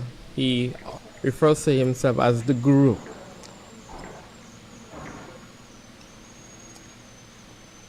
Well, I've had the opportunity to see him play part of a game. I've never seen him play an entire game because I'm generally, you know, I pass. I don't really stick too long, but I'm here now and being able to see him, I think I will have to maybe look at maybe becoming a coach. And giving some pointers. You want to give him some pointers? But it's But you have a coaching background as well, so you will do good there. yeah, well, once you're a coach, you're always a coach. It doesn't matter once it's a ball game. Once it's a ball game. As we see a scratch It's a by scratch. Jumar, and that means ball in hand for Harry. He gets to position the cue ball wherever he determines fit. And that's one of our most important factors in the game. Your break on the ball. You have to be able to control the cue ball once you break, because you can scratch and you have a combo on the 110 or whatever. It could be the 210 or the 110. So you have to be able to control your cue ball, keep it on the board. That's very important. And you see Harry just showing that level of control. Will be looking to get up in a position where he has good view of the tree, which I think he does have now. May just want to reverse after he hits. Yeah. And get a clear view of the 4. I don't think the 110, the 5-6 combo is on. No, it doesn't look on. So he may just decide to use the rail and come back around. Come back around, yeah. Or he may just try to pull straight back. Yep. Well played. So really showing his skillfulness. As you rightly said, controlling that cue ball pretty well. What is important here now is to see where he has left the cue. Does Jumar have an open shot? Yes. Jumar, he looks like he has the open shot. May just want to keep the cue ball up that end. And this is where Jumar needs to execute. This should be his shot of the game, trying to fit the cue ball between the 9 and the 7. Wow. I think he had the right idea. Had the right idea. And Harry looking to just push the cue ball. That's it, yeah. Look at the control. Remember I told you. Remember he has the power to control that cue ball. And that, I think this is the one of the major skills. When you can control the cue ball like this, it means that you have more opportunities to really get your shots as you want them. So he's doing really well here, Harry. Hit ball into the half pocket. Again, he's going to be looking at a pretty open shot at the 9. May just want to stick there a bit Perfect.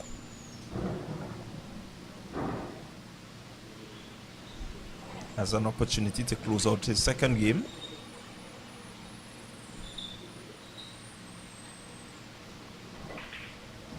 And he does Yeah.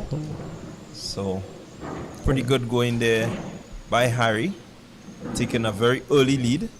It's 2 games to. And you can see he's at the look on his face. He's up for business. He's ready to execute Jumar. Yeah, he's taking his rivalry pretty serious. Whether it's a mini tournament or a major tournament like this, he takes his game very, very, very serious. Well, that's a good attitude. It says that you know when to be professional and you want to be professional. Once you're on the board, you want to be as professional as you can. Yeah.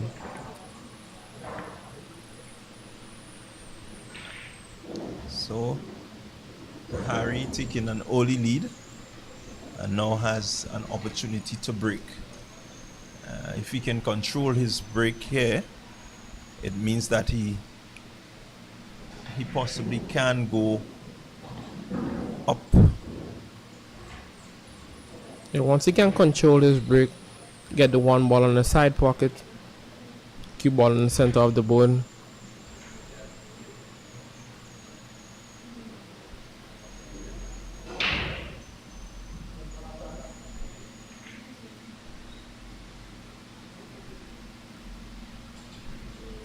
Very unfortunate for Jumar. Has no shot on the 1, but he has an option to push. And again, this is where you look at the earlier games with Peter and Larry. So what he needs to do now is to be able to position that cue ball in a way that will make it very difficult for Harry to have an open shot. So there's Jumar push shot.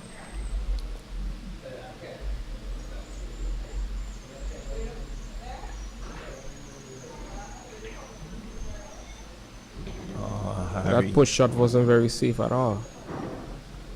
And this is some of the things that we have to work on as players. Once we are pushing, we tend to push to give a player a very difficult shot on his next ball. Well, for me, I may push a shot for you very easy on the first shot, but getting to your next ball may be a problem. Most players might play a safety. Yeah. What Jumar had to do was just to push, just to give him a difficult shot on the 1 ball because this 2 ball was very wide open. Harry really showcasing his skills here and cutting a feather-like 3 ball and has an open opportunity for the 4. Wants to make sure that he moves that cue ball though to get a good position on the 5. But instead opts for a safety. Pretty good safety as well. And that's the patience that we were talking about. That's the patience we were talking about. Now Jumar has to think.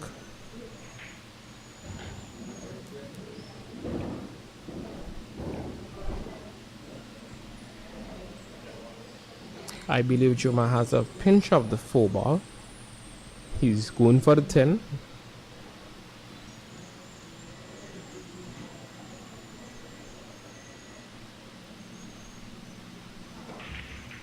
Oh, what a shot. That's a lovely shot. That's a lovely shot. So that right there was a combination. And getting the 10 ball, he made sure that he hit the ball that he had to hit first. And knocking the 10 ball in means that he has just won himself his first game. So a good combination there by Jumar to bring himself back into this game. Yeah. And that's what makes this 10 ball so interesting, because I've witnessed a player break through down multiple balls and literally 1 into 10 is lined up straight into the pocket. And playing combos are not very easy, especially a cut combo. That's a very skilled shot he just played there. And certainly showing the skill that he has, Jumar. Was a bit unfortunate earlier. And so he's aiming to come back.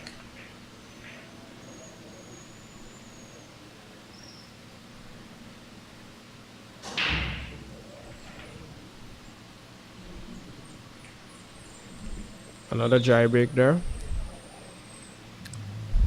Cue ball is on the table. And so it's pretty well spread table. If Harry can control and really make these shots, he has an opportunity to. But as we see, he misses. Another secondary safety. Didn't plan for it, but I think it worked out well for him. As we pool players say, you missed on the pro side. Yeah.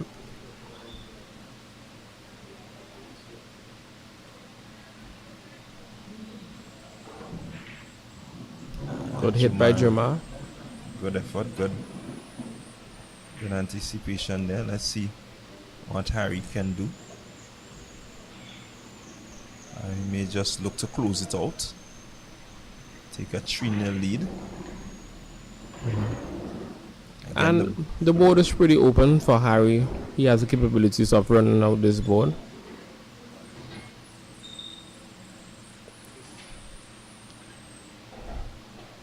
Wants to just get to the 2 and maybe back up. Well executed. That's a pretty good shot and has a nice angle to work with. We'll look to just continue along, get to the band and back closer to him. Right between there. Oh no. A little too I was hard. afraid of that. So making life difficult for himself, Harry.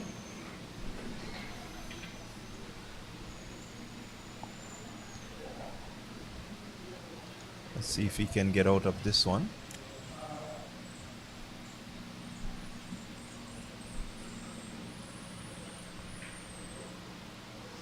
Making good contact. You love Jumar with an open shot. And this is where Jumar should be taken advantage. Where Harry makes these certain mistakes.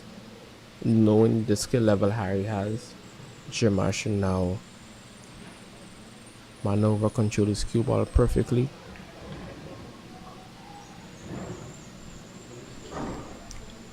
Yeah, I think he. That's clearly what we're seeing, a difference in terms of the level of control of the cue.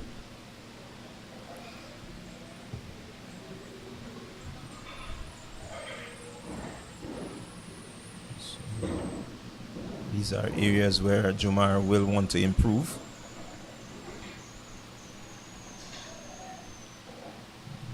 It's made life quite difficult for himself. Now he has to think about what will be a possible safety.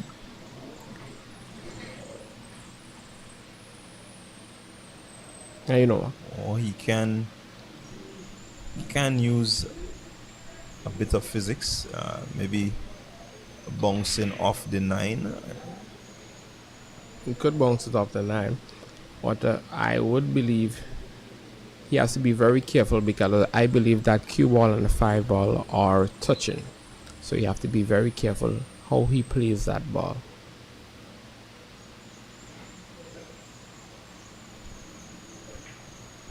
Oh. So leaving Harry with a pretty open shot. Let's see if Harry can take advantage. We'll be looking to just pull back a bit. Trying to get that. Oh, Harry made a mistake. He actually played for the 7 ball. Yeah. And that's where taking your time comes in. You know, watch the board. Taking your time, walk around, see a shot. After he played the 6 ball, may have a difficult shot on the 7.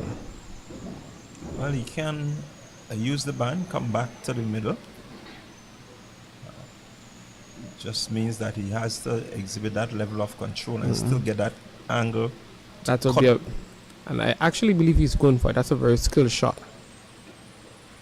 Oh, he actually went for the safety.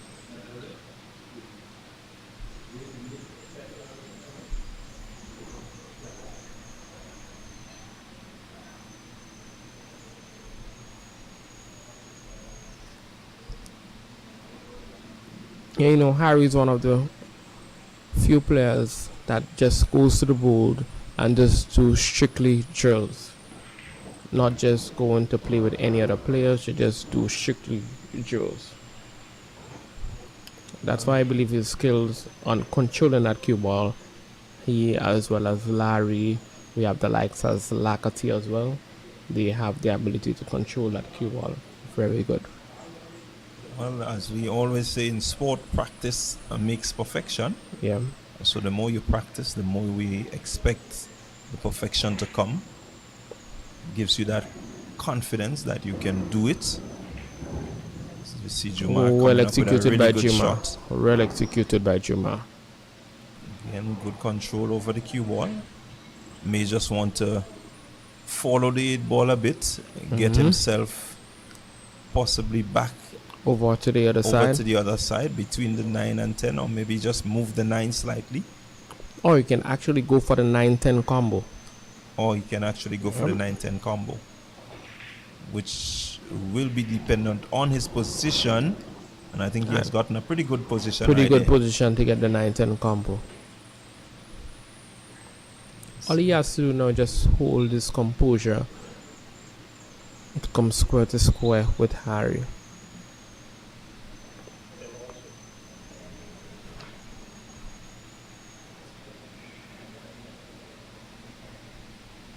So it seems 9-10 combo. Oh. And he misses. What's important there is that he still doesn't have an open shot. Harry may just decide to use the band. And he's going for the band shot.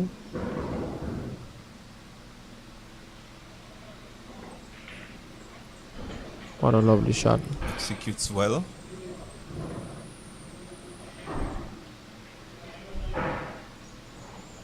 Potently. And that's where the nerves kick in when you have to pot that last ball.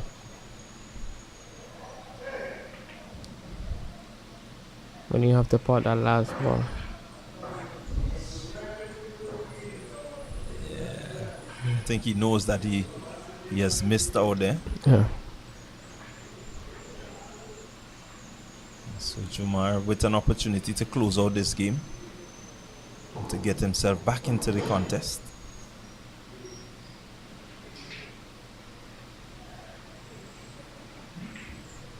And he does so. Lovely. And so it's 2 games to 1. No, 2 hours now. 2 hours? Yeah, 2-2. Well, thanks for the correction. So it's, yes, 2-all. So game on, as we would say.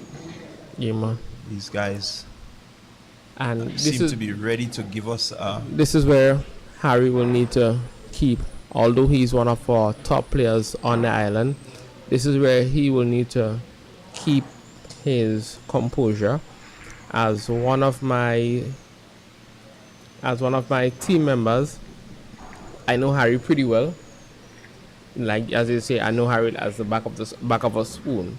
He just has to keep his composure now and don't let those 2 losses get to him.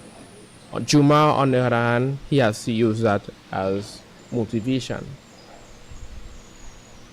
Well, it's I think the way he has pulled himself back into the game, he seems to be motivated and just as you're saying I think he needs to compose himself now. Yeah. Try not to be too aggressive. Again, look to know what his strength is and maybe, try to capitalize there. And that's very uncharacteristic from Harry because normally he doesn't scratch on a break. So it's a ball in hand for Jumar. And Jumar look like he's going for the 110 combo to put some pressure on Harry.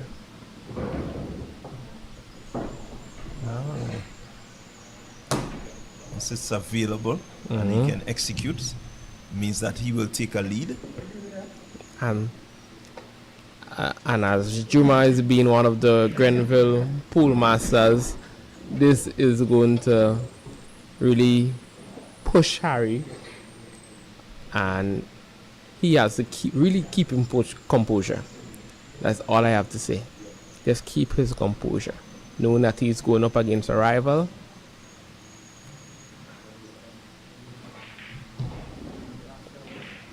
Whoa.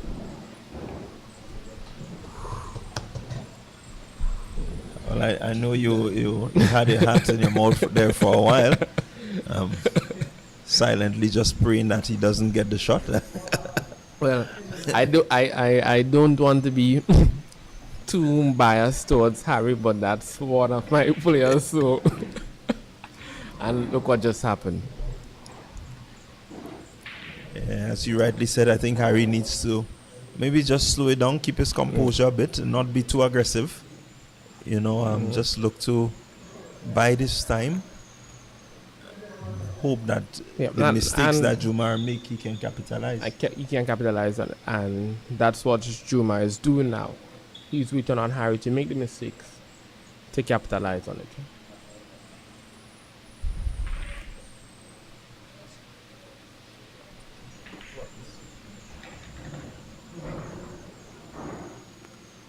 So Jumar pocketing the 1 has a decent open shot at the 2. Will want to just come around and position himself for the 3 ball. I think he has gone a little, and as we said, this is the part of his game I think that he needs to really work on the control. Yeah, and that's a big advantage that Harry has over him in terms of control of the cue ball. But then again, in terms of keeping your composure, Jumar may still win over keeping your composure. So they both have their advantages and disadvantages.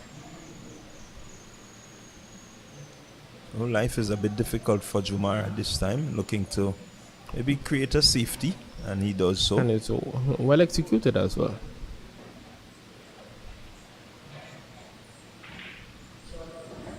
Harry's trying to train to full combo. Missing, but more importantly, the cue ball is at an angle where he cannot get the 3 ball. There isn't a free shot. Misses on the pro side. Well, I think it was a deliberate ploy by Harry. When you look at it was a deliberate. The way that he played that ball, he just ensured that the cue ball remained to the top of the board.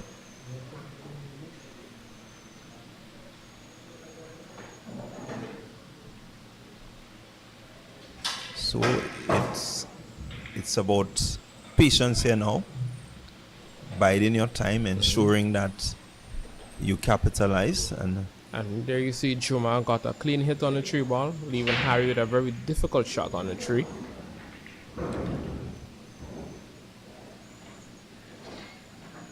Again, this is the type of patience I was referring to in terms of not getting a clear shot. You just have to play, keep on doing the safeties, giving leaves, just to avoid your player from getting a clear shot once you can get a clear shot. And this could go on for like 2-3 minutes. And 2-3 minutes could be very long if you're actually timing it. If you're not paying attention to the time, 3 minutes could pass like whoosh. But once you're paying attention to the time, 2-3 minutes could be very long. And as I've seen already in this game, it is pretty long. You out here, you want to make sure that you get all these balls into the pocket as quick as possible. Have yourself, a lead. And so it's proven to be pretty tough. Jumar, open shot, half pocket, 3. I believe he could have pushed that cue ball a little further up so he can get the 4. Well, he will be looking to feather the 4 into the half pocket. Mm-hmm. A very delicate cut. Still, he wants to make sure that he positions himself for the 5. A lovely shot by Jumar.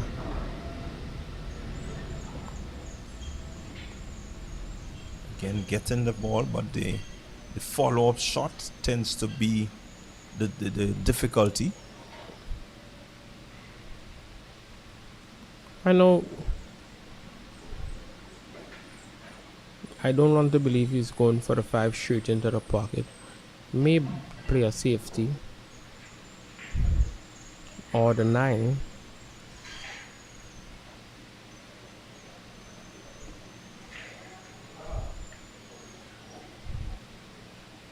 Again, well done, good control, making sure that. And as you can see, he's peeping behind Harry just in case. I know he played for the secondary safety just in case. Oh, what a ball in hand by Harry. Hitting the 6th ball first. So we have a scratch. Means Jumar has a ball in hand. And now Jumar has a chance to capitalize on Harry and go 1 game up.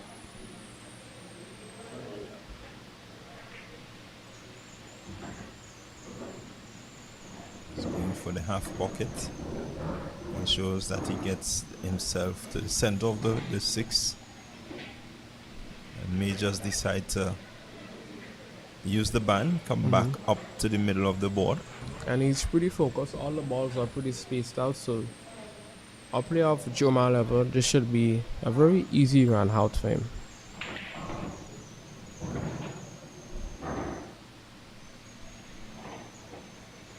The ball may run a bit too much. Still has an opportunity at this 7. Once he bumps into the 8, may get a better shot.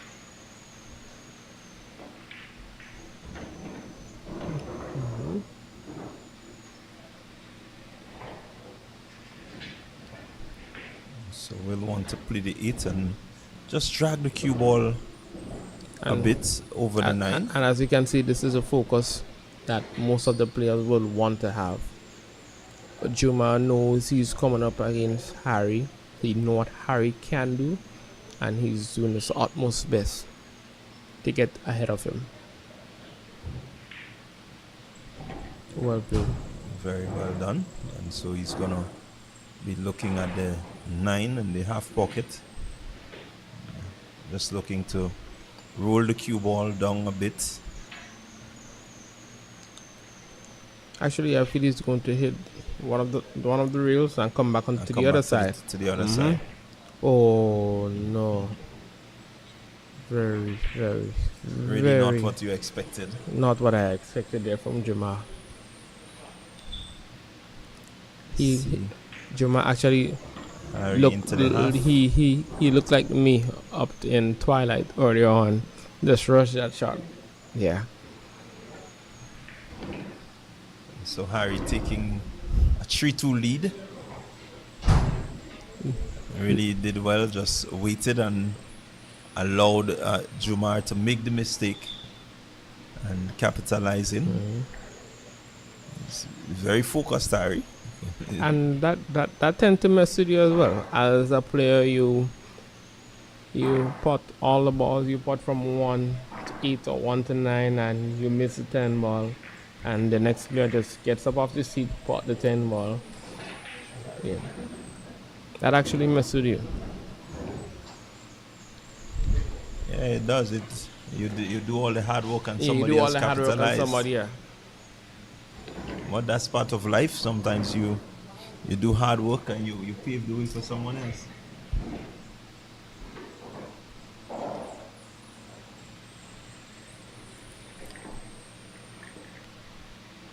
And so it's a race to 5. The first to 5 will be the winner of this game. I see we have Chad and Corey over on the other table. These are two players from the Quazya blockbusters as well. Two amazing players, I must say. All set. 10 ball in the middle. 2 and the 3. To the left and to the right. Let's see. It's a break for Jumar. You know, as I'm sitting here and I'm looking at the referees, they can actually play pool as well, you know, all of them, and very, very well.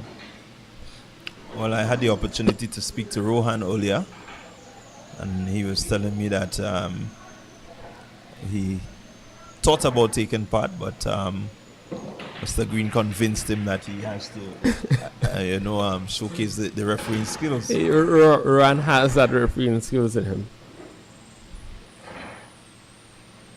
Yeah, and his nice fancy flat shoes today. And also Nathan Noel, not Nathan, Peter. Right, again, one of your youngest elite. Oh, Nathan. Nathan. Yeah, Yes. Nathan is one of the youngest elite players. Yeah. And Yeah. so it tells you that, One of the best I've seen in my entire life. In terms of just coming just a year into pool and the way that he played, he actually motivated me. His game actually motivated me because through the course of the work that I do, couldn't be able to play most of the tournaments that he played. I'm not saying that if I was there that I would have made a difference, but he actually motivated me, and at the time, I was beating him. But he has did it in a year, became an elite in a year, won multiple titles in a year. Nathan is one of the best that I've seen. I did it in a year, but I haven't achieved that the amount that he has achieved. You know, he has more first place than me, I should say. Yeah. Well, it's good to hear of your journeys, and so we look forward to just really being able to showcase these skills and abilities. I'm looking forward to seeing him back on the table as well. Nathan, yeah. Hopefully he should be in action maybe in another tournament. Yeah, he should be in action in another tournament. I'm actually looking to draft him across on the Quazya blockbusters. Well, for I the was team just tournament. about to ask you what club is he associated with? Yeah.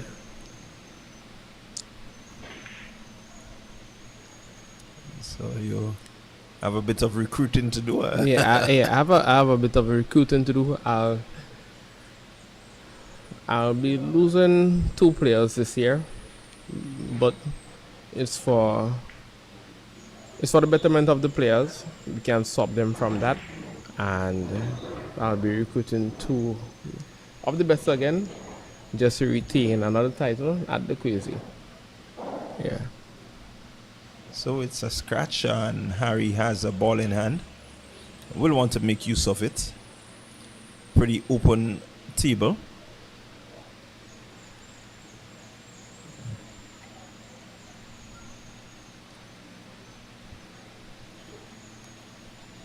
Let's see how he goes. He opts for the 5 straight down. Just a little alt drift. And that outdrift may cause a little problem for Jumar, because 7 looks like it's actually in the way of that cue ball. Let's see.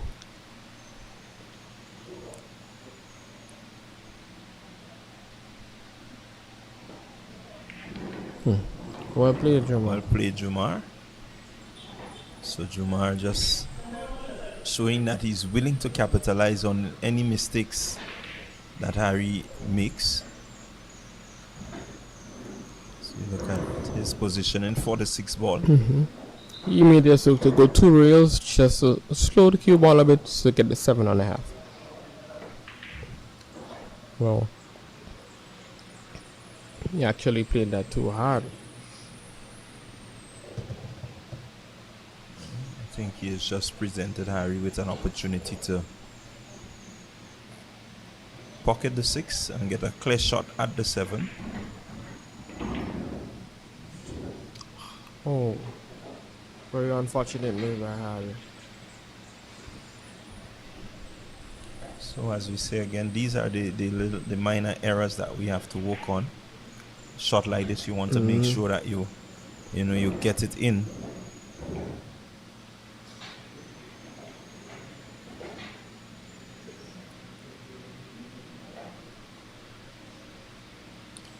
We have to work on the consistency in terms of potting balls. Oh, another miss by Jumar. Is this going to hit the cue ball and go back in? Wow. Well, it doesn't. It presents Harry with an opportunity to use the band and just come back up to the middle between the 10 and the 9. And have a clear shot at 7. And pretty good control. Just maybe moving a little too much. Shot is on nonetheless. You just need to hit one rail and come back straight in the middle. Perfect. Lovely. So the guru, as you call him, has made pretty decent shot. Now wants to capitalize, wants to use the 9. Perfect. And getting a very perfect clear shot at the 10.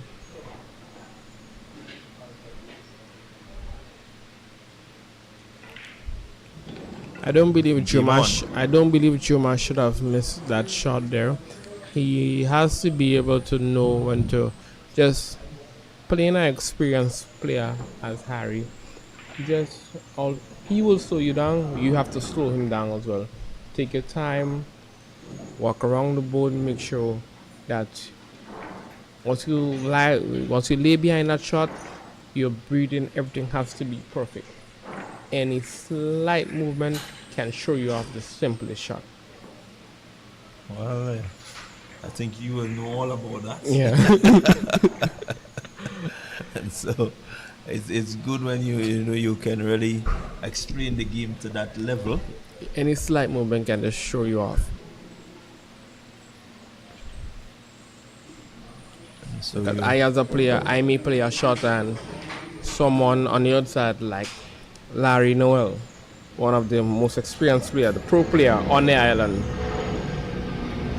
When I play a certain shot, he may see Ronaldo always getting up on a shot. I may not feel like I'm getting up on a shot, but when he videotape me, I'm actually getting up on a shot. And you have to control your breathing, because if you can maybe be nervous, your heart can be pounding in your chest. Sometimes you may just have to get up, take a 2 deep breaths, and back down and execute. yeah, well, that's all part of the armory that a pool player has to have. It's similar to that of the athlete on the starting blocks. And True. You would know a lot about Yeah, that. yeah, I don't know a lot about that. You want to make sure that you there, you wait, and just the right time to get moving. So definitely, we Being on the starting blocks, your heart pounds like crazy. right there, Harry, being up 4-2. 4-2. His heart just maybe pounding. His heart Wanting to maybe close off. wanting to close up. Jumar, he's looking to make a comeback. I'm not sure how desperate he is right now. I'm not sure if he's looking at that 110 combo that we are seeing here. We have some very skilled players that will go for that 110 combo, where the 10 is hanging in that pocket there. We have some players that will actually go for that. I think it's on, but I don't think he's looking at. He played the safety.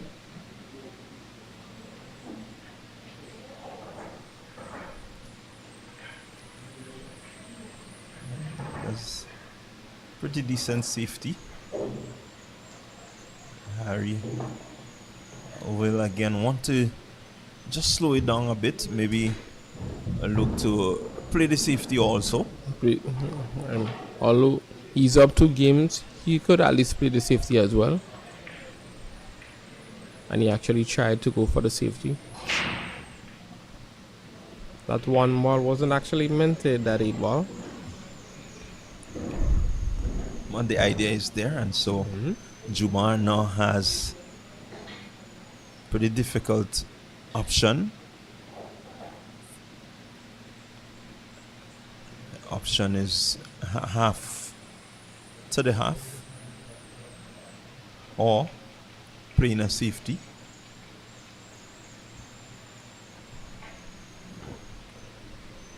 I do not want to take too much of an unnecessary risk.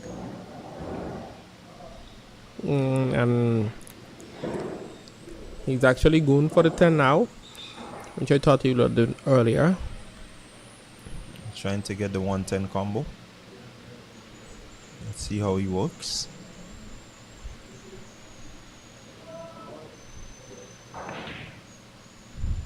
Not really executing. And that may affect him.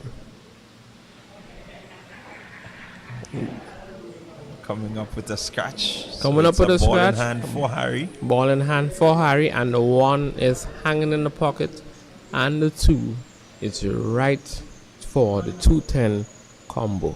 Very, very unfortunate for Jumar. Very, very unfortunate for Harry. Jumar. Harry looking to use the 210 combo. Comes up. Game to Harry. Opportunity presented, and he has taken it. I quite agree with him. It doesn't make sense you go around. You want to just close off and have that win. Have that win inside.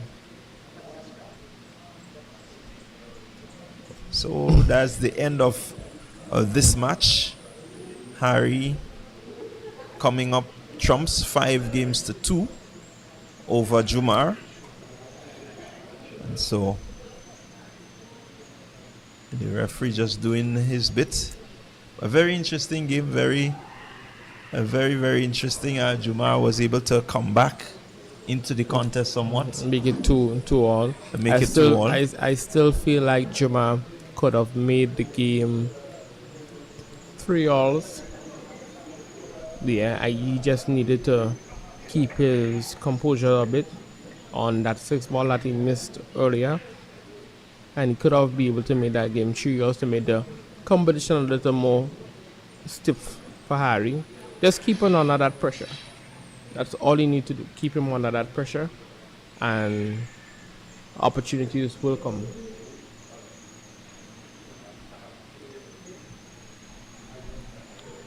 So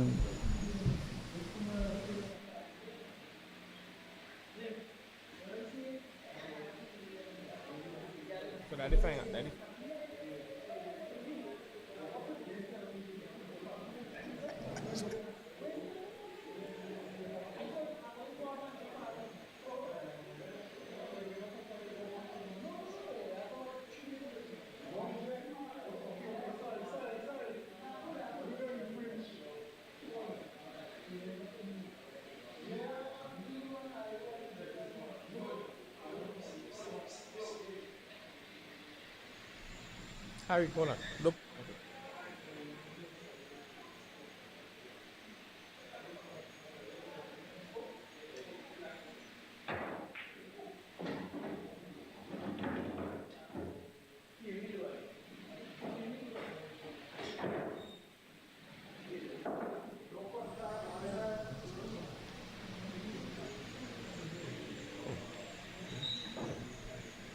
Okay, folks, and what we have here, we have a hill match between Corey and Chad.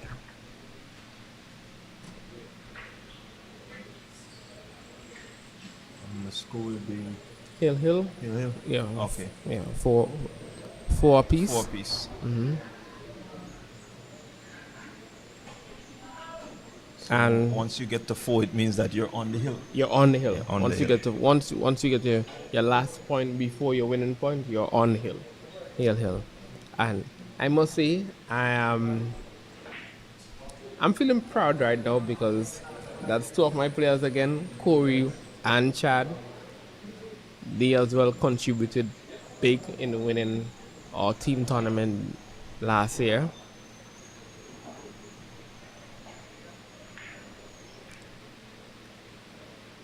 And I know there's a bit of nerve. And I know there's a bit of nerve between the both of them. We have Chad placing third in the 10 ball nationals last year. Corey placing fourth. Myself placing fifth. We had Chad winning the 9 ball nationals last year as well. I placed third in the 9 ball nationals. I think Corey placed fifth as well. So the players have been doing very, very well this year. Well, I'm picking that up from you that the Quazya boys are. Yeah, we are forced to reckon with. Yeah. And that's good news for the pool players on this side. It means that the Goldfish and the Twilight boys, they need to really. Goldfish, the Pool Masters, we have the Banana Bar, that's Gual. Yeah, we have the Gunners, that's Madagascar, one of our biggest rivals as well. Yeah. And they are going to come for us, they are going to come with their A game. We pretty want a outright title, losing 2 games out of 15. Losing 2, so yeah. That's pretty impressive. Well, it's good that we have this level of competition in terms of the 10 ball and the 9 ball. And as we keep saying, the live stream that we're doing here is just to help persons to be more aware of what is happening, in the world of pool here in Grenada. And so maybe we can get more and more persons coming out to support, the activities. I believe it's going to grow. Yeah. Well, I think this is the hope that persons would come on board, sponsors would come on board. This is the gateway. With this competition here, this should be the gateway. So again, we want to just big up Mr. Wayne Green on this initiative. Also big up all the sponsors who came on board to make sure that a tournament like this happens. When Wayne told me about the tournament, I said, Wayne, this is going to be the best. This is going to be the best one. Yeah. So all the plans that he had in place, everything came true. So it's a pretty good start. And while we must big up Partygrenada, Naz and the boys. We must big up the Naz and the boys. The quality and the way, the professionalism in which they go about doing this production and the many productions that they have done.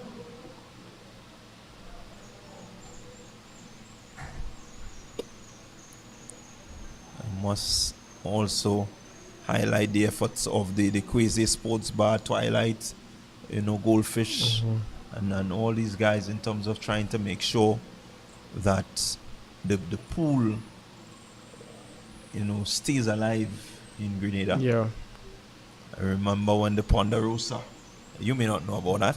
I'm pretty young, The Ponderosa was the place to be when it comes to pool. Where that used to be? Ponderosa is in.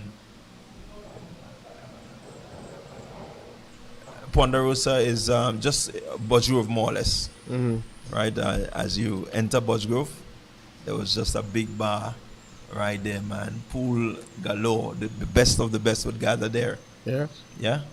And so we want to also big up Cullen, our cameraman, just working really hard to give us some good quality shots.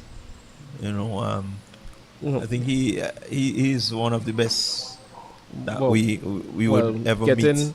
from me being in Twilight and getting that live stream and seeing that camera coverage or overboard and different angles, I was very, very. Everyone in Twilight was smiling. Yeah, seeing that okay, we have actually we had a start in pool. We get a start in pool.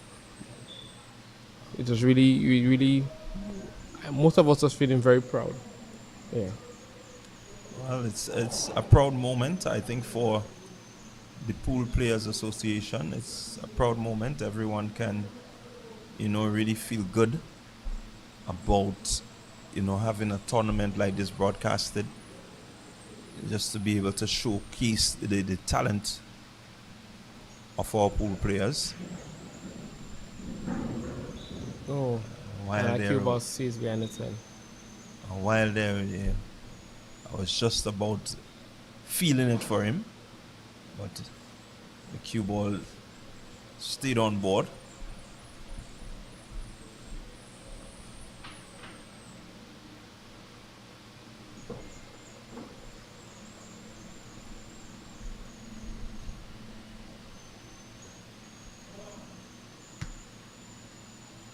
So this is You're final gonna- game. Hill, as you would say. And Curry has an opportunity. He could draw back for the 9.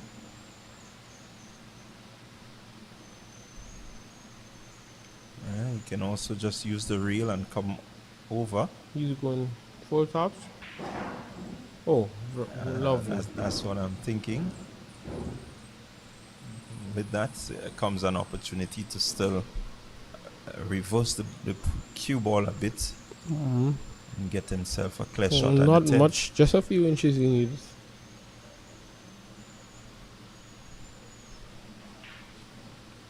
Oh no. Again, execution. I know he will be disappointed in himself for that. Maybe he got up a little too early. He rushed the shot a bit too much. There's Shad trying to talk to the cue ball as usual.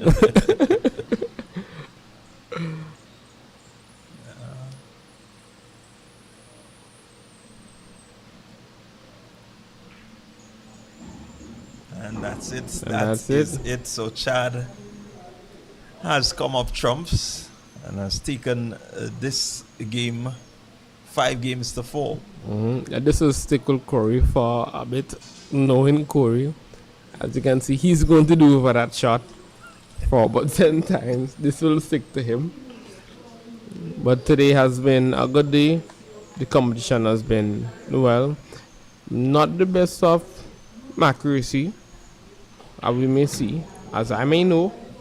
But comes next week Saturday, I'm sure you folks are in for a good one in terms of the players executing their games. You're going to see numerous run tables, perfect combinations, because we have lots of skillful players on the island. And next week Saturday, I'm going to put my best bet on the Grenadian scene of best players on the island.